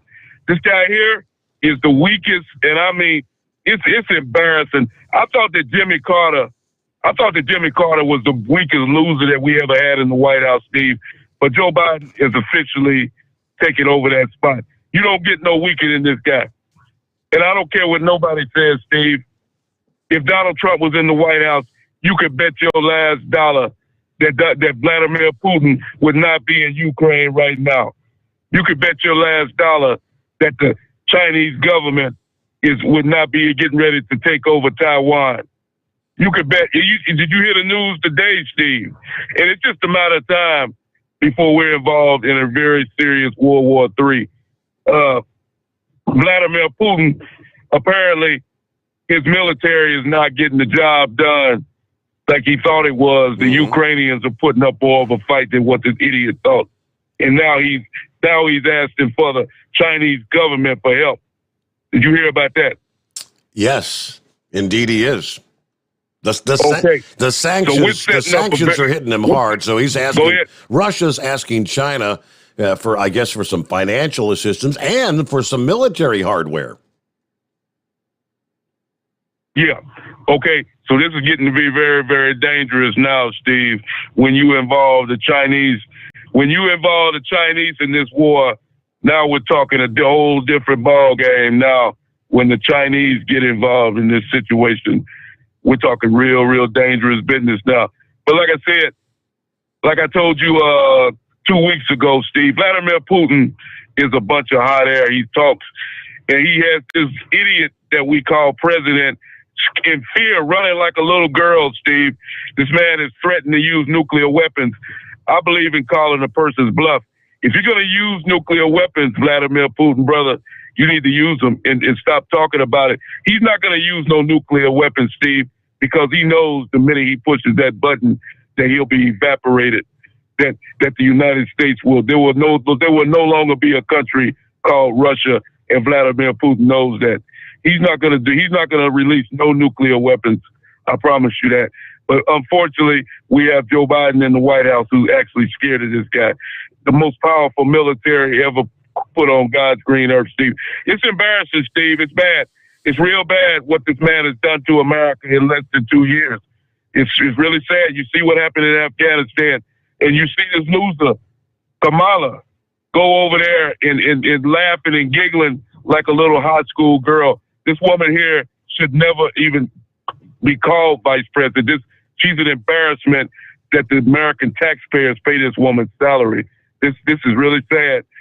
Kamala is the last person, and I do mean the last person they should have sent over there to represent the United States of America, because she couldn't even represent the southern border down here in Texas where I live at, Steve. She can't even shut that border down to keep these people out. What the hell make you think she gonna keep Russia from crossing over the border of Ukraine? Kamala is a complete joke, and the people that work with her are a joke. And as for the press secretary, she's a joke, because all she does is back up what this idiot Biden says, and then she has the nerve to take an attitude when Peter Doocy asks her a serious question, and because she knows that she didn't have an answer. And like I said, like I told you before, Steve, that I'm gonna say this again to all those people out there who keep asking that question: when will the gas prices go down? And I'm gonna continue to tell you the same thing. When Joe Biden leaves the White House, that's when the gas prices will go down.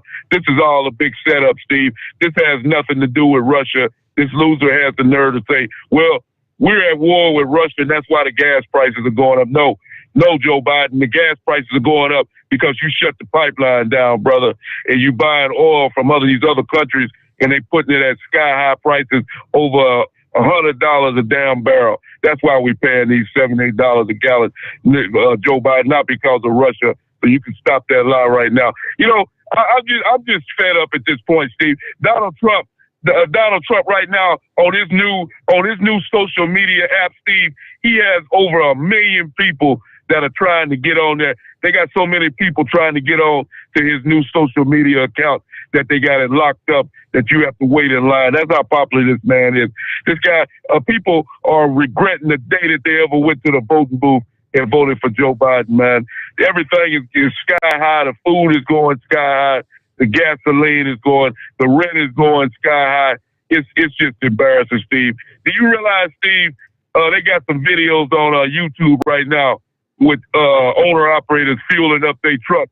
And for 200 gallons of fuel, my brother, it's costing them $1,200 to $1,300 to fuel up a diesel truck. It makes absolutely no sense what Joe Biden is doing. And he ought to, like I told you last week, Steve, he ought to step down in disgrace. He shouldn't even be forced out. He should, if Joe Biden had any pride about himself, Steve, he would come on television tomorrow morning and say that I resigned this position.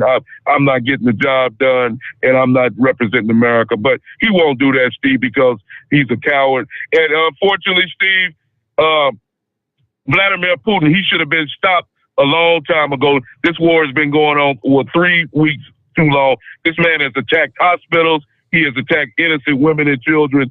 And all Joe Biden can do is talk about, well, I guess we'll put more sanctions on him, and maybe that'll stop him. We will confiscate more yachts from these billionaires over there in Russia, and I guess that'll stop him. Well, I got bad news for you, Joe Biden. It's been 3 or 4 weeks now, and all the banks you shut down, all the money you shut down, it hasn't accomplished absolutely nothing. Vladimir Putin is still doing his thing in Ukraine.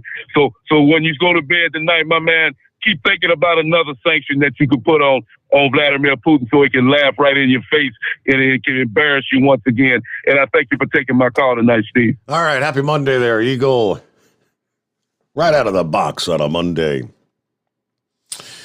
Hey, by the way, an asteroid struck the Earth over the weekend just 2 hours after it was actually discovered. It has a lot of advance notice. Designated 2022 EB5. It was rather small, impacting north of Iceland, according to numerous online astronomers. Like I said, it wasn't very big. At 3 meters wide.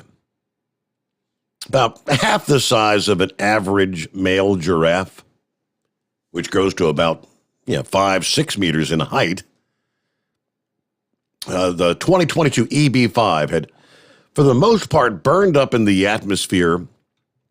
Unknown if any residual fragments actually survived intact. But some in Iceland reported hearing a sonic boom or seeing a flash of light about the time. And the International Meteor Organization is looking for any witnesses, reports of anyone who may have seen anything which they may be able to submit. And they kind of go into what would happen when a larger object hit. But 2 hours. Someone just spotted this thing. Hey, incoming. All right, with that, we'll get a quick timeout. Return into the Steve Sommers Overnight Drive live from the Hot Shot Secret Studio. Live from the Hot Shot Secret Studios, the Steve Sommers Overnight Drive. Dean Michael, the tax doctor here. Are you one of those truck drivers that came home after a long haul and found the only thing waiting for you was a stack of IRS letters? Your significant other was gone, but your newfound IRS problem is still there. I've heard this story many times over the years. While I can't help you with your broken heart, I can fix your tax problems. If you owe more than $10,000 to the IRS or haven't filed for many years, call me for a free consultation at 888-557-4020 or go to mytaxhelpmd.com. Like I always say, you keep your eyes on the road, I'll keep mine on the IRS. 145 over 92. 180 over 111. I had a heart attack and a cardiac arrest and then a stroke. Your blood pressure numbers could change your life. Lowering your high blood pressure could save you from a heart attack or stroke. If you've stopped your treatment plan, restart it or talk to your doctor about creating one that works better for you. Start taking the right steps at manageyourbp.org. Now I'm, trying to get better, stronger than ever. Brought to you by the American Heart Association, American Medical Association, and the Ad Council. At Hot Shot Secret, we share the science behind common diesel problems. For example, stiction. Found throughout the oil system, stiction is the sticky friction that negatively impacts your engine's ability to function at an optimal level. The molecular structure of oil is a hydrocarbon. The engine's extreme heat, tight tolerances, and high pressure cause the oil to break down and release hydrogen, leaving behind varnish, a carbon-based deposit. The varnish clings to the engine's moving parts, creating drag on the turbocharger, oil pump, and pistons. Symptoms of stiction include a rough idle and a loss of fuel economy and performance. Hot Shot Secret Stiction Eliminator delivers a 98% clean rating in third-party scrub tests. Its synthetic cleaner plus nano lubricant contains no harmful solvents and is formulated to be left in the engine to safely dissolve stiction for thousands of miles. It works as you drive. Stiction Eliminator is available at truck stops, Tractor Supply, O'Reilly's Auto Parts, and online at hotshotsecret.com. Hot Shot Secret. Powered by science. Because Channel 19's a little congested. Call Steve now at 844-844-3388. The Overnight Drive.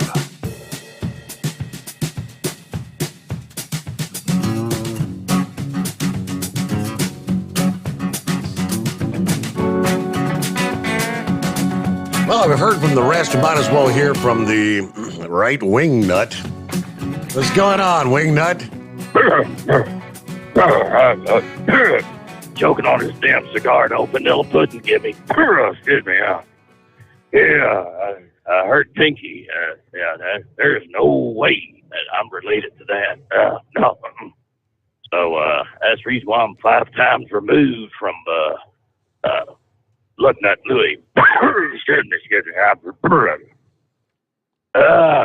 Yes. Well, Knuckle Buster, if we're all female in the womb and we don't get to stem on the apple until we come out, it's no damn wonder I'm a lesbian trapped in a man's body. All you women out there, I'm available. Anyways, what do they call that? The drought they got over there in California. Well, you know, if they would have water, if they wouldn't be letting it out, going to the West Coast, so some damn silver minnow that a heat wave keeps talking about, hell, they might have some water there for their people and crops, and they ain't got to worry about dealing with all them damn forest fires and whatnot, or having power to power up their cars. You know, they're talking about brownouts. I don't know exactly what a brownout is. I mean, is that something they do in their white-walled underwear or what? But, yeah, they, excuse me, that cigar's a little tough. Anyways, you know, if they got so much issues with electricity, then why are they even thinking about buying electric cars if you can't even have the AC running? You know what I'm talking about? Yeah, well, yeah, They just that's don't true. make no sense. Yeah. Yeah. Anyways, well, it was good to hear the American chicken. I'm glad he's alive and well. Talking about old vanilla pudding. You know, vanilla pudding goes pretty well with vanilla wafers and bananas. Yeah, yeah, he's all right. Anyways, minister, what kind of church does he represent? He representing hate, discontent, and disinformation. I don't know. He just doesn't sound like a well-rounded guy. Sounds like he's a little flat. But yeah, I don't know. Oh, Iran's attacking our embassy or consulate there in Iraq because it's Israel did something to them and they're taking it out on America. Well, I mean, hell, I'd go ahead and I'd spit on America too if I was a diaper head out there and got a little upset at somebody else. Well, they know if they attack Israel's going to come back and open up a can of whoop butt. You know, so why not hit the weakest guy in the bunch? Unfortunately, that weakest guy was installed in the White House like a toilet. Take another drag on that cigar. I mean, yeah, I probably have to, yeah. But I tell you what, you know, you might as well go ahead and pick on the weakest kid in the classroom, because if you hit the biggest kid in the classroom, you're going to get a bloody nose. And I guess, you know, the pecking order, start with us. You know, they're worried about escalating the war in Ukraine. Well, hell, we're already fighting them, giving them weapons. You know, if we're going to go to war, we might as well go ahead and get it over with now. Just give them the airplanes they need. If we're not going to be physically in the war, I think we ought to just go ahead and let them fight their own war. That let them fight for themselves. I mean, they're already doing a hell of a good job. So give them everything they need. What's that called? Flyover or overfly or no fly zone. Yeah. We ought to be able to have somebody go over there and tell them rescues, you ain't flying here, boys. Yeah, I mean, good Lord. I mean, attacking an army is one thing, but you go after women and children. That sticks in my craw. Hell, if I could, I'd go ahead and I'd sign up and run over there and fight with them Ukrainians. Yeah, most of them speak English anyways, don't they? Mm-hmm. Yeah, if they don't, all they got to do is point and pull the finger to say shoot them. So I'd be right along with them. I got an arsenal of weapons I can bring on my own. Yeah, hell, it'd be all right. So, anyways, other than that, yeah, I guess that's about it. Excuse me. Damn cigars. I tell you, that vanilla pudding, he really gets a good Cuban cigar. And it's just too bad they're a little rough. They ought to get me some vodka and wash it off. Can't do that either. Hell, anything good out there is bad for you. And that vanilla pudding, he's a bad guy. He's a bad, bad man. Well, with that, I think I'll go ahead and let you go. All right. Well, holler at you later. Have a great day there, right wing nut. He's a nut, all right. Hey, there was a military drone that apparently flew all the way from Ukraine in the war zone over 3 NATO member states before crashing in an urban zone in Croatia, Croatian capital, that was armed with an explosive device. According to Croatia's defense minister, the Soviet-made aircraft supposedly crossed Romania and Hungary before entering Croatia, slamming into a field near a student dormitory. About 40 parked cars were damaged in the large explosion. Traces of the explosives and clues suggest, this was not a reconnaissance aircraft we found. We found parts of an air bomb, according to the defense minister, which this raises a question about whether the drone belonged to Russia or did it belong to Ukraine? There's elements, they say, that indicated it could have come from both. But air crash investigators have pulled most of the drone's remaining parts from the big crater that it created on impact, including a partially damaged black box that may reveal the flight path of the drone. So Croatia. Now you look at the map there, and I don't know, did it possibly come off a ship in the waters closer to Croatia, or did it come from the Black Sea? Because they're suggesting it may have came from the Black Sea and crossed Romania, Hungary, and then entering Croatia.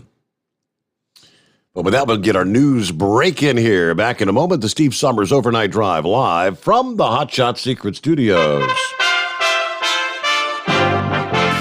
USA Radio News with John Hunt. At least 35 people have been killed and 134 injured when a Russian airstrike hit a military base in western Ukraine, less than 20 miles from the Polish border, where many Ukrainians are trying to cross into Poland. At least 30 missiles hit the International Center for Peacekeeping and Security. Ukraine continues to add an appeal to NATO to create a no-fly zone over Ukraine and to provide military planes immediately. NATO countries, including the United States, have not yet done so because of concerns the moves could seriously escalate the conflict with Russia. 2 of the 3 major wildfires making up the Chipola complex fire in Florida's Panhandle are 95% contained after the trio of blazes scorched more than 34,000 acres. Firefighters brought both the Atkins Avenue and Star Avenue fires into containment after they grew to a combined 1,000 acres in the Panama City area. This is USA Radio News.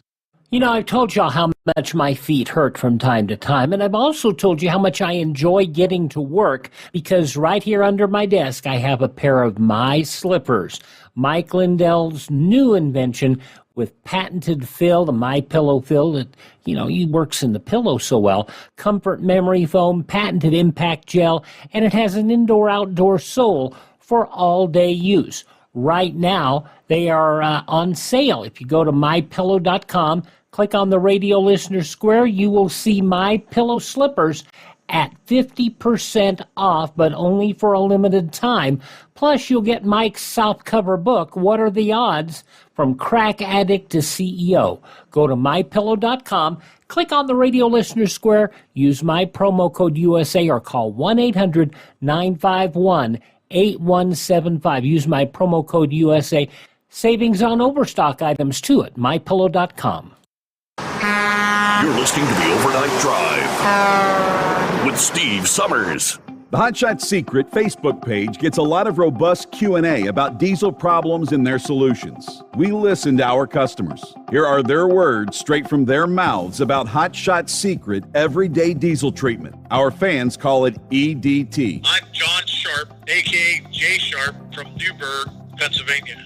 using EDT, my local fuel mileage went to average of 22 to 23, and my highway MPG went to 26 to 28. Hi, I'm Danny. I'm from Arizona. I drive a 02 Ford Excursion. I use EDT at every fill-up, and my mileage went from 12.5 miles to gallon to 14 miles per gallon. I highly recommend it. Everyday Diesel Treatment delivers a 6-in-1 premium fuel treatment for every fill-up, every time. Everyday Diesel Treatment is available at truck stops, Tractor Supply, O'Reilly's Auto Parts, and online at HotShotSecret.com. Hot Shot Secret, powered by science. How do you sleep on the road? After downtime, do you wake up well-rested and invigorated or tired, achy, and sore? Well, if it's the latter, you're not sleeping on the Big Rig Mattress. The Big Rig Mattress is a hybrid with an individually pocketed spring core that's engineered to deliver the best restorative sleep for your time on the road. Learn more about the Big Rig Mattress at thebigrigmattress.com or call 877-736-4233. The Big Rig Mattress, 100% made in the USA since 2009. You work hard. You deserve a seat that works just as hard as you do. The Bostrom T-Series seat has provided drivers with comfort for millions of miles over the past 3 decades.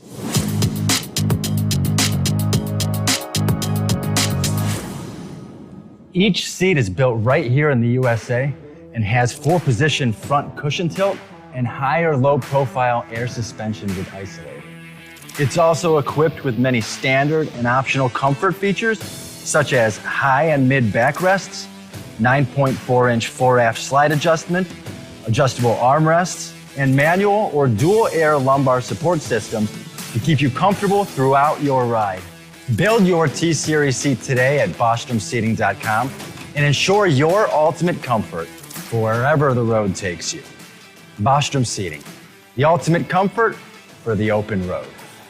At Turbo 3000, our founder Andy Matouche firmly believed you should challenge yourself. Put the most money back in your pocket, where it belongs. Four Wheeler magazine took our challenge, and they wrote it did exactly what we said it would do. As fuel prices keep going up, get your Turbo 3000 from manufacturer direct. Call us at 888-311-9993. Always free shipping in the USA, and for a limited time, save $45 off total purchase using coupon code STEVESAVES at turbo3000.com. To some people, the sound of a baby babbling doesn't mean much. But that's not necessarily true. By 6 months, they're combining vowels and consonants. By 9 months, they're trying out different kinds of sounds. And by 12 months, their babbling is beginning to take on some meaning. Especially if there's no babbling at all. Little to no babbling by 12 months or later is just one of the possible signs of autism in children. Early screening and intervention can make a lifetime of difference and unlock a world of possibilities. Take the first step at autismspeaks.org. A public service announcement brought to you by Autism Speaks and the Ad Council. And now, back to the Steve Sommers Overnight Drive, live from the Hot Shot Secret Studios.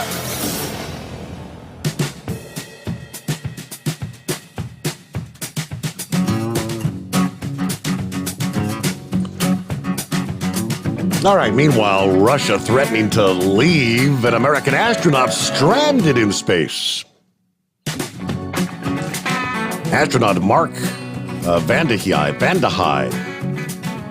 who actually holds the ongoing record for the longest space flight, is scheduled to end his 355-day mission in 3 weeks by landing in Kazakhstan with 2 Russian cosmonauts on a Russian spacecraft.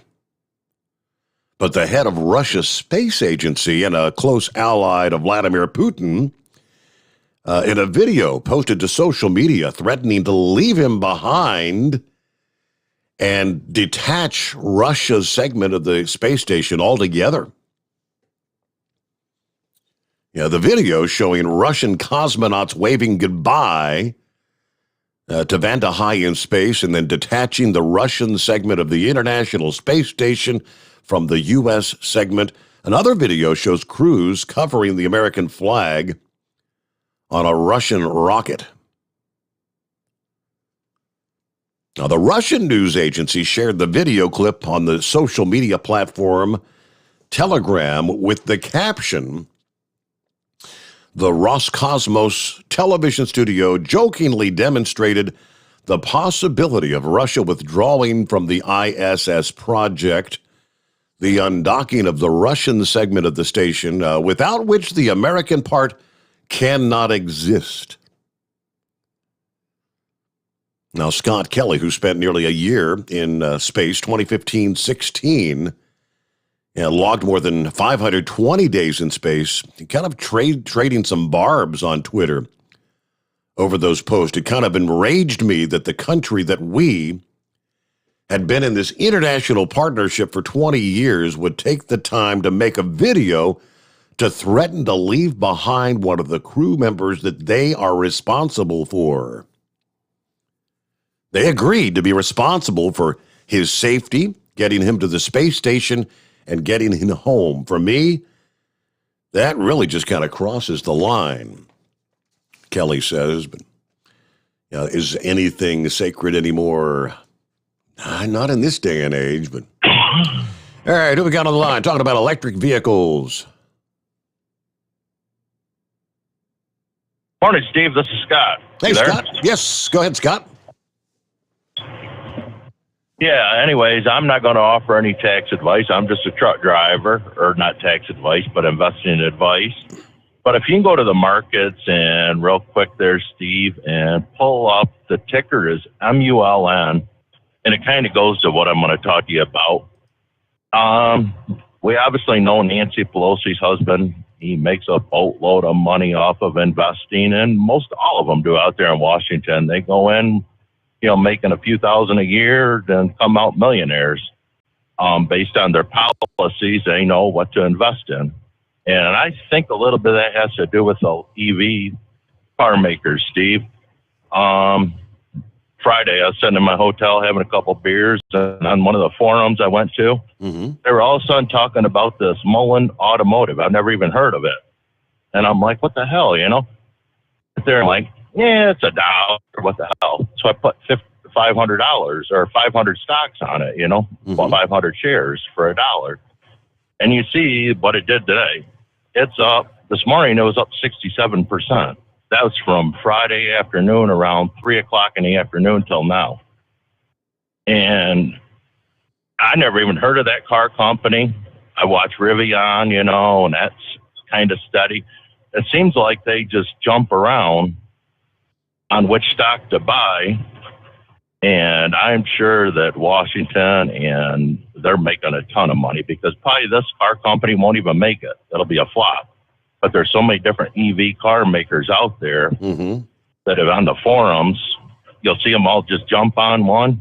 You go to that, and sometimes you can make a boatload of money like that. 67% is what I made this morning, So, and you obviously see that I called you before the pre-market even. So that's what I was going to tell you, that watch these certain stocks or whatever and watch them just go crazy. And the rest of the market's down. So I'm looking here. I'm 25% pre-market. Looking here, pre-market, it's at $1.60 a share right now. So like I said, it closed Friday at $135. You bought in at $1, you're saying? Closed Friday at $135. Pre-market, it's at $1.60 right now. Yes. So that's a 60% gain. Yep. And you could see that it was $1 most of the day Friday, and then all of a sudden, when everybody's like, "Hey, jump on this one," and away it went. Now I'm sure that here another hour or two I'll dump it. But damn well that's what Washington's doing too. Oh yeah, and, if they could take what you did with 500, if they take what you did at 500. If you could multiply that and do 500,000 shares, there's tons of money to be made like that. Oh, $1 million in a day easily. Yeah. So I think that there's, like I said, I've never even heard of this car company. and it's an EV car maker. Mm-hmm. So how many other ones are out there doing it? And I don't know. I just think that there's a lot to the EV car makers in Washington right now. Why they're pushing for it is just a lot of shady stuff. Of course, we all know that about Washington anyways, but there's a lot of money to be made right now with the EV car makers. Wow. You just got to know which one to jump on, so. But that's about it. Finally, nice to be driving on dry roads. Saturday morning, I come out of Knoxville, Tennessee, going to Chicago, and I've been driving out here for a lot of years. First time in my life I ever seen this, but we're all stuck trying to get up Jellicoe Mountain, and Tennessee DOT actually brought pickups out there, and they had these big old cow catcher type bumpers, Mm-hmm. and they were pushing us up the hill with pickups. Wow. Mind you, mine wasn't stuck bad or anything. It was just a case that, I drive for Holland, so we got these tag axles, and they'll spin out on a banana peel, So it didn't take much pushing just to get going a little bit, but they were out there pushing everybody. It was a mess up there on Jellicoe Saturday morning. Well, thanks for chiming in this morning, Scott. Thanks for the heads up. I mean, and prior to his mention, I've never heard of Mullen Automotive till right now. Let's see, Mullen's testing of solid-state polymer cells reveals the potential for a 150 kilowatt-hour battery pack that delivers over 600-plus miles of range and highlights an 18-minute DC fast charge that can yield over 300 miles of range. Working towards utilizing solid-state polymer battery packs in its second-generation Mullen 5 EV crossover vehicle. With in-vehicle prototype testing set for 2025. So this is, like you said, one of those startup companies. So just a couple days before he jumped in, I guess one of the headlines, I'm looking at Yahoo Finance, and they said, risk-tolerant investors might see a lot to like in Mullen Automotive stock. A company out of Bree, California, hasn't really accomplished much yet commercially. They don't garner a whole lot of headline ink either, but for the most part, it's simply an EV company among many out there hoping to make a splash. If an investor were to judge it based on its performance alone, without recent news, they would undoubtedly shy away. But given some of the recent news, it looks like risk-tolerant investors may be increasingly interested. The reason investors are going to be taking more interest is that on February 28th, they announced that they had made progress in the realm of solid-state battery technology. Now, electric vehicle followers, which I'm not, would be very aware of the importance of solid-state battery development to the industry. As Samsung explains, a solid-state battery can increase energy density per unit area since only a small number of the batteries are needed. For that reason, a solid-state battery is perfect to make an electric vehicle battery system of module and pack, which needs high capacity. This would basically represent what we would call a quantum leap over current lithium-ion battery systems in the electric vehicle. That's where Mullen Automotive comes in. The company revealed that their solid-state polymer battery technology is moving forward with impressive results. Okay, so it's moving forward. I guess there's never any guarantees. Now, if it weren't without this recent battery news, investors would probably be completely unaware of the mere existence of this company. That's not a knock against them, but it raises a possibility.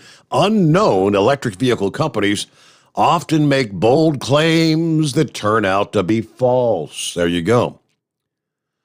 For example, QuantumScape faced a lot of scrutiny for their claim about their technological prowess, and Nikola suffered through an era defined by false claims, which thankfully looks to be over. There's no evidence that they have fabricated any claims, but I'm not implying that they have, but the company gains clout whether anything comes of this or not. And it goes on several other points there, but okay, you jump in, it's a risky game like anything else in the stock market. But yeah, right now, some people are probably making a good buck, especially with the opening bell later this morning, which he said he's going to dump. You take the money and run. Isn't that the old slogan? Take the money and run. Hello, Rooster. What's happening this Monday? Morning, Steve. How you doing, man? Doing all right. How was your weekend? Busy. Pretty busy. Busy? Yeah. This one to touch base with you, man. Been listening to the show all night tonight, and got a lot of things on my mind, but I wasn't going to call in today, man. But you had a guy calling in a little earlier. Touched the nerve with me. What do you call himself, minister or something like that? But it's people like him, man, that is the reason that this country is in the shape that it's in now. And they want to find every reason in the world to justify it, but I don't get people like him. I don't understand it, but he obviously don't have his elevator going all the way to the top when it comes to economics. But this fuel out here, man, I complained about this about a year ago, like last summer, before all this stuff got like it is now, and I told you it was a storm brewing, and here we are in amongst the midst of it as we're out here every day. And a good friend of mine over the weekend, I was helping him trying to get his truck back together. He's a one-man outfit, and he's having a hard time making ends meet, trying to feed his family, and and he don't know how much longer he's going to stay afloat. And when that guy popped off saying what he said to you this morning about, I think he obviously is not in business, but anyway, man, I don't mean to get on a soapbox, but that's one reason I stayed on the line as long as I did this morning. You're a better man than me to give somebody waste your time with making no sense. But I'm always trying to be a pretty positive person, and it takes a little bit to get my dander worked up. But when it comes to stuff like that, buddy, I don't know. But anyway. Well, if that's the first time I'll tell you good morning. If that's the first time you've ever heard from him, that's what he's consistently like. I mean, I thought twice, I thought 3 times and 4 times whether to even pick the phone up, and probably shouldn't have. Yes, sir. I don't blame you. I wouldn't waste your time with people like that either. I think the world of you. I've listened to you for years, and your father both. You're good people. And I've met you several times, met your father several times over the years. You are good, solid American people. And you work hard. And I appreciate everything you do. You keep me awake out here most about every night, because I'm out here every night. And I thank the world of you. And I want to tell you have a good day. And I'll look forward to seeing you at the truck show this year. Been a while since I've seen you. And I'll at you later on this week, man. Have a good day. Thank you, Rooster. Looking forward to it. Yep, back into. You're listening to the Overnight Drive with Steve Sommers.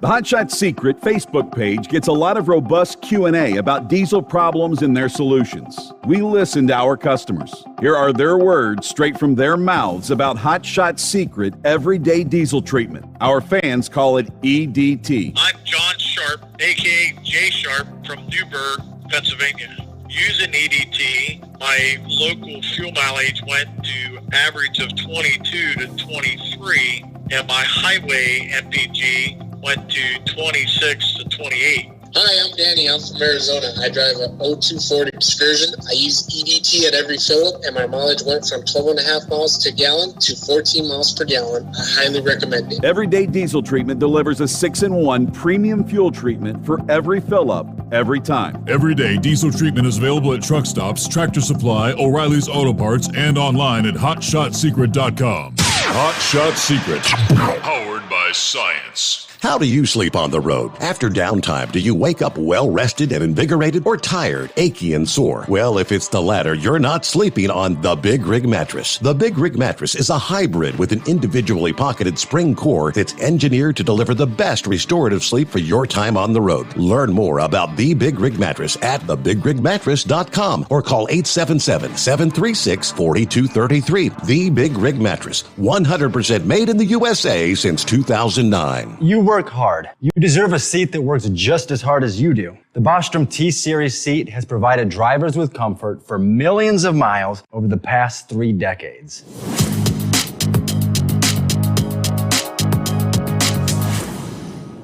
Each seat is built right here in the USA and has 4-position front cushion tilt and higher low-profile air suspension with Isolator.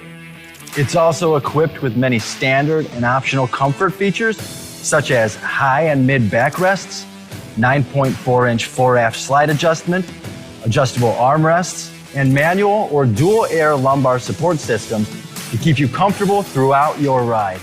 Build your T-Series seat today at BostromSeating.com and ensure your ultimate comfort for wherever the road takes you. Bostrom Seating, the ultimate comfort for the open road. All right, just about out of time here. I hit the wrong button there, so that was a little longer of a break than we were supposed to take. But, hey, we'll come back here. What are we looking at? One final footnote.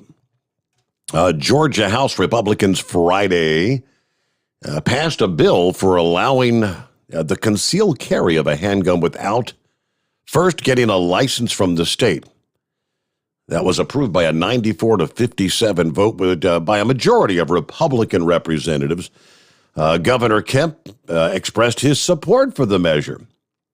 Around the time the bill passed, to which he said, quote, "It's great to see so much support for the Second Amendment.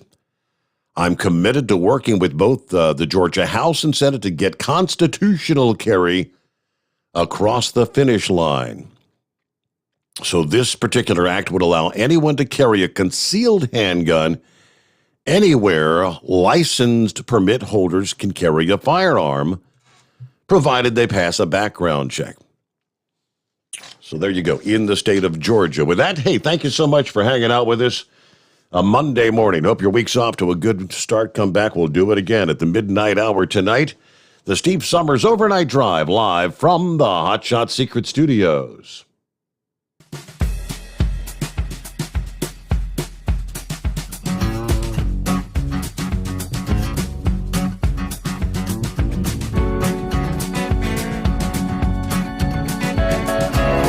Never guess the places that I've been. You never guess the places that I've been. 'Cause everything is like a dream, yeah, but only in that dream that I live in. I'm never gonna let the day begin. Never gonna let the day begin.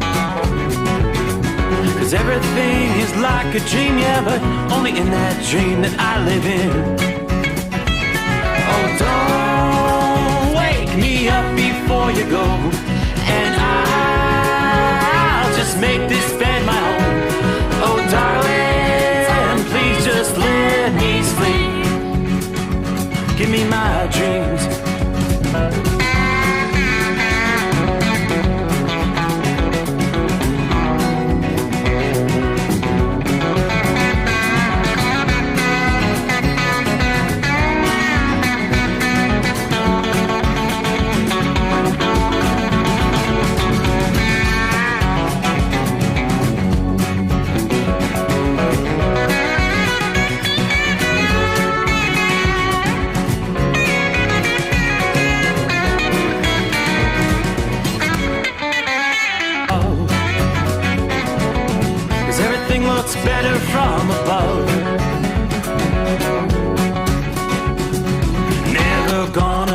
the ones I love. Never gonna lose the ones I love. 'Cause everything is like a dream, yeah, but only in that world that I dream of.